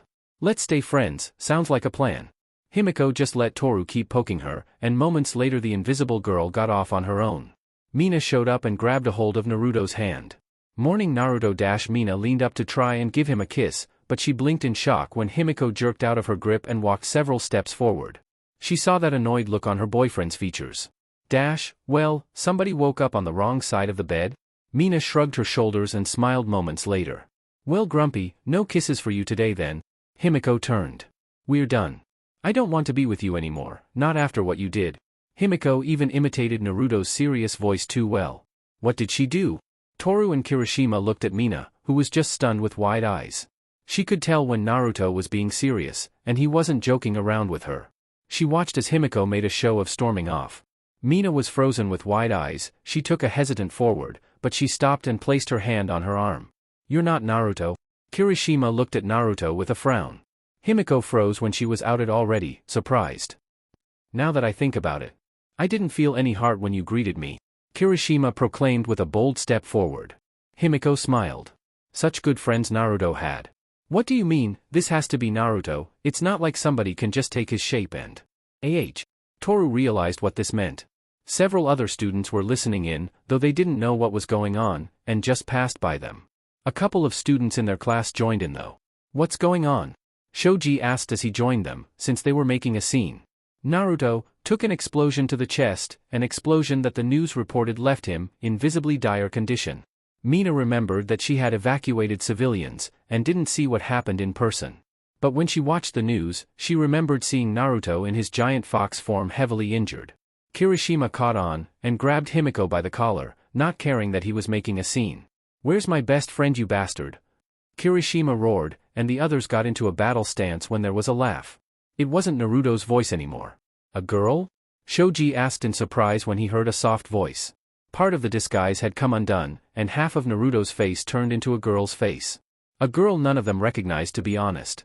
She was grinning. "Such good friends, and I'm Naruto, so don't I have such great friends? Don't worry, my love is safe. He's injured, and when he's better, I'm going to cut him some more, make him even more handsome." Himiko was punched in the face by Mina, not surprising, and knocked out of Kirishima's grip. She had angry tears in her eyes. Kirishima grinned and got ready for a fight. They all turned to face the impersonator. She was gone. Somehow in the second that they looked away, she was gone again. They didn't know how she did it, but even looking around they couldn't find any trace of her. They all looked around, trying to find any trace of her, but nothing.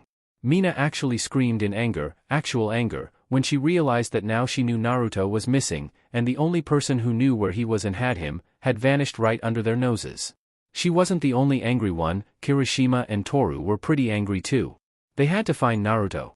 Chapter 23 Love-Hate. Something was off. Shota looked at his classroom, and right away, something was extremely off about it. He glanced around, before he noticed that several of his students were not in their seats. Actually, it wasn't just that they were in their seats, it seemed they were gone altogether. He saw that Mina, Kirishima, Shoji, Toru, and Naruto were all not in their seats, which was odd that so many students were absent at the same time.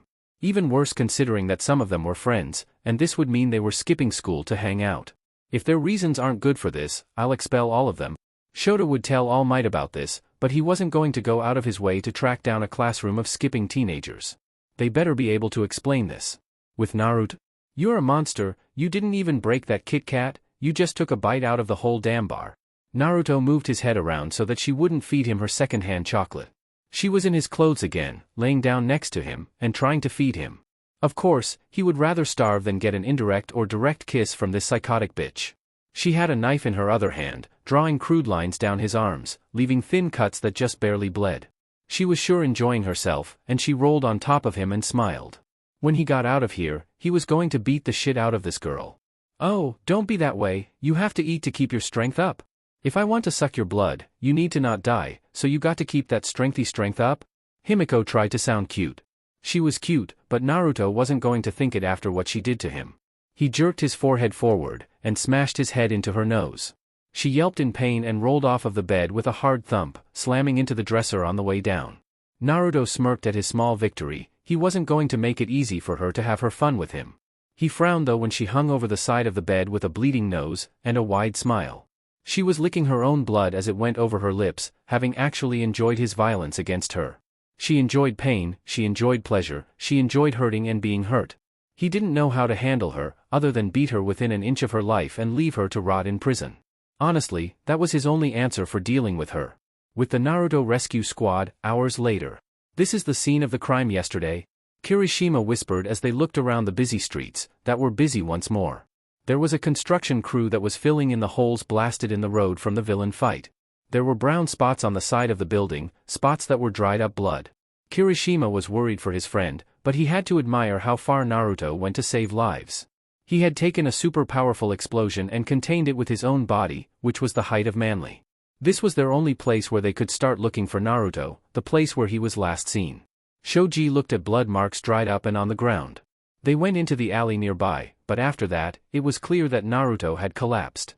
The blood marks continued from there, so he placed a hand on his chin and thought, "He's gotta be hurt really bad." Mina slapped her cheeks as hard as she could to try and stay calm. Her pink cheeks turning bright red from her abusing them, but she was able to try and stay calm because of it. Toru was looking in the trash cans in the alley for any clue. "Shoji, can you make dog noses with your quirk, and sniff Naruto out?" Kirishima asked his classmate. Shoji shook his head. "I'm limited to making copies of my own body parts. While I can make multiple eyes and ears to give myself better range, I can't modify the nose I would make to make it smell better than my own." Shoji explained his quirk, even making an eye come from one of his arms. If Naruto was here, he could become a fox and track. Toru stopped when she realized that if Naruto was with them, they wouldn't be doing this in the first place. Mina looked upset at the reminder, but she got her phone out and called Naruto's phone. Toru reached into the trash and pulled out Naruto's phone, and she answered the call. "So, we can't track him by phone signal?" Shoji whispered as he started to follow the trail of blood. He took the lead, with Kirishima following behind him closely. He had both of his arms raised up, ready to fight if the girl appeared.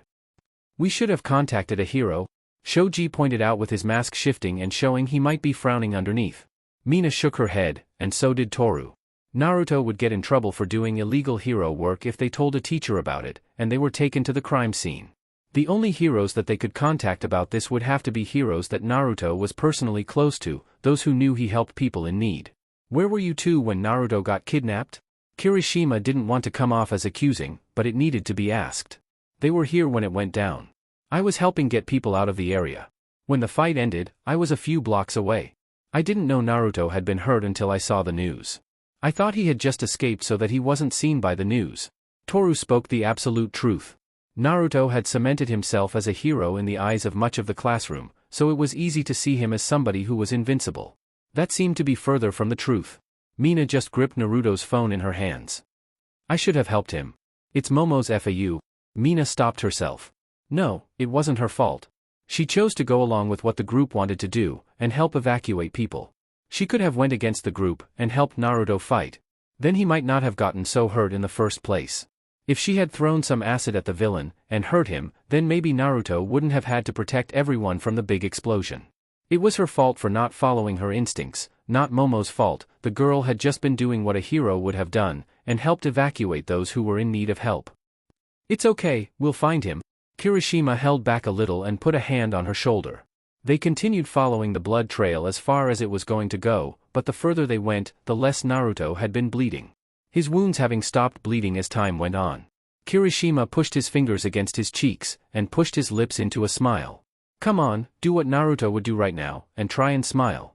Naruto told me that a hero smiles to protect people's hearts, and he told me your smile is his favorite."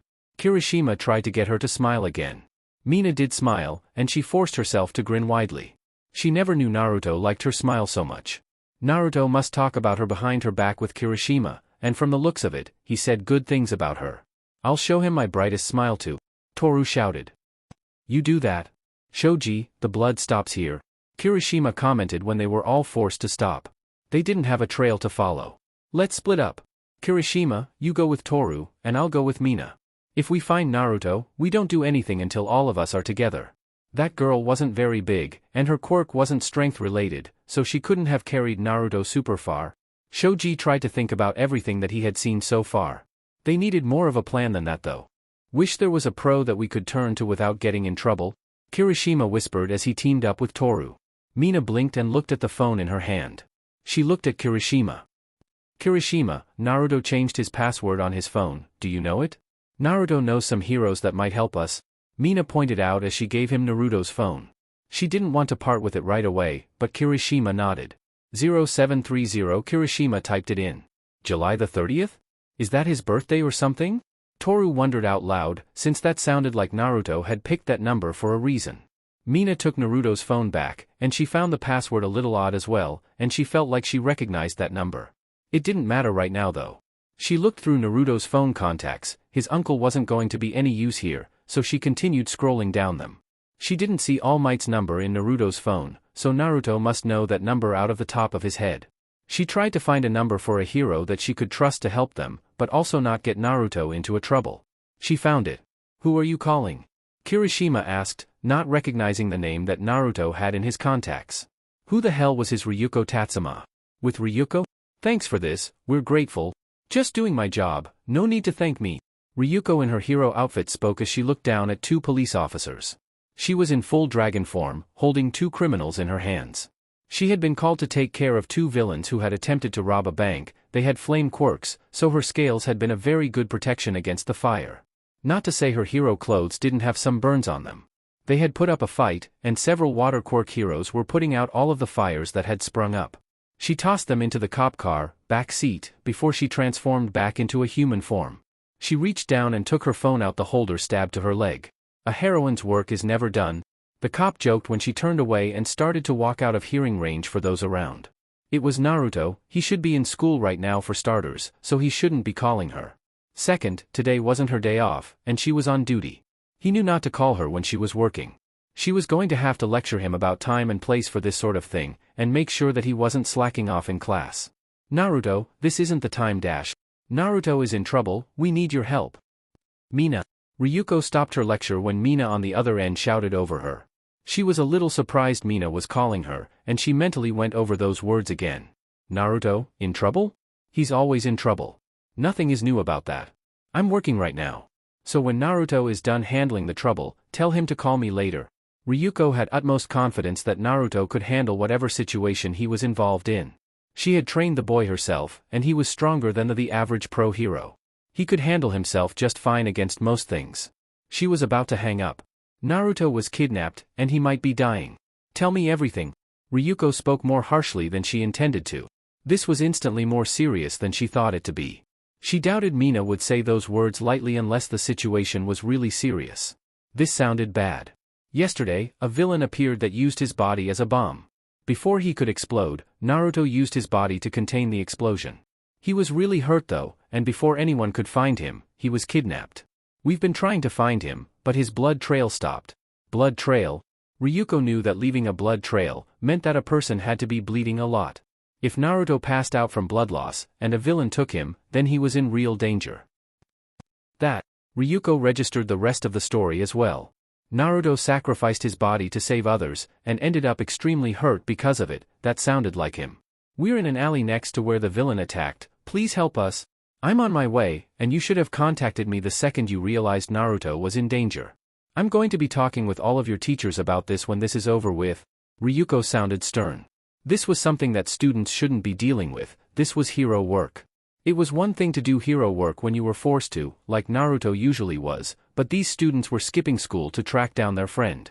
They should have contacted the police, or talked with their pro-hero teachers first thing, and not call a hero when they couldn't find Naruto. Turning into a dragon, Ryuko flew up into the air. "With Naruto? Ah, come on, you should at least scream a little, you look so angry." "Here I am, making you look even sexier?" Himiko twisted the knife that she had in Naruto's shoulder. His face was pained, but he was refusing to so much as grunt in pain as he glared at her. She just enjoyed his blood on her face. "You twisted little dash." Naruto stopped when the knife stabbed him again. Himiko got off of him, and grabbed a glass of water. She used a spoon and stirred it up, before she poured it on his wounds. He wanted to shout. "See, I'm taking care of you like a good girlfriend. I'm making you more handsome, and I'm pouring salt water on you to slow the bleeding." Himiko continued to pour salt water on his stab wounds. "I think that's all for today. I stabbed you a lot already, and you're still injured from Mr. Bomb. Let's pick this up again tomorrow?" Himiko told him as she put her knife away. She looked at his bloody body, blew him a kiss. Naruto bit his lip and held back a scream, before he glared at her when she tried to force him to eat again. His stomach was growling, but he kept his mouth shut when she tried to force feed him. "The second I get this wire off my neck, your ass is grass." He was going to kick her ass for this. Chapter 24 Unfair World. "Seriously, I would rather die than eat your food, or kiss you." Naruto kept turning his face away from Himiko as she kept trying to lay kisses on him, and he went so far as it nearly break his own neck avoiding her. He wasn't going to allow this twisted girl to kiss him, even if he didn't have a girlfriend. She was just fawning over him at the moment, since she had stabbed him too much for the day. Unable to stab him anymore, she was forced to show her affections the somewhat normal way. Somewhat, because he was still tied down, and covered in stab wounds, and she was rubbing herself on his blood. "Oh, don't be like that, nobody is coming, so it's just us here. In our own little world. See, doesn't this make life easier? This world is so cold and unforgiving, but like this, everything is simple. We never have to worry about talking to other people. If you let me take care of you forever, then we can live in this bloody bliss." Himiko spoke as she tried to kiss him. Naruto gripped the pillow with his teeth, before he swung his neck and knocked her face away from his with it. She giggled at his resistance, which pissed him off even more. He sighed, before he grinned. His body started to grow as it stared her down. He kept his transformation as slow as possible so that he didn't slit his own throat instantly. "I would rather die." "Stop! Stop! Don't do that. I don't want you to die." Himiko grabbed the lamp and slammed it into the side of his head to try and make him stop transforming. His transformation reverted, and his head was turned to the side. Blood coming from his forehead, a piece of shattered glass stuck. Himiko was breathing heavily, her cheeks red with frustration over what Naruto had just attempted to do. "The world will never be an easy place," Naruto told her with a heavy grin. "Even more so for those of us with quirks people label as evil." Naruto saw her turn her widened eyes to look at him. She wanted the world to be simple and easy? If she wanted to play this perverse game of house with him, then he was going to be the man of this house, and tell her some unpleasant truths. "I want the world to be easy, and I'm going to make it easy." Himiko denied his statements as harshly as she could. She was delusional. "The day I was born, both my parents, my little brother, and my little sister both died. My mother, Kushina Uzumaki, lost control of her quirk in the middle of the hospital and killed people. She lost control, and nobody knows why, but she transformed, and crushed half of the hospital. My father used his quirk and tried to save everyone. The first and only time my father held me, was to give me to my uncle, before he went to try and calm my mother down." Naruto started to tell Himiko everything. He was going to break this little illusion that she could make the world an easy place by avoiding everything around her, and becoming obsessed with a twisted love. "Stop!" She killed him in her rage. His body was cut in two, and with the last of his strength, he teleported to my mother's Hoshi no Tama, and he used the last of his strength to break it, just like the nine tails in mythology. When those with the monster fox manifest their quirk, the first thing they do is spit out a small ball, and when it breaks, Naruto explained, and Himiko had to cover her ears to try and avoid hearing his words. She didn't want to hear it, she couldn't hear it. "I can't hear you." "Yes you fucking can. We die. My mother killed my father, and my father didn't want to see her become a monster, so he used the last of his strength to kill her too. My birthday is the day I lost everything. Minato Namikaze, Kushina Uzumaki, Menma Uzumaki, and Naruko Uzumaki. I lost my entire family, because this world is not an easy place." Naruto screamed at her at the top of his lungs. He forced her to listen to him, because he was going to break her. If he couldn't move his body, he would move his mouth, and he would break his twisted worldview with words if he had to. "No. My quirk is Monster Fox. If I ever lose control, I could kill everyone I love. My quirk is a quirk that is stained in blood, and every day I have to try harder than everyone around me to not give in. Everyone who remembers what my mother could do, looks at me with eyes that treat me like a ticking time bomb. Life is hard, but as humans, it's our job to face this cruel world with everything we have." Even as she screamed, Naruto just shouted at the top of his lungs to make sure that she was able to hear him. With her mental state, this had to be devastating to her. She curled up into a ball and held her head in her hands. She looked towards Naruto, hoping he would take back his words and comfort her.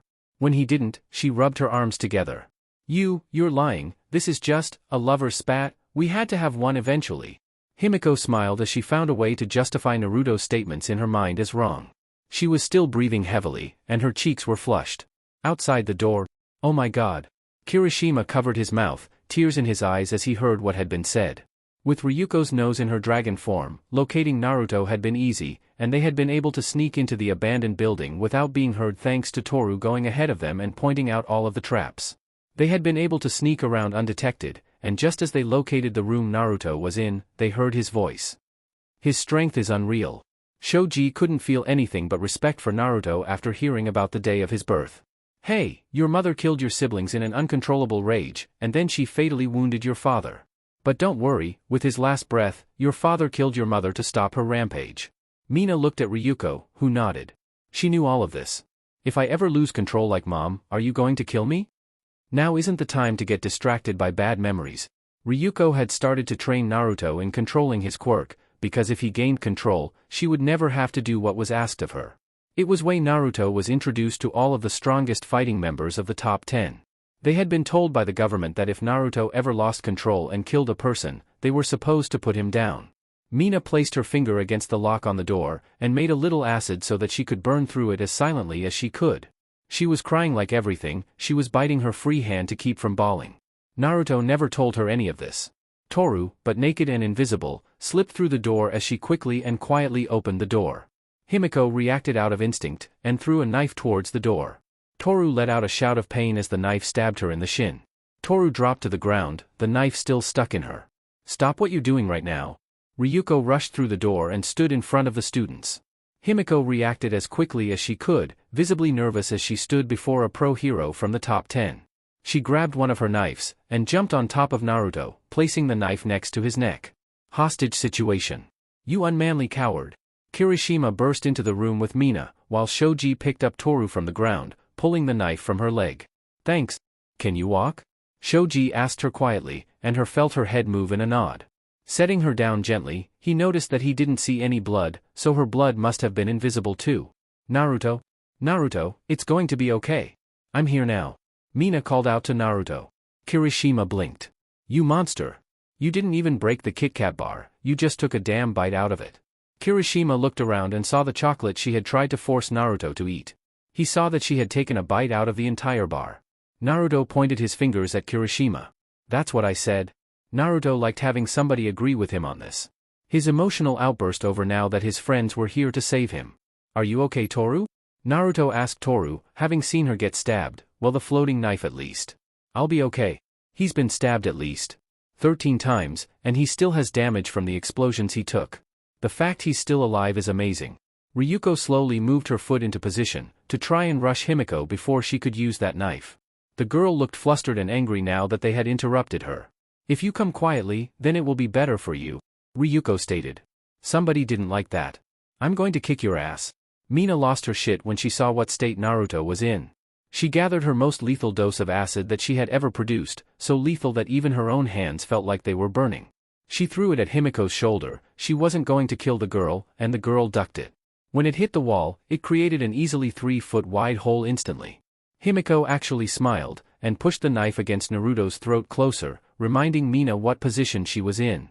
"I like you a little more now, that was really dangerous." Having somebody try and kill her had actually put Himiko's mind at ease, now able to see everything more calmly than before. Kirishima looked at the wire wrapped around Naruto's neck, stopping him from transforming. He glanced at Shoji, who was silent, and looked where Toru might be. "God, Mina, you nearly hit me with that." Naruto shouted louder than he needed to. "Get the hint, Mina. Seems like this is going to have to continue later. Our love will go on, Naruto, some other day." Himiko looked down at Naruto. She looked at the small hole in the wall, her only real escape now. Kirishima nudged Mina's side, and made a point of looking at Naruto's neck. Ryuko was unable to transform in such a cramped room, and Toru couldn't walk, while Shoji's quirk wasn't going to help here. Mina was the only person who had any power over long range right now. "I can't," Mina whispered back to him. She couldn't hit Naruto. "Mina. I'm telling you, I'm already going to be in for a long visit to Recovery Girl. Trust me, I can handle it." Naruto snapped at Mina. If she didn't hurry, Himiko was going to get away. "What?" Ryuko was a little confused, until Mina gathered acid again and threw it at Himiko. The girl jumped towards the hole in the wall, the acid coming missing her. Everyone watched as Naruto's chest and the side of his neck were splashed with acid. "I made it as weak as I could," Mina called out to him. Naruto transformed, his neck snapping the weakened wire on his neck. Naruto used his strength to snap the ropes holding him down, and he grabbed Himiko's leg. He ripped her out of the hole in the wall, and threw her at the group. She twisted her body in the air to avoid Ryuko and Shoji as they tried to hit her. The girl was surprisingly skilled at close combat. She slashed Shoji with the knife she had hidden away in her pocket, his shoulder getting a deep cut. She swung the knife at Kirishima, and it broke against his skin. "Stay away from my friend." Kirishima slugged her as hard as he could right in her cheek. He wasn't the only one. "Don't touch my boyfriend." Mina added her fist to the punishment, and took a shot right at Himiko's stomach. She was knocked onto the floor, her eyes rolled up into her head. Naruto forced himself to stand up out of the bed. "Nope. I've got you," Ryuko gently spoke as she held him up with her body. Shoji and Kirishima went to Naruto, and they each took an arm, and wrapped it around their shoulders to help him stand. "Now, take him to Recovery Girl at you." I'm going to have a word with your teachers about this after I've taken this girl into custody. Ryuko didn't praise any of them for this. She wasn't allowed to praise them for what they were doing. She didn't even praise Naruto when he did illegal hero work, at least while she was on duty. Operation Rescue Naruto? Success. Chapter 25. I'm alright. So, instead of telling your teachers, a highly trained staff of pro heroes, you four decided to go off on your own to save a kidnapped friend? Shota's lectures had nearly ended, but he was staring down at his students with a rather pissed-off expression. It was after school, they had been literally gone the entire school day, and surprise, surprise, they were back in need of healing. Toru had a stab wound on her leg, Shoji had one on his shoulder, Mina had melted the skin off of her own hands partially, and Naruto had to be carried to Recovery Girl for emergency treatments just to begin his extensive damages. It had been hard to tell where the injuries started, and where they ended. Not to mention, he was so low on blood, he wasn't even able to stand on his own. Mina and Kirishima were somewhat understandable, since Naruto was their friend before they attended UA, so they could have gotten pulled by their emotions, but Toru and Shoji going along with it just made matters worse. Part of their punishment was that, since none of their wounds were life-threatening, they couldn't be healed by Recovery Girl for a full day. They would have to wait until tomorrow before class started, before they would be healed of their wounds. The other part was the long lecture they were being put through by each and every teacher that they learned from. All of the teachers whose classes were skipped had words to say to them, but they weren't going to be expelled for this, their first offense against the school rules. I'll accept any punishment, just don't punishment Naruto. Kirishima didn't want his friend to get punished for missing school. It would seem that Ryuko had left out the bit in the story about Naruto doing illegal hero work. Since that didn't have anything to do with why they missed school, she only reported the actions that directly led to why the five of them had been missing school. Shota sighed. Ow, ow, Saiza on my leg sucks. Toru thought, since she and everyone had been forced to sit Saiza the entire time they were being lectured. This was punishment in its own right, to be treated like this while injured. She didn't say it out loud, for fear of a worse punishment though. Shoji just nodded in silence. Shota raised an eyebrow. He was kidnapped and tortured, his reason for missing school is acceptable, and punishing him further would be cruel. Not to mention he is in for a long recovery. Recovery Girl's powers rely on the stamina others have. Nobody has enough stamina to be fully healed from that and remaining standing. Shota spoke, and he didn't even get to finish before life proved him with proof. Naruto was walking with a bowl of ramen in his hands. Recovery Girl was walking next to him, hitting him on the back of his head with her cane. Everyone looked at them. The wounds on Naruto's arms and face were completely gone, and his pale skin had taken on its peachy color again, showing he was refilled on blood. He was wearing a bright pink shirt and black pants, and he was taking his beating rather well. Mina sighed in relief, happy to see him up and walking so soon. Shota sighed in annoyance, since life found a way to prove him wrong. Naruto, you missed classes today, so your homework is waiting for you in my classroom, on your desk. Seeing as you're doing well again, I expect it to be done by tomorrow. Shota mentioned in passing to Naruto as the boy walked by. Naruto looked at the friends who saved him, before he frowned and took a step in front of Shota and looked down at them all. He had something he wanted to say. I don't know if you heard everything I said back there, but can you please keep it a secret? Naruto asked them with a sorry smile. He had been shouting so loud, there was no way they didn't hear some of it. He didn't want their pity that he lost his family on his birthday, and he didn't want them questioning him on it either. He had never intended to tell any of them, not even Kirishima or Mina, about that. The only reason he told Himiko was so that he could try and break her of her delusions of an easy world and a simple life. Naruto finished up the ramen bowl he was eating, before he gave it back to Recovery Girl so that he could bow to them. Thank you. You guys were my heroes today. Naruto wasn't used to being formal about anything, it wasn't in his nature, but this was important. They risked so much to help him, it would be wrong if he just said thanks in his usual laid-back way. He needed to show just how truly thankful he was. Kirishima was glared at by Shota, because he almost spoke. His words were cut in his throat, and he just nodded his head and gave Naruto a thumbs up. Nobody was allowed to say anything. Come on Naruto, your uncle is worried about you. You better go home soon, or he'll worry himself to death. Recovery Girl was done lecturing Naruto for the day, but there was still one person who needed to speak with Naruto. This was going to be unpleasant. Later. Naruto. You're okay. This is super unpleasant. Naruto was crushed when Toshinori, All Might form, wrapped his arms around Naruto and squeezed him. The massive man was crying tears of relief that his only family was okay. Naruto winced when he felt something crack, even with healing his body was still weakened by his experience until he had time to really recover. He just took the pain, and gave Toshinori a pat on the back. "Stop crying, you big baby, I'm fine." Naruto pushed his uncle off, but the worried look didn't end when his body was examined. "I'm fine now." Toshinori took his true form, and rubbed his eyes. He had been so worried. "When you didn't come home last night, I thought you just pushed yourself too hard, and passed out in the woods. When you didn't come to school the next day, I was so worried about you, and when they carried you in half dead." Toshinori couldn't help but remember Minato. Now though, he was also imagining his own master Nana also bruised and beaten. Everyone he loved who was related to Naruto passed by in his mind, and it was just horrible for him. You're okay?" Toshinori asked Naruto again, not finishing what he was going to say. Naruto put on a bright smile. "Don't worry about me, I'm here, so everything is all right?" Naruto spoke genuinely. Toshinori smiled too, before he frowned. "I'm moving you into the UA dorms tomorrow. I'm not supposed to tell you, but news about you getting kidnapped traveled. Other parents are freaking out about their children, so we're going to be moving students from the hero courses into dorms to try and help ease parents," Toshinori told Naruto anyway. Somehow, the news had leaked that a UA student had gotten kidnapped and tortured. The exact details of the leak were unknown, but it was assumed that somebody in the police department that Ryuku talked to spoke with a news reporter. Parents were freaking out, and their trust in UA had dropped a little, so they were trying to win back the trust of the parents. Naruto blinked, before he nodded. No doubt teachers were going to be asking parents for permission to allow their children to move into the dorms on the next day off from school, and since Naruto's uncle was his legal guardian, there was no need to worry about getting permission. "I'll start packing then." Naruto didn't mind moving into the school for now. "You're okay?" "I'm all right, being a hero is dangerous, this is just part of the job," Naruto told his uncle with a thumbs up, going into his room as he tried to calm his uncle again. When he closed the door behind him, Naruto let loose a small sigh. He was okay, physically, but this event had forced him to think about things he didn't like. Instead of starting packing like he said, Naruto went towards his closet. Opening it, Naruto leaned down and looked at a small safe on the floor. Entering in the code, Naruto opened it and revealed a small box. Naruto took the box and took out his phone, before he wrote out a text, and he deleted it.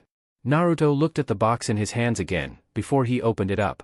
It was a small white ball, small enough to fit into the palm of his hand. It had a faint glow to it, and it gently hummed in his hand. Naruto hadn't had it in his hands in years, not since he had first developed his quirk. He had always kept it safe and quiet in his personal safe. His uncle had told him what it was when he first developed his quirk, and that if it was ever destroyed he would die with it. Yet, it was also the key to unlocking the secret abilities of his own quirk, the double-edged sword of his quirk. Telling Himiko about what happened to his parents, it reminded him about his own. Getting his phone again, he rewrote the text he wanted to send to Mina earlier, and tried it again. Not finding the right way to word it though, Naruto deleted it and wrote it again, and again, and again, and again. No matter how many times he rewrote it, he just couldn't find the right words he wanted to use. In the end, Naruto just sighed to himself and reboxed his Hoshi no Tama back in its box, and put it into his safe again. He had packing to do. Chapter 26 Class President? Or not? Tired. Waking up at 1 a.m. in the morning to move into the dorms, after having no real sleep since his kidnapping, and being forced to go through an extremely stamina-draining thing such as recovery girl healing had taken a lot out of him. So, practically the second Shota had gotten into class for the morning and called attendance, Naruto's head hit the desk and he went to sleep. Since the other students weren't going to learn that they were going to be asked, not forced, to move into the dorms during the weekend, Naruto was just going to go along with everything quietly until then. "This sucks, got detention with Aizawa this afternoon. Naruto looks tired as hell." Kirishima glanced back at Naruto, and grinned. He was just happy Naruto was safe with them. "Zzzzzzz. I'll let it slide this time, but next time, he's getting a week's worth of detentions for that." Shota had noticed Naruto sleeping as well, but instead of let this get in the way of class, he could sympathize with Naruto's need for sleep after his long few days he's had. He would hate to have to wake Naruto up, just as much as he would hate it if somebody woke him up from a nice nap. Thankfully, Naruto put his homework on his desk, already finished, and he had a recorder next to his head to record the day's lesson, so Naruto actually seemed pretty well prepared to learn while sleeping. He would allow the sleep this one time. 5 minutes later. Naruto Uzumaki, 7 votes. Momo Yororozu, 2 votes. I'm not waking him up to tell him he's class president. Kirishima raised his hands up in surrender. He wasn't stepping on that landmine, no matter what anyone said to him. Last time he woke up a tired Naruto, he got punched in the face for it. Naruto's first response to getting rudely woken up was to hit whatever woke him up. Anyone who had seen it happen knew this much. Somebody had to wake Naruto up and tell him the news, before the lunch bell rang. Nope. Mina crossed her arms with a grin. She had been there when Kirishima got punched, and it had been hilarious. It was Mina and Kirishima's reactions to waking Naruto that got the rest of the class pale and sweating over the idea of what was going to happen to them. Everyone also remembered how Naruto treated All Might, and suddenly, even Bakugo didn't feel like being the one to wake Naruto up. Vice President, if you will? Shota was having none of their irrational fear, so he ordered Momo to take care of it. If she was going to be the vice president, then she was going to need to work with Naruto a lot to make the class run smoothly for the teachers. The girl nodded her head and started to walk towards Naruto, placing her hand on top of his shoulder. Kirishima and Mina winced, waiting for the punch that Momo was going to get for it. Naruto just groaned and rolled his head to the side, opening a single eye to look at her. She froze. "Oh, Momo, what ya want?" Naruto yawned and sat back up. She pointed at the chalkboard. "You are the class president, and I'm the vice president. We were voted by the class, so I hope to get along dash. What the hell, Naruto? When I woke you up, you punched me out of a window?" Kirishima felt a little pissed, so Naruto stood up and walked up to the front of class with Momo. Usually, class president was reserved for those who had the potential to be a top hero. Naruto could guess that since everyone knew he did illegal hero work sometimes, that they believed he was the most heroic of them and deserved the position. He gestured to Momo. "You woke me up by coming into my room and screaming at me. Of course I'm going to hit you. Anyway. I don't want it, you, glasses. Tenya, right? You look like you follow the rules. Class president is yours?" Naruto went back to his seat after giving away his position. He left Tenya in shock when he was just given such an important position. Naruto's head touched the table again, and he was out like a light. 5 seconds. "Thank you so much. I will do my best to dash." "Shut up!" Naruto shouted as he snapped awake again, punched Tenya across the classroom and out of the window, before he slumped his head on the desk again. Funny enough, Tokoyama had opened the window just as Naruto punched Tenya out of it. He had enough sense to do it the second the glasses boy had started to scream at Naruto his thanks. Kirishima felt vindicated. "Lun. Dude, that's gross, and I'm surprised you're joining us, Shoji." Kirishima saw Shoji drinking an energy drink, no lunch, through his mask. Sitting at their small lunch table now was Toru, Mina, Naruto, Kirishima, Shoji, and Momo had been added to their small little group. Naruto just had his face in a bowl of ramen, literally, eating and sleeping at the same time. He was slurping the noodles, drinking the broth, and snoring all at the same time. It was gross, but Mina was having fun with it, pulling Naruto's head out of the ramen, and switching him to another bowl of noodles, just for him to do a repeat of it all. Shoji nodded to him and raised his energy drink. They had kind of bonded over the Naruto rescue mission, so it made sense for them to sit at a lunch table together. "I just wanted to ask, why did you all skip class yesterday?" Momo asked them curiously. The real reason she sat with them actually was to find that out. They had missed the entire school day, so it made sense for her to try and find out why.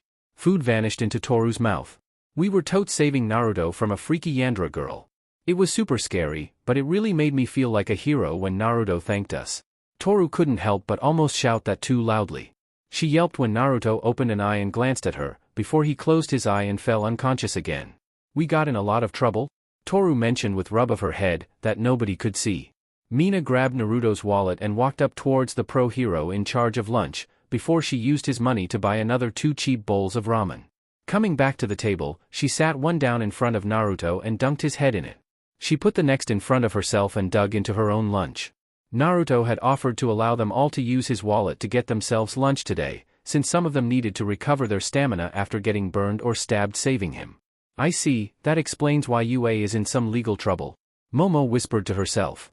She had heard the news mentioning parents wanting to pull their kids from UA, since apparently a super strong student had been kidnapped and tortured to near death. She had been curious who could have been kidnapped, and it would explain why Naruto was so tired. Actually, if it happened after Naruto fought the guy that tried to blow himself up, then Naruto could have been captured when he was already half dead. There was silence for a moment. "So, what made all of you want to be heroes?" Toru asked to try and restart a conversation. "I want to be like Crimson Riot, the fearless hero," Kirishima proudly proclaimed almost instantly. Crimson Riot was the hero he had looked up to since he was a kid, and he had always tried to style himself after the man. Crimson Riot was why Kirishima chose to dye his hair red, and spike it up like he did. "He's the coolest." Kirishima stood up and howled out. He got some looks for that. Retro. I've always been athletic, and I have flashy looks, and a strong quirk. It only makes sense that I try to become a hero, right? Mina didn't really so much choose to become a hero, so much as becoming a hero just felt right to her. She didn't really know what she wanted to do, so becoming a hero had just made sense, and she liked helping people a lot. You Shoji? Mina asked their quiet giant. He thought about it. I never thought on it, it was expected of me I guess, my father was a hero dash. Who is your father? Toru spoke up over him, and Shoji didn't seem to have a problem answering the question. My father is Kakashi, my quirk is actually a mutation of his quirk, and my other's quirk. He's not a very well-known hero, he retired from hero work to raise me. Shoji didn't have much to say. His parents never married, but they stayed together. His mother was a grocery store worker, while his father had retired from hero work and got an office job, so that they could raise him without his life being in danger. Oh. You mean copy wheel? He's an old-school hero, his quirk let him predict and copy martial arts and how villains move. Momo was a little excited to hear about that one. She actually had a signed picture of Copy Wheel when she was taken to a hero convention by her mother as a child. I wanted to be a hero, so I could put my quirk to good use. Momo used her quirk when she noticed that Mina had forgotten chopsticks, and she made a pair for her. With my quirk, I can help people in almost any situation. It doesn't make sense for me not to become a hero? Momo furthered her own explanation. With a quirk like her quirk, she would be wasting her potential by doing anything else but being a hero. Blah blah blah. Words Naruto, words. Mina corrected him with a nudge to the side. He pulled his head out of the bowl, before he looked up at all of them. I just want to help people, so that when they see me, they feel like everything is alright. I wouldn't be at this school if having a license wasn't required by law for heroes nowadays. Naruto then put his head back in the ramen bowl, and forced himself back asleep while eating. Kirishima got up, and grabbed Naruto's wallet, before he went back up to get something more to eat as well. Naruto was paying for all of them. How about you to dash? Speaking of food, I noticed the other day, but you eat a lot Yororozu. Toru pointed out as she looked at Momo's plate, which had more food than Mina and Toru combined. Momo didn't seem to mind being interrupted by the girl, and just nodded. She showed off her arm and pinched it, showing a small amount of fat there. I want to be a hero, so I need to stay in shape, but my quirk requires I eat a lot. The more I eat, the more material I can produce with my quirk. I try and stay athletic, and keep a good figure so that I can fight and keep my flexibility, but I also try to maintain a little body fat. Momo's arms were slim, but they had muscle to them. She also had a small layer of fat to them, but it was hard to notice if you weren't looking. The same applied to most of her body, but thankfully, her quirk condensed the fat on her body and allowed her to multiply the fat she did have to a certain degree as she transformed it. If I was like a Shido, and had no fat, then I would become malnourished by my own quirk. Momo looked at Mina's body. The girl didn't have any visible, non-boob, fat on her body that wasn't needed. She was a purely athletic girl, and because of that with her balanced diet, her physical conditioning was amazing. Way better than my quirk, all I do is get hard. Kirishima hardened his arm to show off. He was jealous of those with useful and flashy quirks, since they usually blew his quirk out of the water in a peel. He was okay in a fight, but he wasn't useful in a bunch of other situations.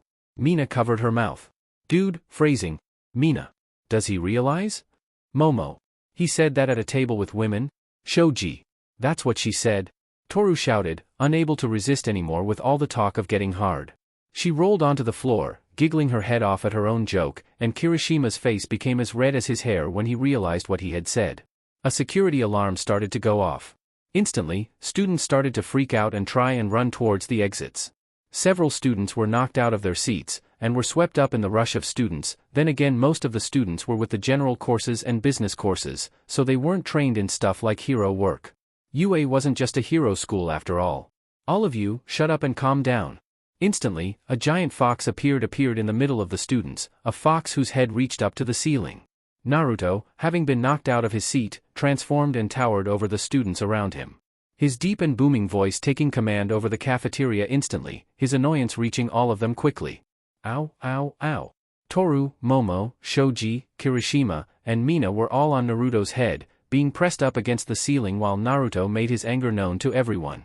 It's just the news reporters breaking into the school, look out the windows, the teachers have it handled, all of you get back to your damn seats. Naruto watched as the students fearfully went back to their seats. Threats from a giant fox weren't something to be taken lightly. Naruto sighed and lowered his size, transforming back, and dropping his friends onto their feet. Whoops, didn't realize they were on his head when he transformed, since he had been knocked to the ground. Transforming must had put them on his head, and thus pushed them into the ceiling. Maybe now he could get some sleep. Chapter 27: A Taste of Fear. The bus. Not tired anymore? Mina asked Naruto teasingly as she sat next to him. Both of them were in costume. Most of the class was in their various costumes actually, except for Izuku surprisingly. Apparently, in his battle training with Bakugo, his costume had gotten heavily damaged. Naruto actually wished he had seen that fight, since it sounded like it had gotten pretty intense. Naruto was awake and alert now, something that hadn't been the case an hour ago when he had been sound asleep in class. Feeling better, big baby boo? Mina teased him. Bonk. Mina pouted and held her hurting cranium in pain, since Naruto had given her a swift bonk to the head for her teasing. He smiled down at her though, nodding his head as he looked at everyone, and he nodded at Momo. Sorry Yororozu, Uzumaki, from now on neither of you will be placed together on teams. After going over your abilities and the results of your testing, the two of you are far too good together. It doesn't matter what training we do together now, the two of us aren't going to be on a team, Momo thought as she nodded back to Naruto. Getting ready for rescue training had been something that had reminded her of what Shota had told them near the beginning of class when they were boarding the bus originally. Apparently, their stats were just too good for them to be placed together for team trials. Honestly, that makes me want to form a hero team with him when we graduate, if even teachers think we are an unfair matchup. She could imagine it in her head, kind of, how well they could team up. The results their teaming would create, and how effective they would be against villains, would just make the matchup make sense. Naruto didn't think on that though. He didn't like this. I've got a bad feeling about this training. Naruto felt something was off about the air.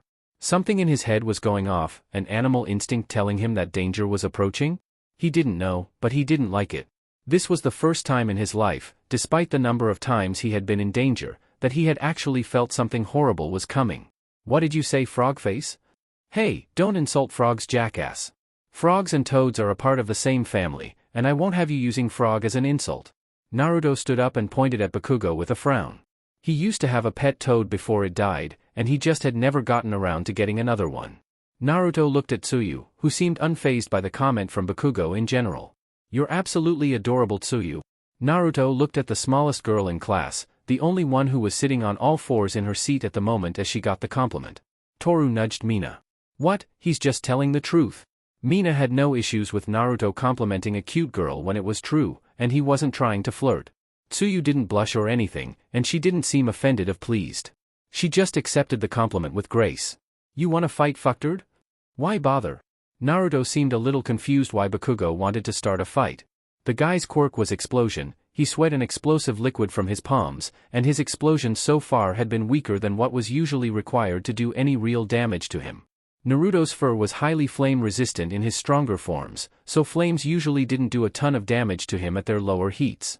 The guy wasn't stupid, he was high up in the classroom, so there was no way that he wasn't aware of the difference in their strengths and weaknesses.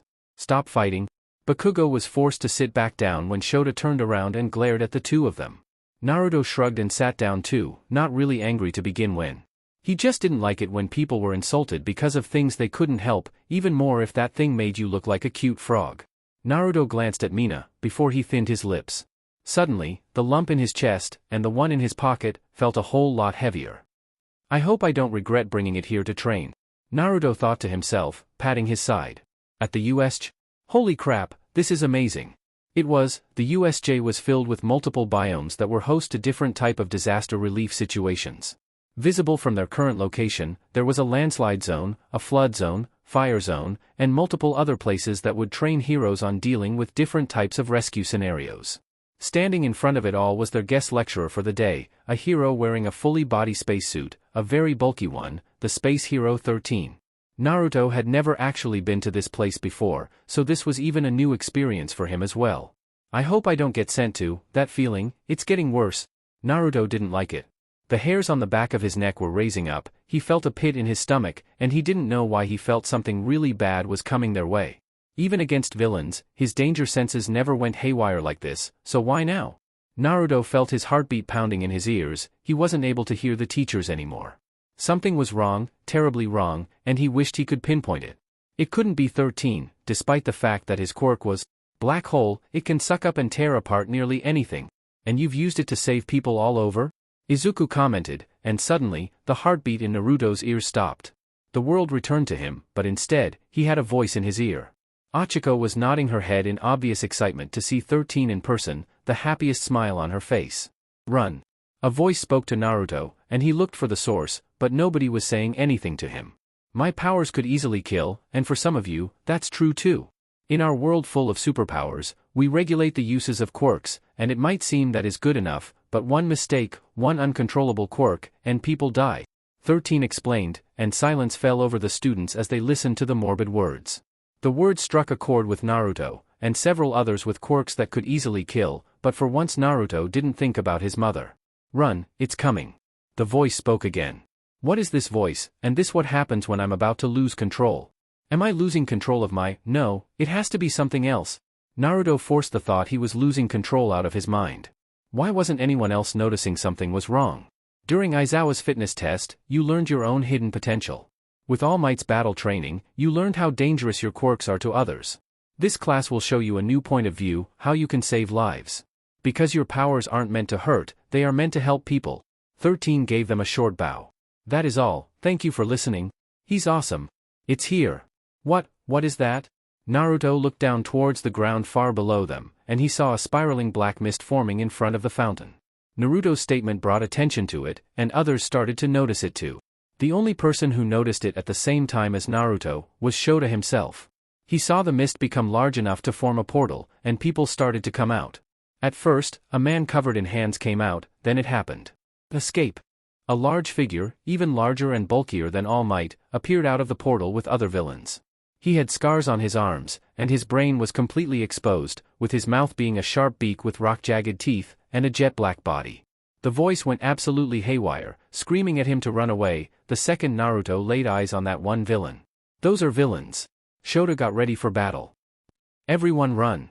Get out of here as fast as you can, that big one is dangerous. Naruto shouted at his fellow students. Run. I'm going to die. Naruto transformed up to his two-tailed form as jumped over the edge of the platform, sailing down towards the one who was setting his instincts off. Naruto ignored literally every one of the villains as they ran up the hill towards him. Naruto upped his size all the way up to his four-tail form, and curled up into a ball, rolling down the hill and running over as many villains as he could. Naruto ignored the thought that he was going to die, and charged straight towards the dangerous one. That thing, it's a monster, if anyone fights it, they're going to die. I need to take it down, even if it kills me. Naruto glanced out of the side of his eye, and saw that Shota had joined in on the battle. When he got to the bottom of the hill, Naruto saw that a large black mist had formed at the top, where he had been, but he forced himself to believe that the others were safe. If it was just a portal, then they were being sent somewhere else. Somewhere away from that thing. Well, looks like the first dead kid is coming to us all on his own. Maybe a dead fox will bring out the symbol of peace. Naruto transformed back to the two-tail form and slammed fist as hard as he physically could into the black thing's body, and he wasn't even knocked back by the blow. His body got a little bigger as he absorbed the shock of the attack. Naruto felt the attack before it could connect, and he dodged a flurry of close to 10 fists. He had to transform back to his normal form just to become small enough to dodge all of them. Naruto ignored the blue-haired bastard, though he wasn't being ignored in return. He didn't pay attention, but the one covered in hands looked at Naruto wearing his costume with a look of genuine surprise. Shock-absorbing quirk? Naruto transformed back and slashed him across the chest with his claws. If his fists weren't going to work, then he was going to have to use his claws to make this monster bleed. Surprisingly, Naruto's face had blood splash on it when the creature stepped back for a moment, claw marks slashing down its chest. Only moments later though, the marks healed and it looked right back at Naruto. And a regeneration quirk? Naruto took a fist to the stomach, and blood came from his mouth. He was sent flying through, so fast that his body broke the ground when he hit it, and he continued to fly. You can't beat Nomu. Not only does he had shock absorption, and you would have to really rip him apart to beat his hyper-regeneration. He was made to kill All Might after all. You can't beat him, Naruto-kun. Gak. Naruto puked blood and undid his own transformation. He hits as hard as Uncle does. He's got strength quirks too? This guy, the only way to have multiple quirks is... Naruto continued to puke blood, before standing up and wiping the blood from his lips. That guy just said his name? Naruto-kun? Nomu, this guy has the monster fox quirk, don't hold back even an ounce of strength. The seeming leader spoke as he pointed at Naruto. Naruto stood up and got ready to fight. I'm not letting you touch my classmates, and I'm not letting you even think of fighting All Might. I'm going to dash, Naruto shouted out as he heard the voice try its hardest to stop him. Run. Live. Fight to my last breath. Naruto transformed, and he took one calming breath. He was fighting an enemy on par with his uncle. Foolish student. You need to leave the dash. Shota arrived on the scene, and Naruto's eyes widened with joy. This guy is as strong as All Might. Even if you erase his quirk, your body isn't strong enough to fight him. Help me. Naruto shouted as he ran at Nomu. Naruto had an ally now, even if his ally was pissed at him. Shota was surprised at Naruto's statement, but ran after Naruto. Fists collided with faces. Shota's eyes glowed red as Naruto was sent flying by the punch, and he erased Nomu's quirk a split second late. Throwing his scarf out, Naruto powered down and grabbed it, being flung towards Nomu. You need to run, this is too high level for you, Shota said, as Naruto kicked Nomu off of his feet. He was grabbed by his own though and slammed into the ground. A real hero puts their life on the line, even when they can't win. Just erase his quirk as long as you can. Naruto started to trade blows with Nomu as fast and hard as he could. The leader of the villains glared at Shota and rushed towards him, distracting him long enough for Nomu to punch Naruto with his full strength. No cheating, this is one-on-one. He really is as strong as my uncle, this feels just like a 100% punch. Naruto nearly had his lights knocked out of him. Naruto took 5 more punches as he was still flying from the last one. Getting slammed into the ground by a 6th punch, Naruto was pretty sure every bone in his body was broken now. Nomu grabbed Naruto's arm and yanked on it, gripping it with all of his might. Snap. Fuck. Naruto shouted in pain as his arm was crushed. He was then picked up and slammed into the concrete again. Then again. Uzumaki. Looks like that is one student dead, brings a lot of shame on the symbol of peace, huh? The villain leader jumped back and avoided Shota, while Nomu stood up and started to punch Naruto more. He's just rubbing salt into the wound now. I really expected more from a monster fox. What? Nomu was blasted as massive amounts of blue flames rushed out of the hole in the ground, roasting him and sending him flying. A massive figure started to grow out of the hole.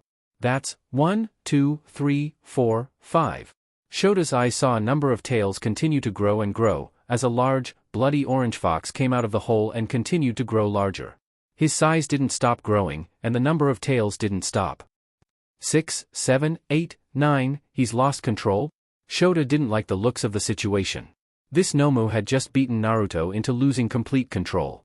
Standing taller than ever before, giant red eyes looked down at all of them. Easily over 100 feet tall now, a giant fox with the aura of a demon, glared death down everywhere. Fox!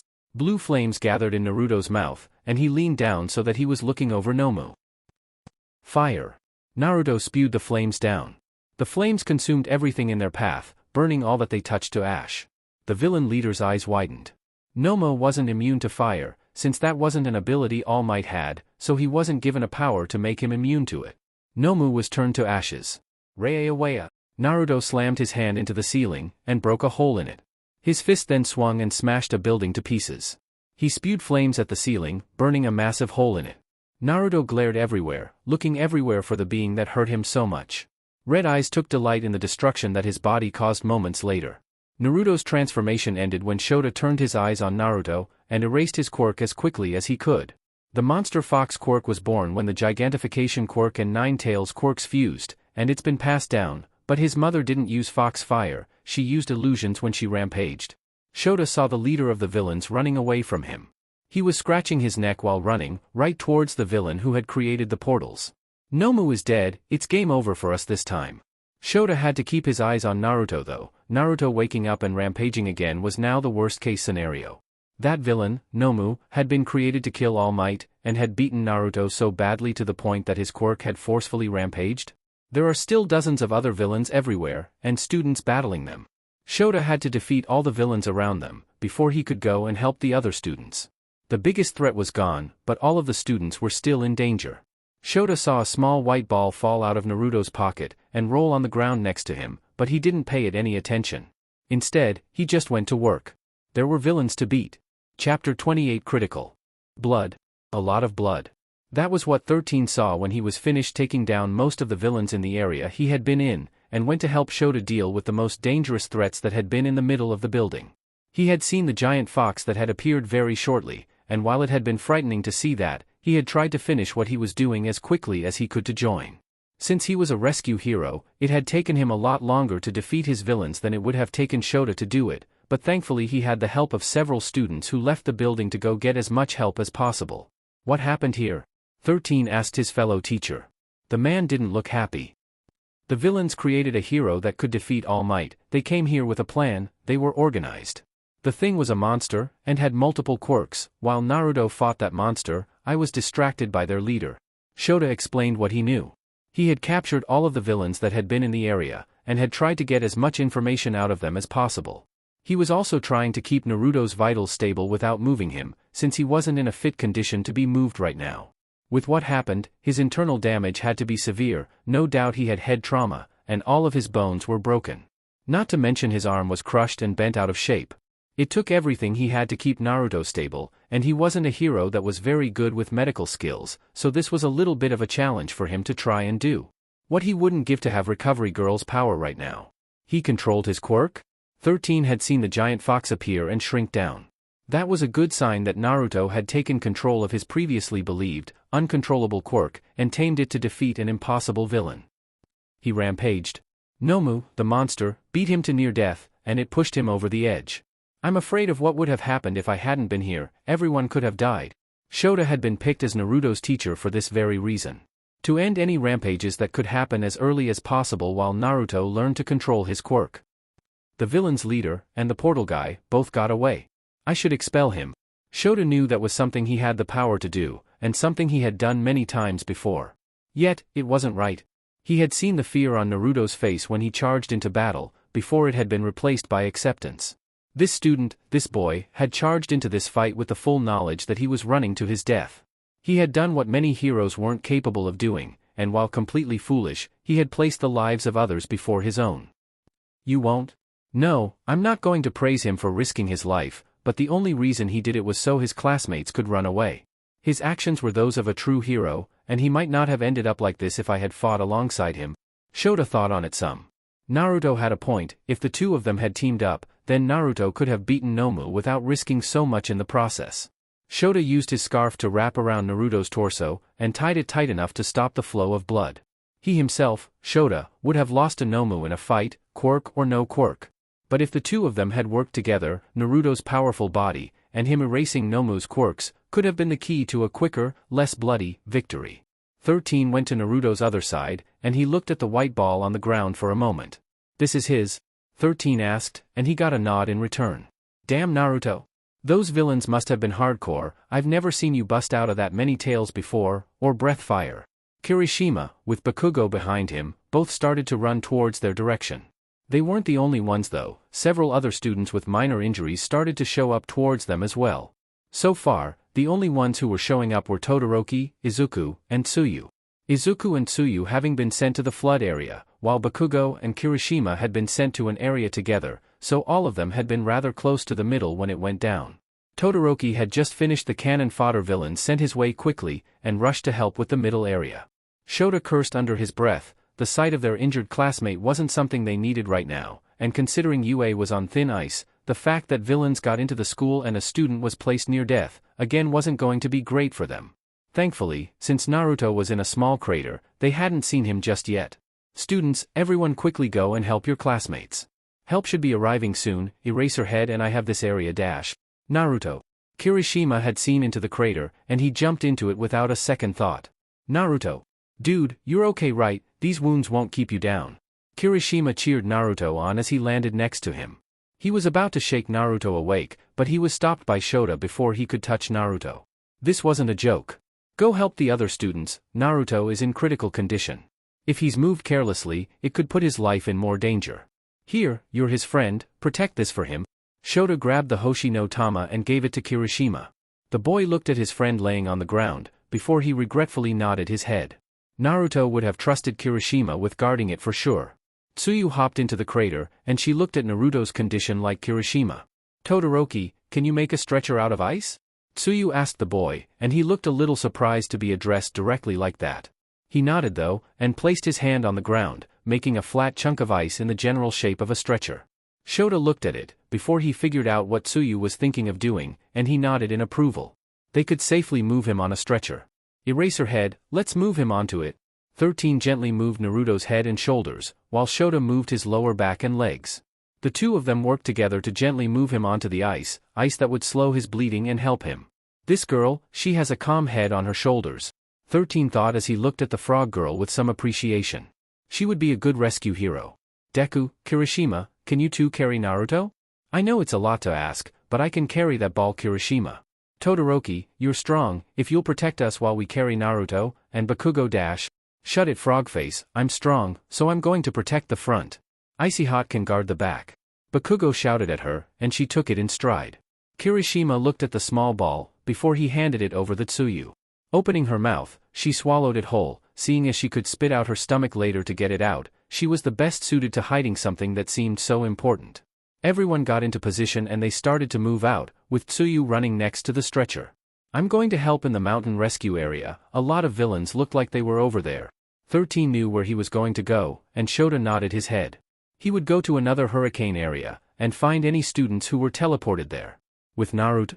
What kind of opponent was he fighting? Kirishima whispered as he looked at Naruto's horrible condition. Even when Naruto took an explosion to the chest, and spent a full day getting stabbed repeatedly, he didn't look as bad as he did. He had never seen somebody beat his friend in a straight fight either, so he had just assumed that Naruto had won the fight and somehow knocked himself out by losing too much stamina. How far are we away? Kirishima wasn't in the lead, so he wasn't privy to that knowledge just yet. Boom. All these villains are damn cannon fodder. Bakugo blasted two villains who were running at them away, completely clearing their path towards the exit doors. Open the doors, losers. Bakugo shouted at the few classmates who hadn't been teleported from where they started. Mina and Achiko were the only ones left, the others having gone to get help or help the other students with their villains. Mina. Shit. Kirishima couldn't let Mina see Naruto in this condition, she would freak out. He wasn't the only person who had this thought though, because Achiko had glanced and saw Naruto, and she looked at Mina before the girl could see her boyfriend. Achiko covered her mouth in shock when she was able to lay eyes on how bad of a condition their strongest classmate was, but she quickly blocked Mina's view. Uraraka? Mina asked in confusion when Achiko made sure to block her view of Naruto as much as possible, as the rescue team ran by them and out of the exit doors. Who was that they were carrying? It's okay, I know Naruto is accident-prone. He must have just broken his legs or something. I'm a hero too, I can handle seeing him get hurt. Mina pushed her aside with a forced smile. Achiko stood in her way again, making sure she didn't see it. Let's go help the others, I'm sure Naruto will be fine. Achiko didn't sound sure, and that worried even Mina. She frowned, but she nodded her head and forced herself to turn around and prepare to go and help the other students. Before they could though, most of the pro-hero teachers rushed through the doors and started to run towards the different areas as well. Leading them was an angry All Might. All Might wasn't smiling, the fury on his face was palpable. Who did that to one of my students? All Might shouted as he jumped, and knocked the girls over with the shockwave from his powerful legs.